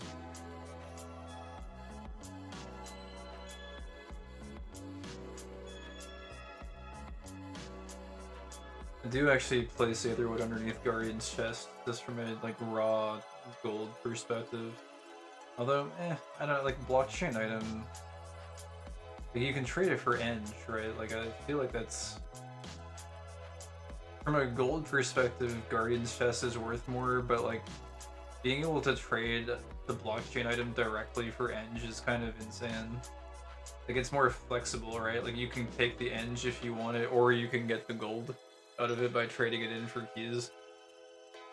So I think that kind of like direct conversion to Eng kind of places Aetherwood above the other two, in my view. Maybe. I'll be real though, like I kind of value the gold more, like the raw gold value. And I think out of like pure excitement, even though Aetherwood drops are great with the guitar riff, and Guardian's chest is always nice, I still think Razor Wave and Gloves was like the most exciting. So I'd probably rank it like that. I'm gonna have to put oh, Spitzo's up. Spitzo is online. I'm gonna have to put the Blunanas up at the very, very top though when we eventually find them. So we've been looking for them for ages now.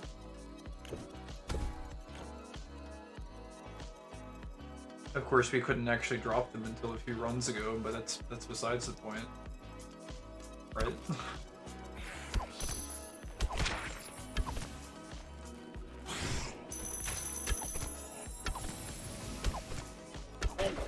Where did these guys come from? I'm popping this charge, whatever. You guys are getting up in my face.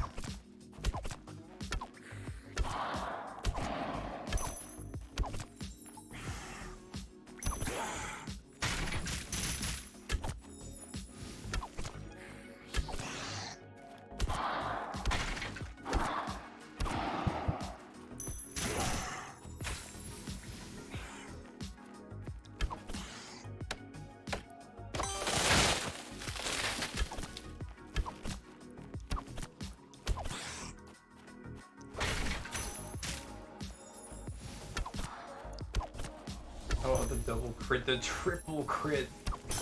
What? It's kind of cool, actually. Triple crits that mattered.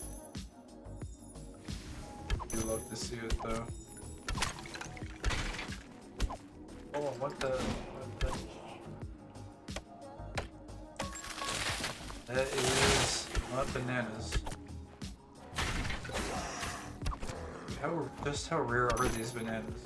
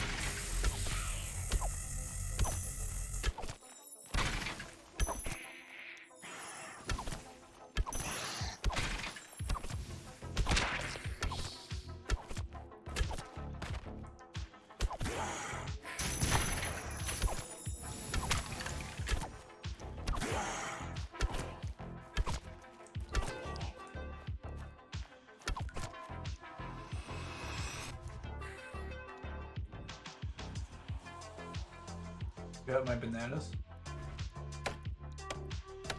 That's not bananas, that's nothing.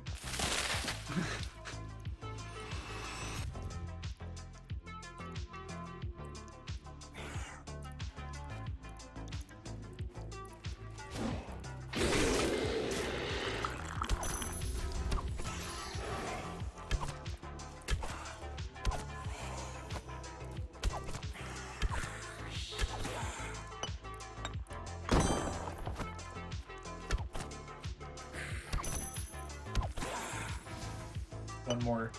Could this be it? Is this the one? That's a wood. It's not even an either wood.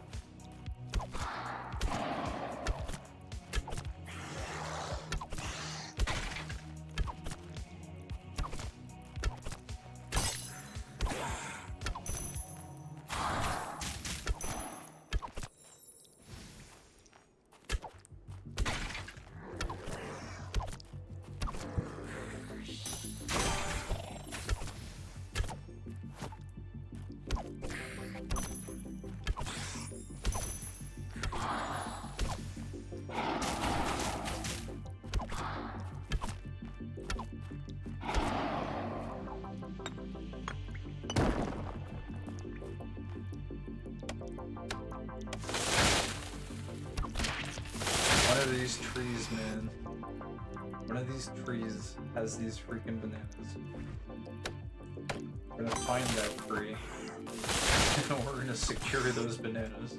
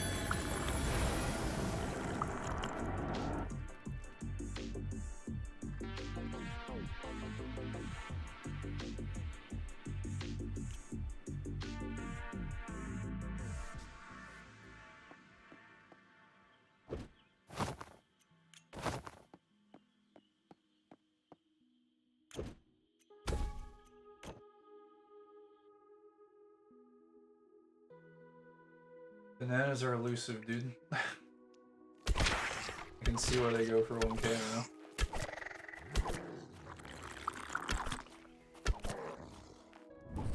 In fact, I don't even think I would sell them for 1k. These things are rare as heck.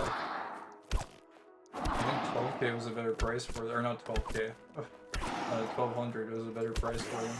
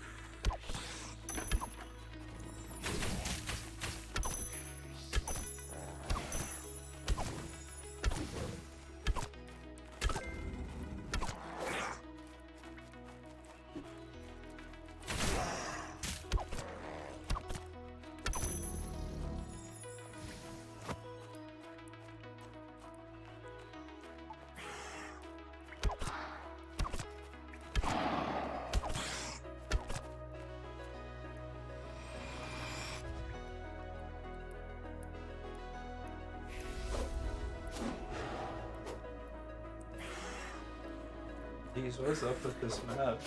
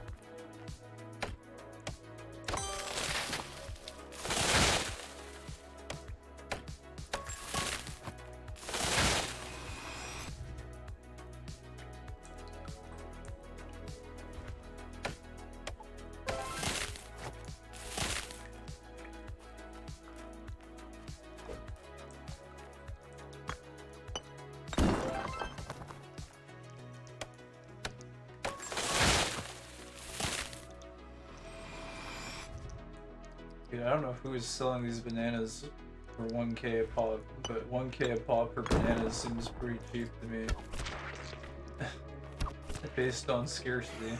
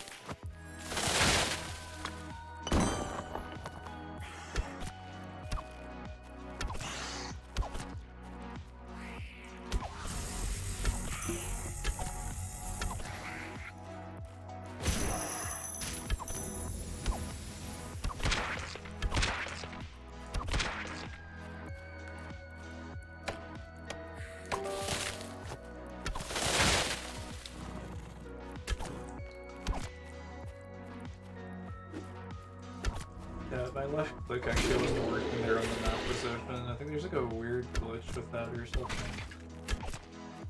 Just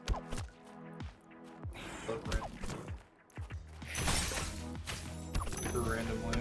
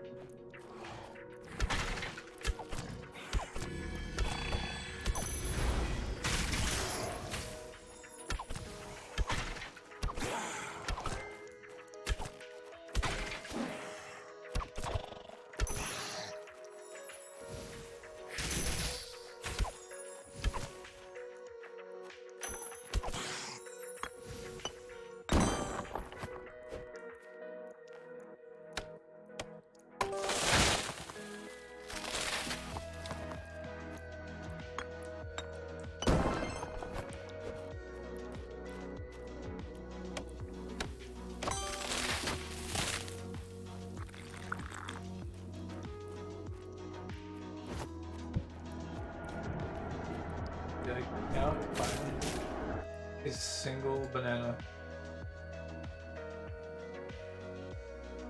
anywhere. Where are they? Would have to add more rows. I would been like 8 runs or something. I haven't found one. I just wanted to find one. How rare are these things?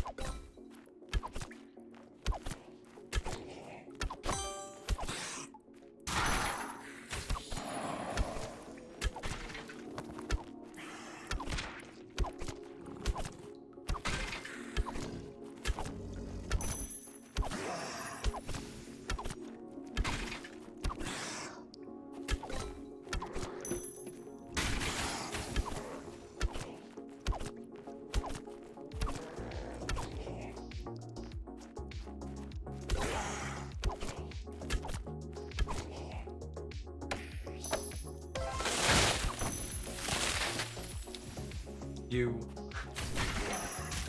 tree. We've got bananas. You've got bananas. Oh my god. Do they actually exist?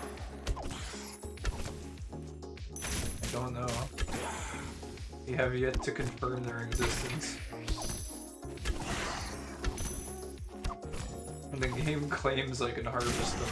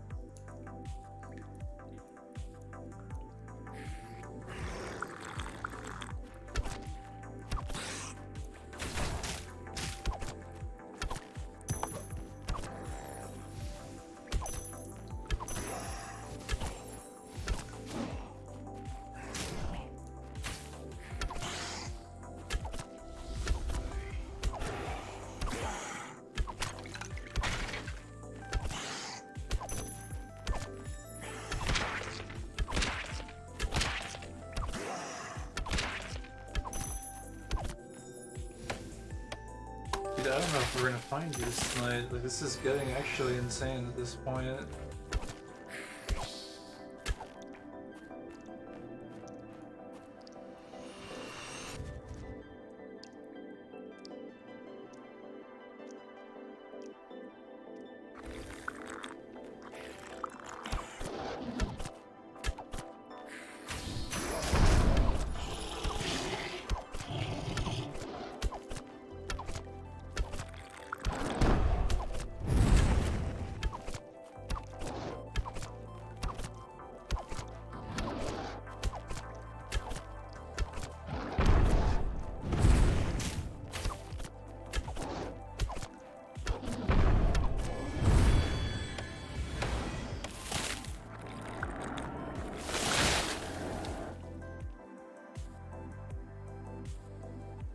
We are actually gonna need more rows. It's absurd.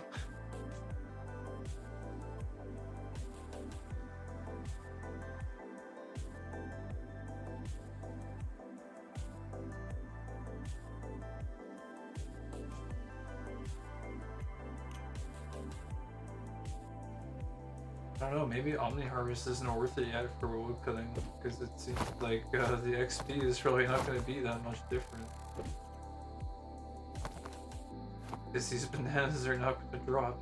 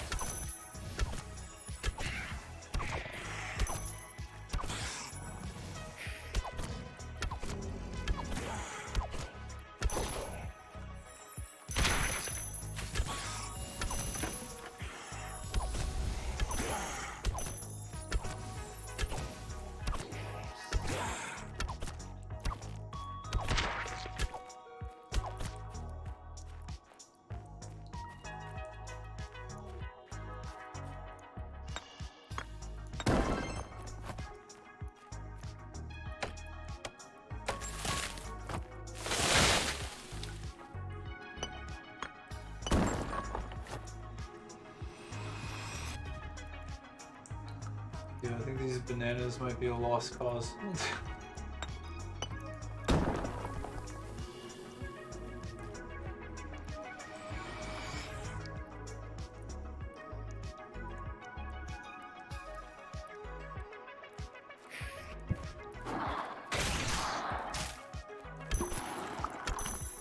A sack of flour? I've never seen one of those drop before.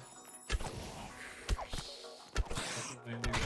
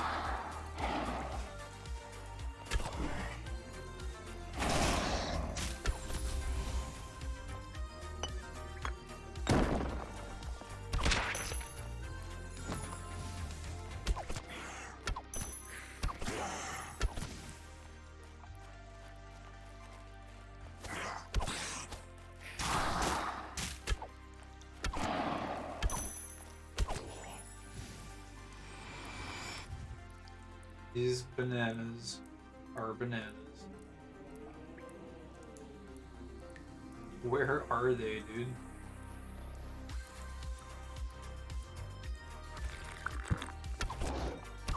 I mean, I'm committed at this point. I can't stop until we find a batch of bananas.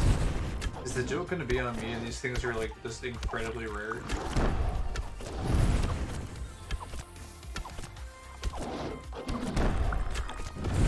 Like, I thought these would be a semi-common drop.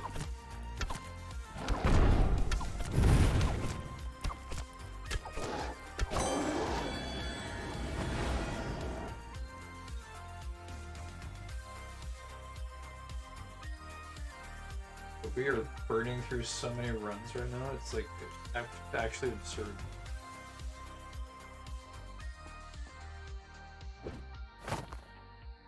Just to see one banana.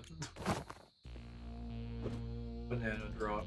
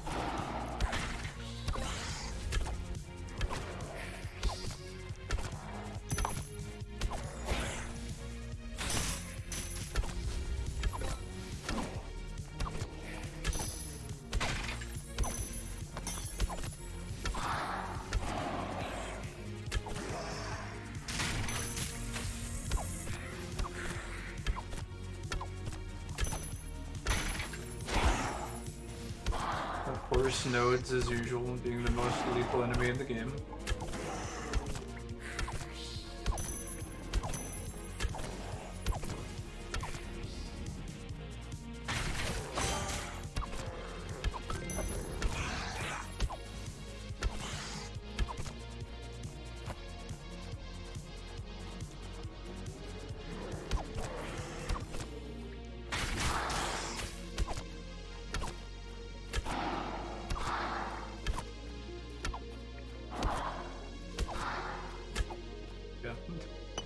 Dealer.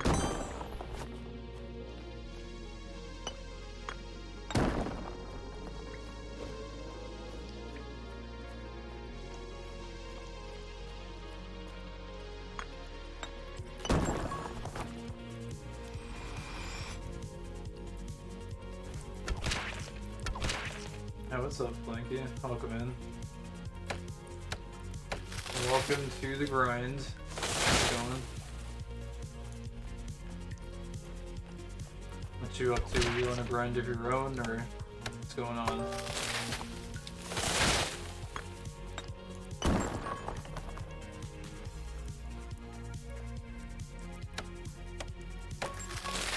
Oh my god, we found them. We finally found them. Right when I least expected it and I completely stopped thinking about them. They showed up. It's the very first Blunana drop I got. We just unlocked them today. They finally, I've been looking for like, seriously like 8 to 10 runs or something for a drop of those. Just to confirm that they exist.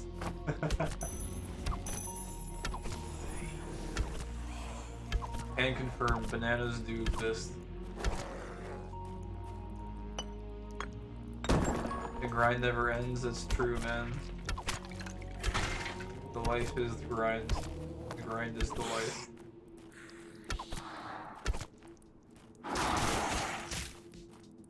How's your grind been? You found anything cool lately?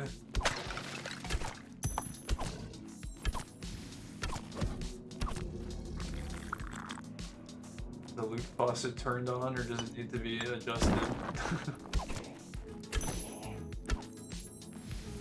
Congrats on the WC level, thank you. Man, I'm telling you, woodcutting is one of the most boring grinds to level up during Mythic, because there's just like nothing to look forward to until you get to the Blunanas. And even when you get to the Blunanas, these Blunanas are like very rare actually, and they don't drop very often. It's always just the wood drops. My wood cutting is 76 now. Oh, nice. You just got those crystal wood logs. Those must be a nice drop. Those must be awesome to get. Those were selling for a pretty nice price. I think they're still selling for a pretty good price, actually. Oh, you snatched the Band of Brutality? But just started now? Oh, nice. I assume that's what Bob is. But if you got a good price on the band, that's awesome. Band is a very nice item.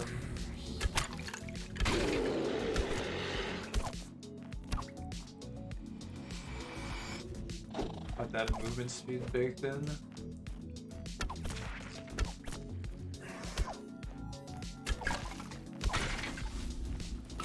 Doing M maps from today on. Nice.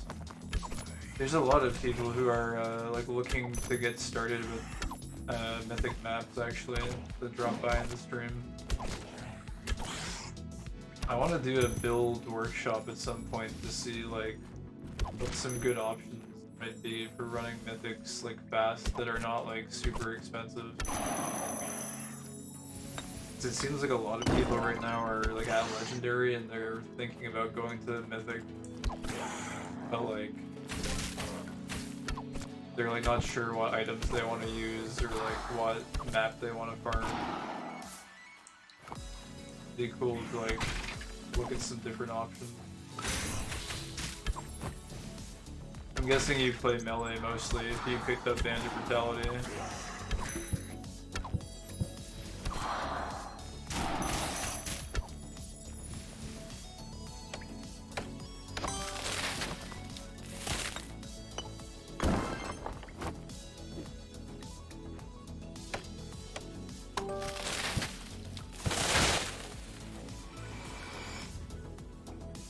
Just need M-Wep. Yeah. Dude, the Edge of Lost Comrades was selling for a pretty nice price lately. The one-handed short sword. People are selling that for like 200 to 250 engine pop. And I don't know if you've tried out I don't know if you've tried out one-handed lately, but one-handed is actually like broken. It's like really strong. That might be a nice budget pickup potentially, or like just about any of the mythic one-handers I think are pretty cheap right now compared to a lot of the two-handers.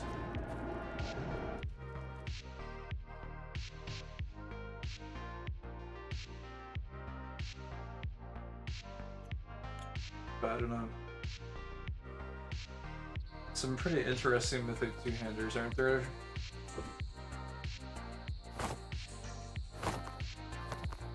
I always like the Zenithal Parallel. I think that sword looks amazing. It's like one of the coolest looking swords. I did Elduith one-handed, 5-minute average, L and E nodes. You were getting 5-minute Elduith? No. I think I was doing like a budget build of Elduith and I could only get like 7 minutes. When I was doing like, I was just doing it with like purposefully really inexpensive blockchain items just to like see if it'd be easy to get in there or like to like showcase some like alternative options for people, like if they don't have a Harvester of Sorrow, like what could you use instead. So like we were running Screamies in there and they actually worked out pretty well. I forget what the final build was, but we had a pretty nice budget build going that was farming it in like 7 minutes with full life and energy sustain, like without any expensive items, like no Mark of the True, no Harvester of Sorrow, just some like kind of lower level pickups. You 1,000 ends this month? Holy crap, nice dude. Sounds like you've been on the grind.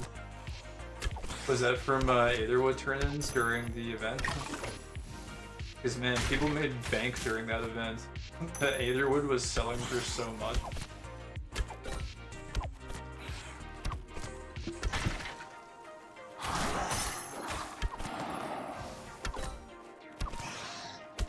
I know I made a pretty decent amount as well, just from Aetherwood turn-ins. It was insane, man. I think like it went up to like at the peak it was like 50 eng a pop for one Aetherwood drop. It was actually insane. Oh, you found a Scorn drop? Holy shit, congrats, dude. That's super nice.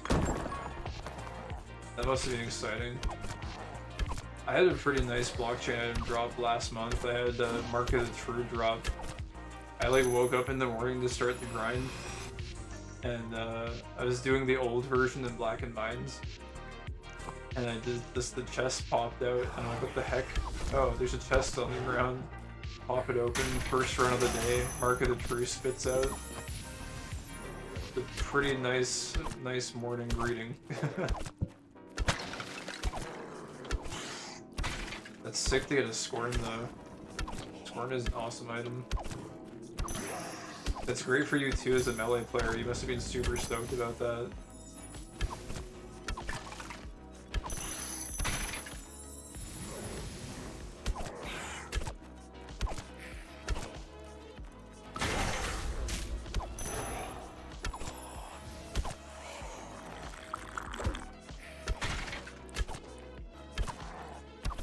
Yeah, I was happy as fuck. So you should be. It's such a cool drop. I don't even have a Scorn myself, actually. I think it's a super cool item, though. It's like a mini Arcors, basically.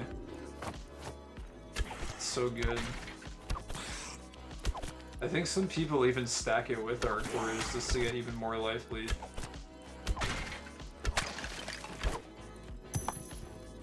It's so cool too, because it like life leeches based on the damage you take. Oh, there's some Blunanas. Okay, so they do actually drop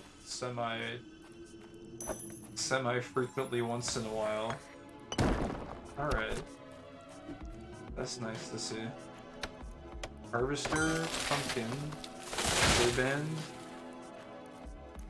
You got the Netherband, Necrofancy, Scorn, Ring of the Wretched. Very nice. It's a very solid legendary setup.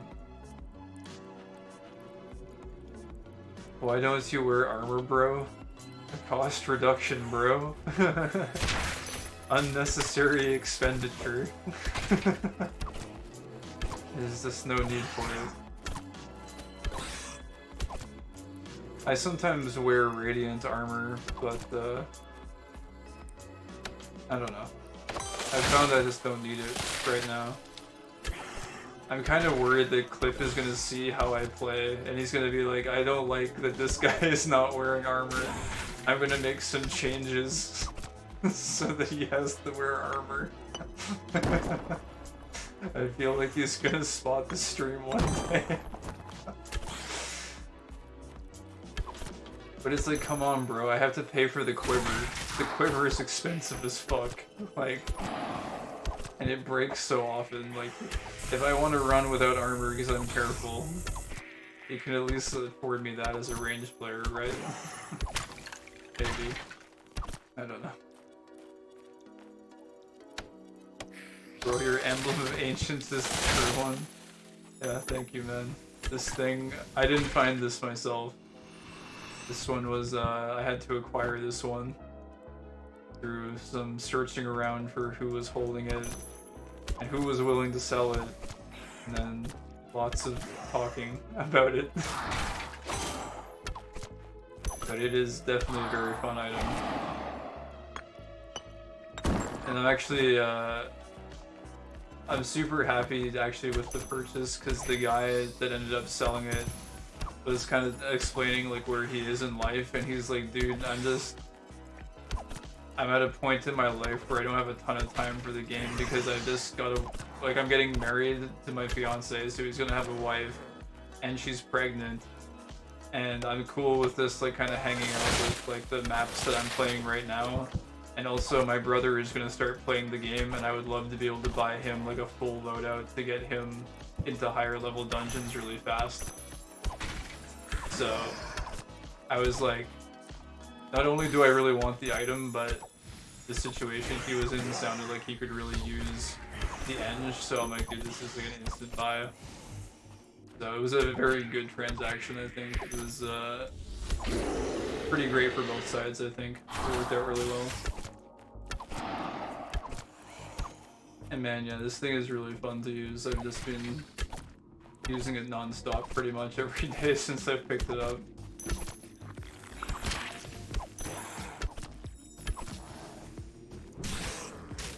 I still would need to get, like, I have a Transcendent melee, I've got Godslayer, but it's actually, with Emblem, it's not exactly the most optimal weapon.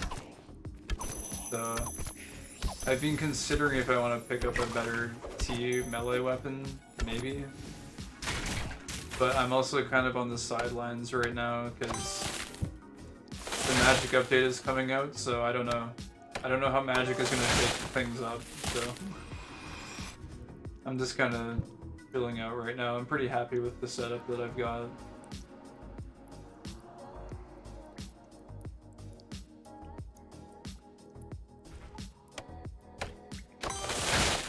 But another guy that has Emblem sometimes comes by here. I don't know if you know Sinners, or if you've seen him, but he's pretty much been consistently in the top 1.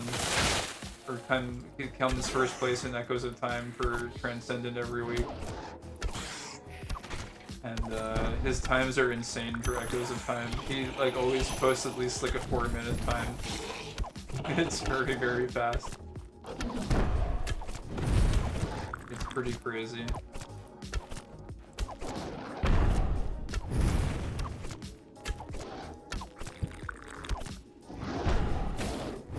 He was actually in here earlier today, just shooting the shit.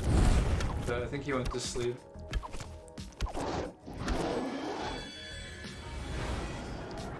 He was disappointed because he keeps pulling, whenever he pulls, like, you know how you get the chest or whatever for Echoes of Time for coming first place? He keeps on getting freedom necklaces out of it, and he says he's like sick and tired of that shit. And I don't blame him, because you have to spend a lot to get those good times. He just keeps on getting friggin' freedom necklaces. Okay, what broke here? Probably Quiver. Oh, there it is. We have to pay the range tax. Let's see here.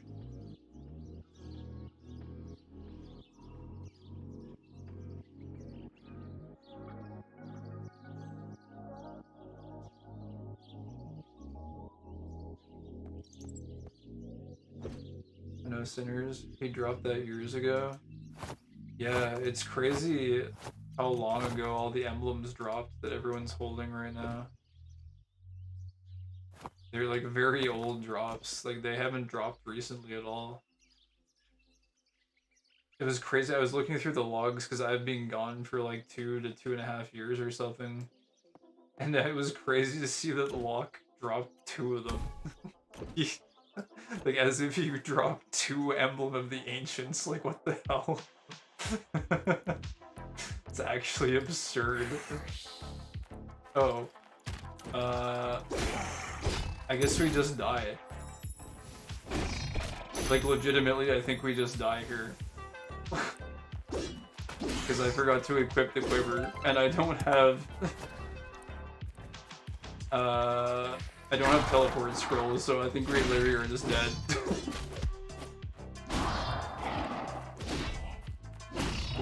I can try and like hero mode this, I guess. Oh well. What am I gonna lose? We lose the pick, we lose the axe, and we lose a piece of fish and some potions. Yeah, boy, got this. I'll try and do this.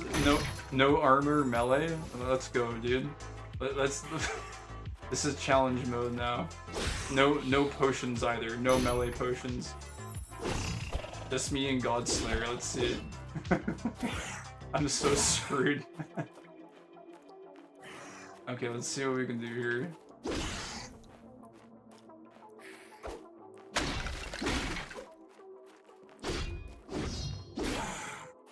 This is insane. This is gonna take me like 15 minutes. I'm dying to a spider, dude. We're screwed. I do have one piece of fish. I can one-shot skellies. I do have emblem charges as well. I do have harvester as well. I gotta watch out for the leash. The leash is bad. This is so stupid. I'm fighting for my life against spiders.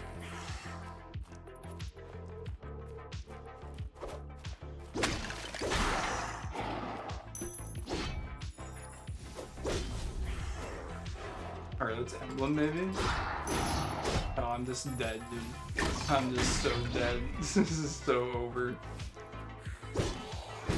It's really not even worth my time, I don't think, to try and get out of here. I feel like I'm getting invested though, because we're picking up loot.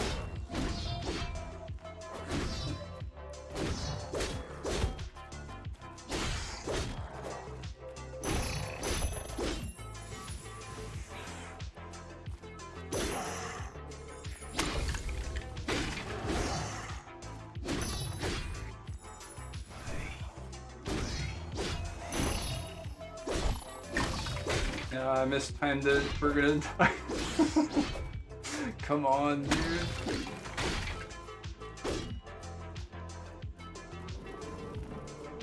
Oh, Rogs? I'm just dead against a Rog, man. I'm gonna just take the hit, because if I don't, he'll just hit me again later. Can we get apples? No apple drop.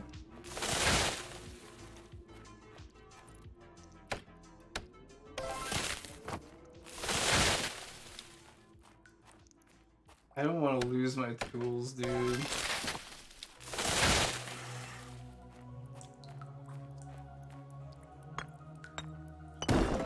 Why am I mining these? I'm hoping to find some food out of the rocks or something.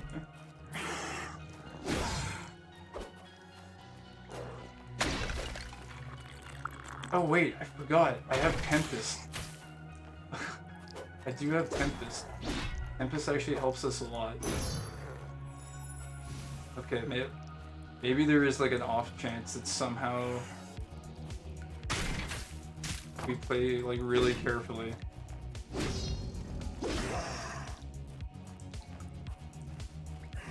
I'm gonna have to be pretty energy efficient with it though.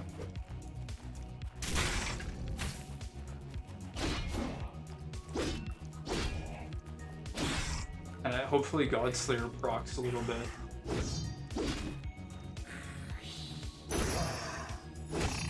You have to be careful with the spiders because we can't one-shot them because we don't have any melee potions active. Damn. Don't gather yet. Okay, just Tempest this. I do think I'm gonna have to be careful with my energy on Tempest though, because I don't think I can just spam it endlessly.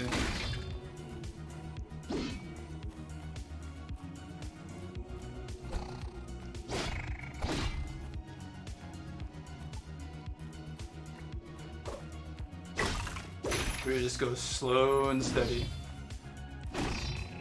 Oh, there you go. There's plus 50 HP. Alright.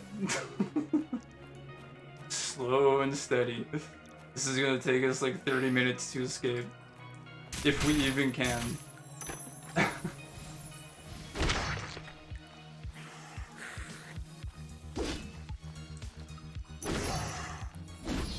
Alright, this is Tempest worthy. This or that. Although I need to think like, shit. If there's an easy-ish pack like that, oh okay, like these need to go.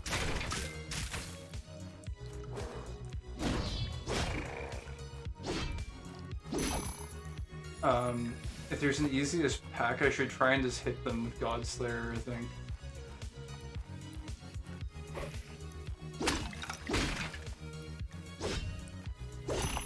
Oh my god, man.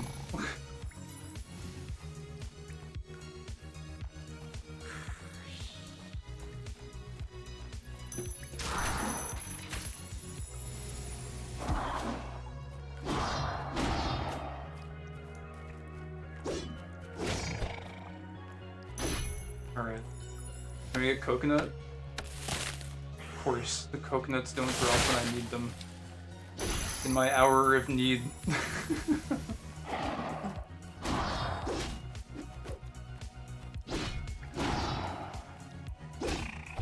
Dude, spiders are actually the most lethal enemy in the game right now.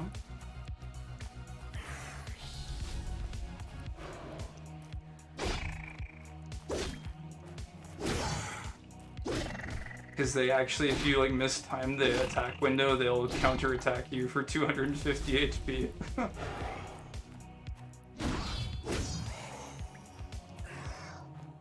Should probably harvester, but I need to make sure that we get as much energy out of it as possible too.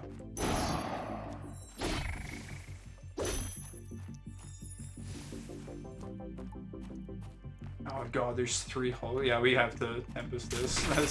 There's too many Hulks to deal with. Oh, this is bad. Okay, just leave. I need to let Tempest recharge. We gotta just leave. Just leave. Hulks are lethal, man. If they smack me, I'll lose like half my HP. Yeah, we just Tempest these.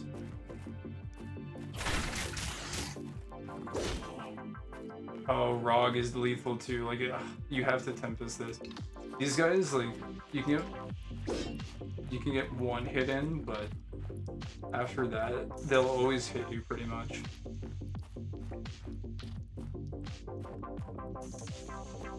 I don't know how to deal with them to like not get hit by them at least one time. We gotta do it like this, I think.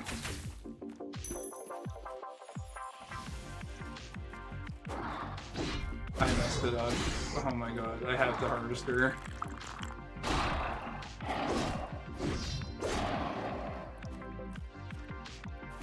Man, I wasted those other harvester charges way too early, I feel like. Oh wait, there's a green tree here too. There's a chance we could get an apple out of this. Of course we get wood out of it instead. Most annoying mob in the game right now. They are really annoying.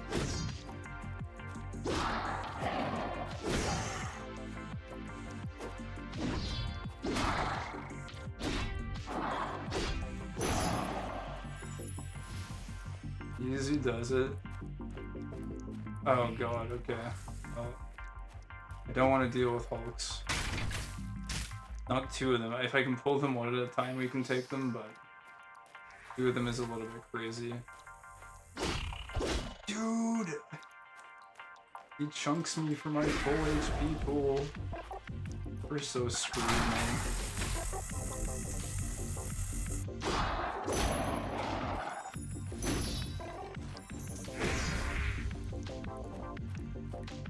Apples?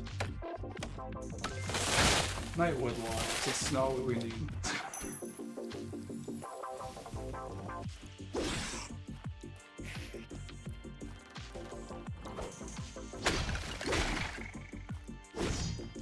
Oh, this is bad. I shouldn't engage this, really. I shouldn't engage this. Rogs will always fuck you up. There we go, okay. I really wish that had hit these spiders. These are so annoying, though. I don't know that my proper attack range. It's very specific for them, though. Is this... Can we secure the exit? Is this what we're looking at here? This is a bad pull. I want to try and leech, but I can't. We still have some Legion's Fall charges left, so we can kind of get away with spamming Tempest a little bit. Ah, there's two.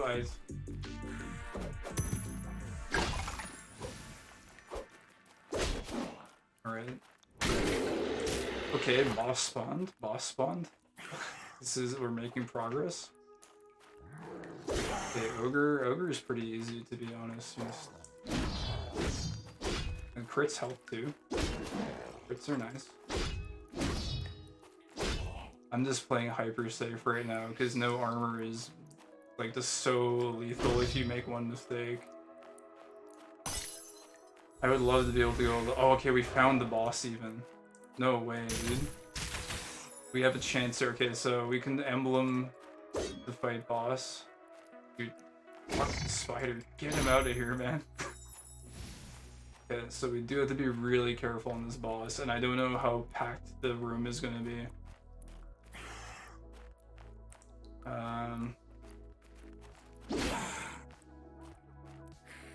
Alright, fuck it, we ball, let's go. It's emblem.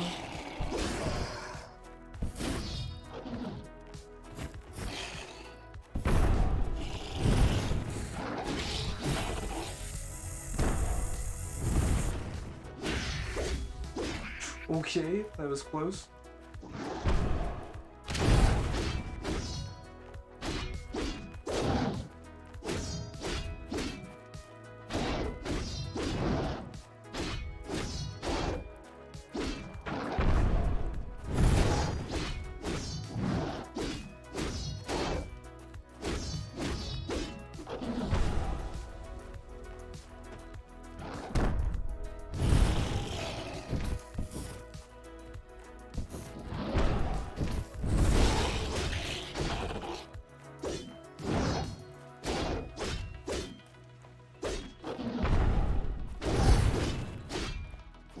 Let's fucking go, dude.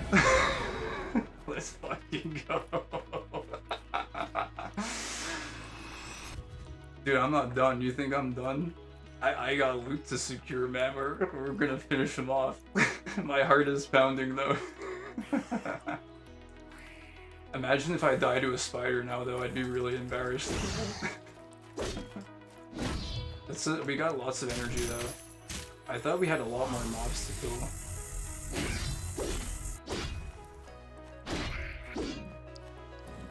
Harvester up? Yeah, that's a good call, because now we've got exit secure, so if we mess up, there we can just do our final charge as well. Just let the bloodlust flow a little bit. And be a little bit more aggressive because we have an exit plan. Although, wait, that's actually it. We actually cleared the whole thing. Holy crap, dude. I thought we would have so much more to kill, but I think Tempest carried that completely. I really don't know if I could have cleared that without using Tempest. Tempest was the lifesaver. Oh my god.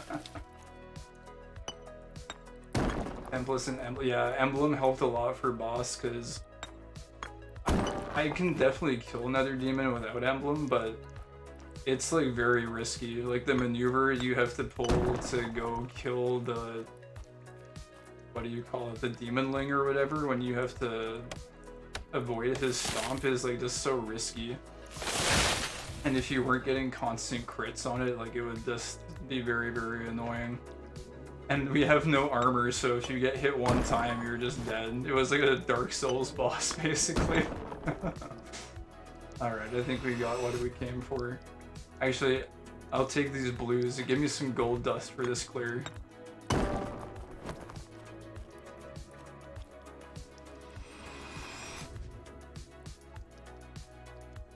Dude, I swear if another demon hit us one time, I think it takes out like 1500 HP with the full burn.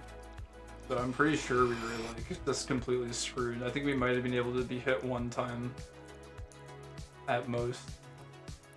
That was crazy. That is one for the books. Dude, I might even start bringing my teleport scroll with me again, because this is the third time I've forgotten something when I go in. It's either like I forget my pick, or like forget potions or something. And this time it was like I forgot my quiver, and it's like, oh my god, dude. Maybe teleport scroll is worth the slot, just in case you make a mistake like that. Holy crap. Okay, I'm gonna do one more just to round out the night. Because it would be an even 10. That was definitely an adventure. Let's grab that quiver. Here we go. Lovely. I had to have that equipped.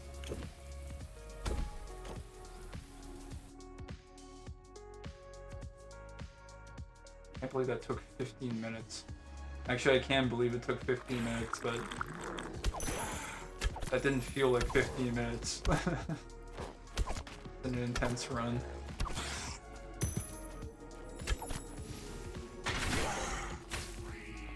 Oh my god, it's so luxurious to have a bow again. Get the vengeance on these spiders. I don't have to deal with them up close anymore.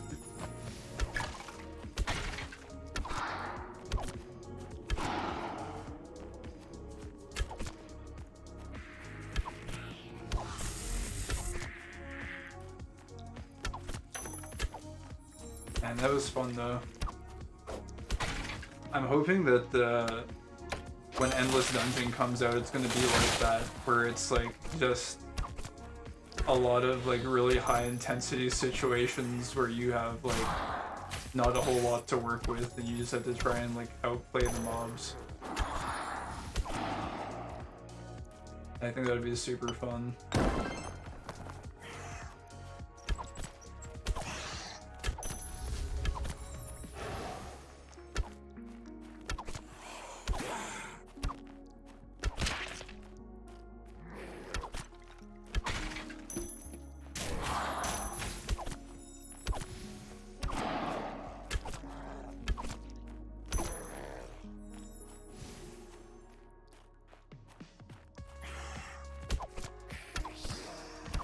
Wonder if we can find some bananas to finish off the night here.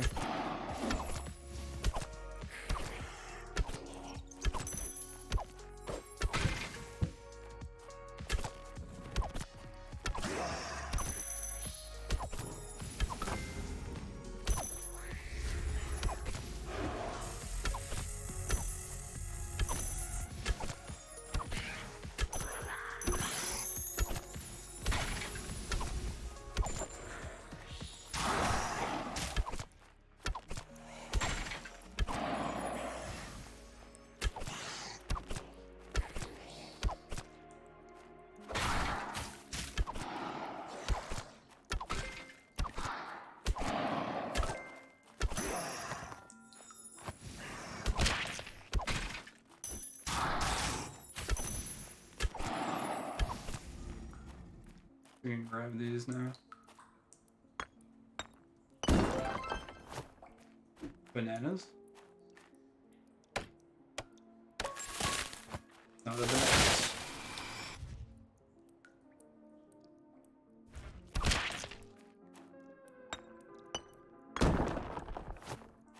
And that was wild though. I'm glad I was streaming for that, to be honest. If the stream wasn't on for that, I think I like might have just let myself die. To be honest. I'm not sure. Actually, I don't know if that's true. I might have still tried to clear it.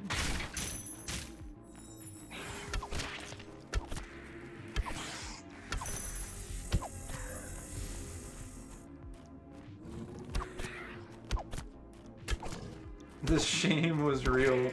I can't just like give up and die. Like, I have to try and get out.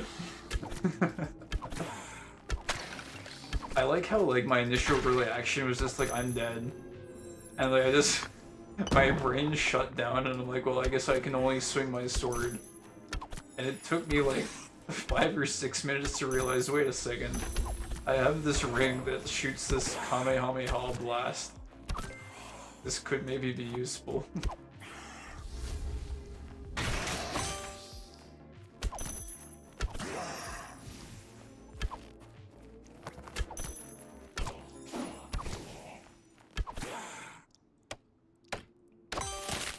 That was actually how I was initially like kind of getting back into the game when I first came back, like a month or two ago. With melee, was using Tempest as kind of a crutch to like learn the attack windows and stuff for all the monsters, because I was really bad at them. So whenever I was too bad to actually like dodge the attacks, or if there was too many mobs, I would just Tempest them away instead. Be like, yeah, I'm not dealing with this wave.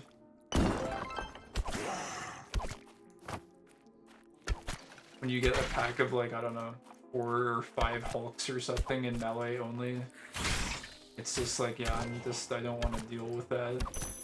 It's like, it's almost impossible to find an appropriate attack window if there's too many mobs grouped together.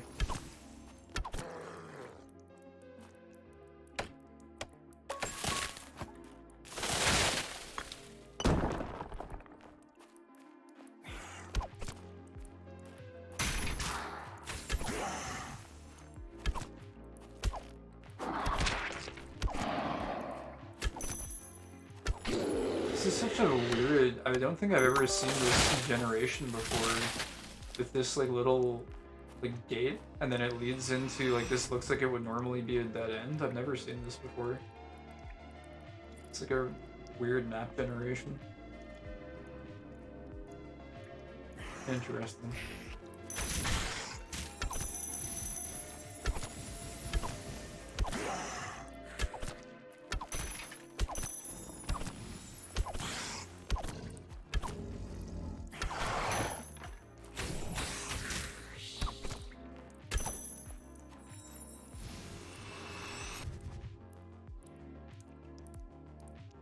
Oh, I missed an epic tree too.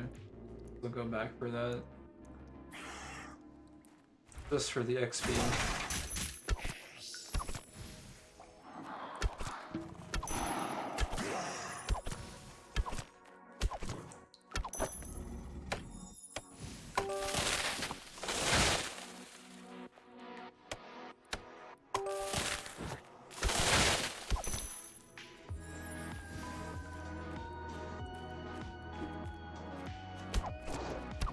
Now we get to fight another demon on easy mode.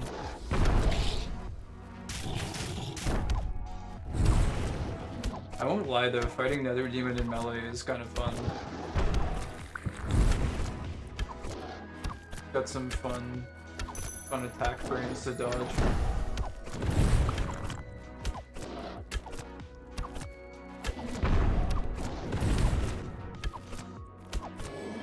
There we go. Go get our tree as well.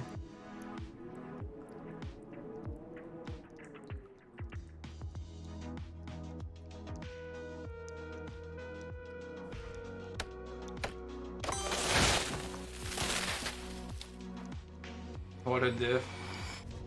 Yeah, it's pretty substantial. But again, we do have range potions active right now, and we didn't have melee potions for last run, so we were kind of hitting like a wet paper towel. Well, maybe not quite a wet paper towel, but like just a paper towel roll. Basically something that's just like a nuisance instead of an actual threat. Because we were critting, so had to at least do a little bit of damage. But yeah. Alright, nice. Well, we found a couple of Blunanas. We had an exciting adventure against another demon. I think that was good for today, man. We got some sick drops today too. I'm pretty stoked about finding Razorwind gloves. I've never seen those drop before, so it was cool to see those. Yeah, thanks for hanging out, Flanky. Thanks for co-piloting during the the quiver crisis that we had. Yeah, so I'll go ahead and end off here for now. Pretty decent grind session, but I'll probably be back again streaming at some point later week. Yeah, if anyone else is lurking or anything, thanks for hanging out. It's always fun to have you guys to chat with. Makes the grind go by nice and fast. Yeah, I will we'll talk to you guys next time. But until then, take it easy. Loot buff for the grind, and yeah, see you next time. Bye bye for now.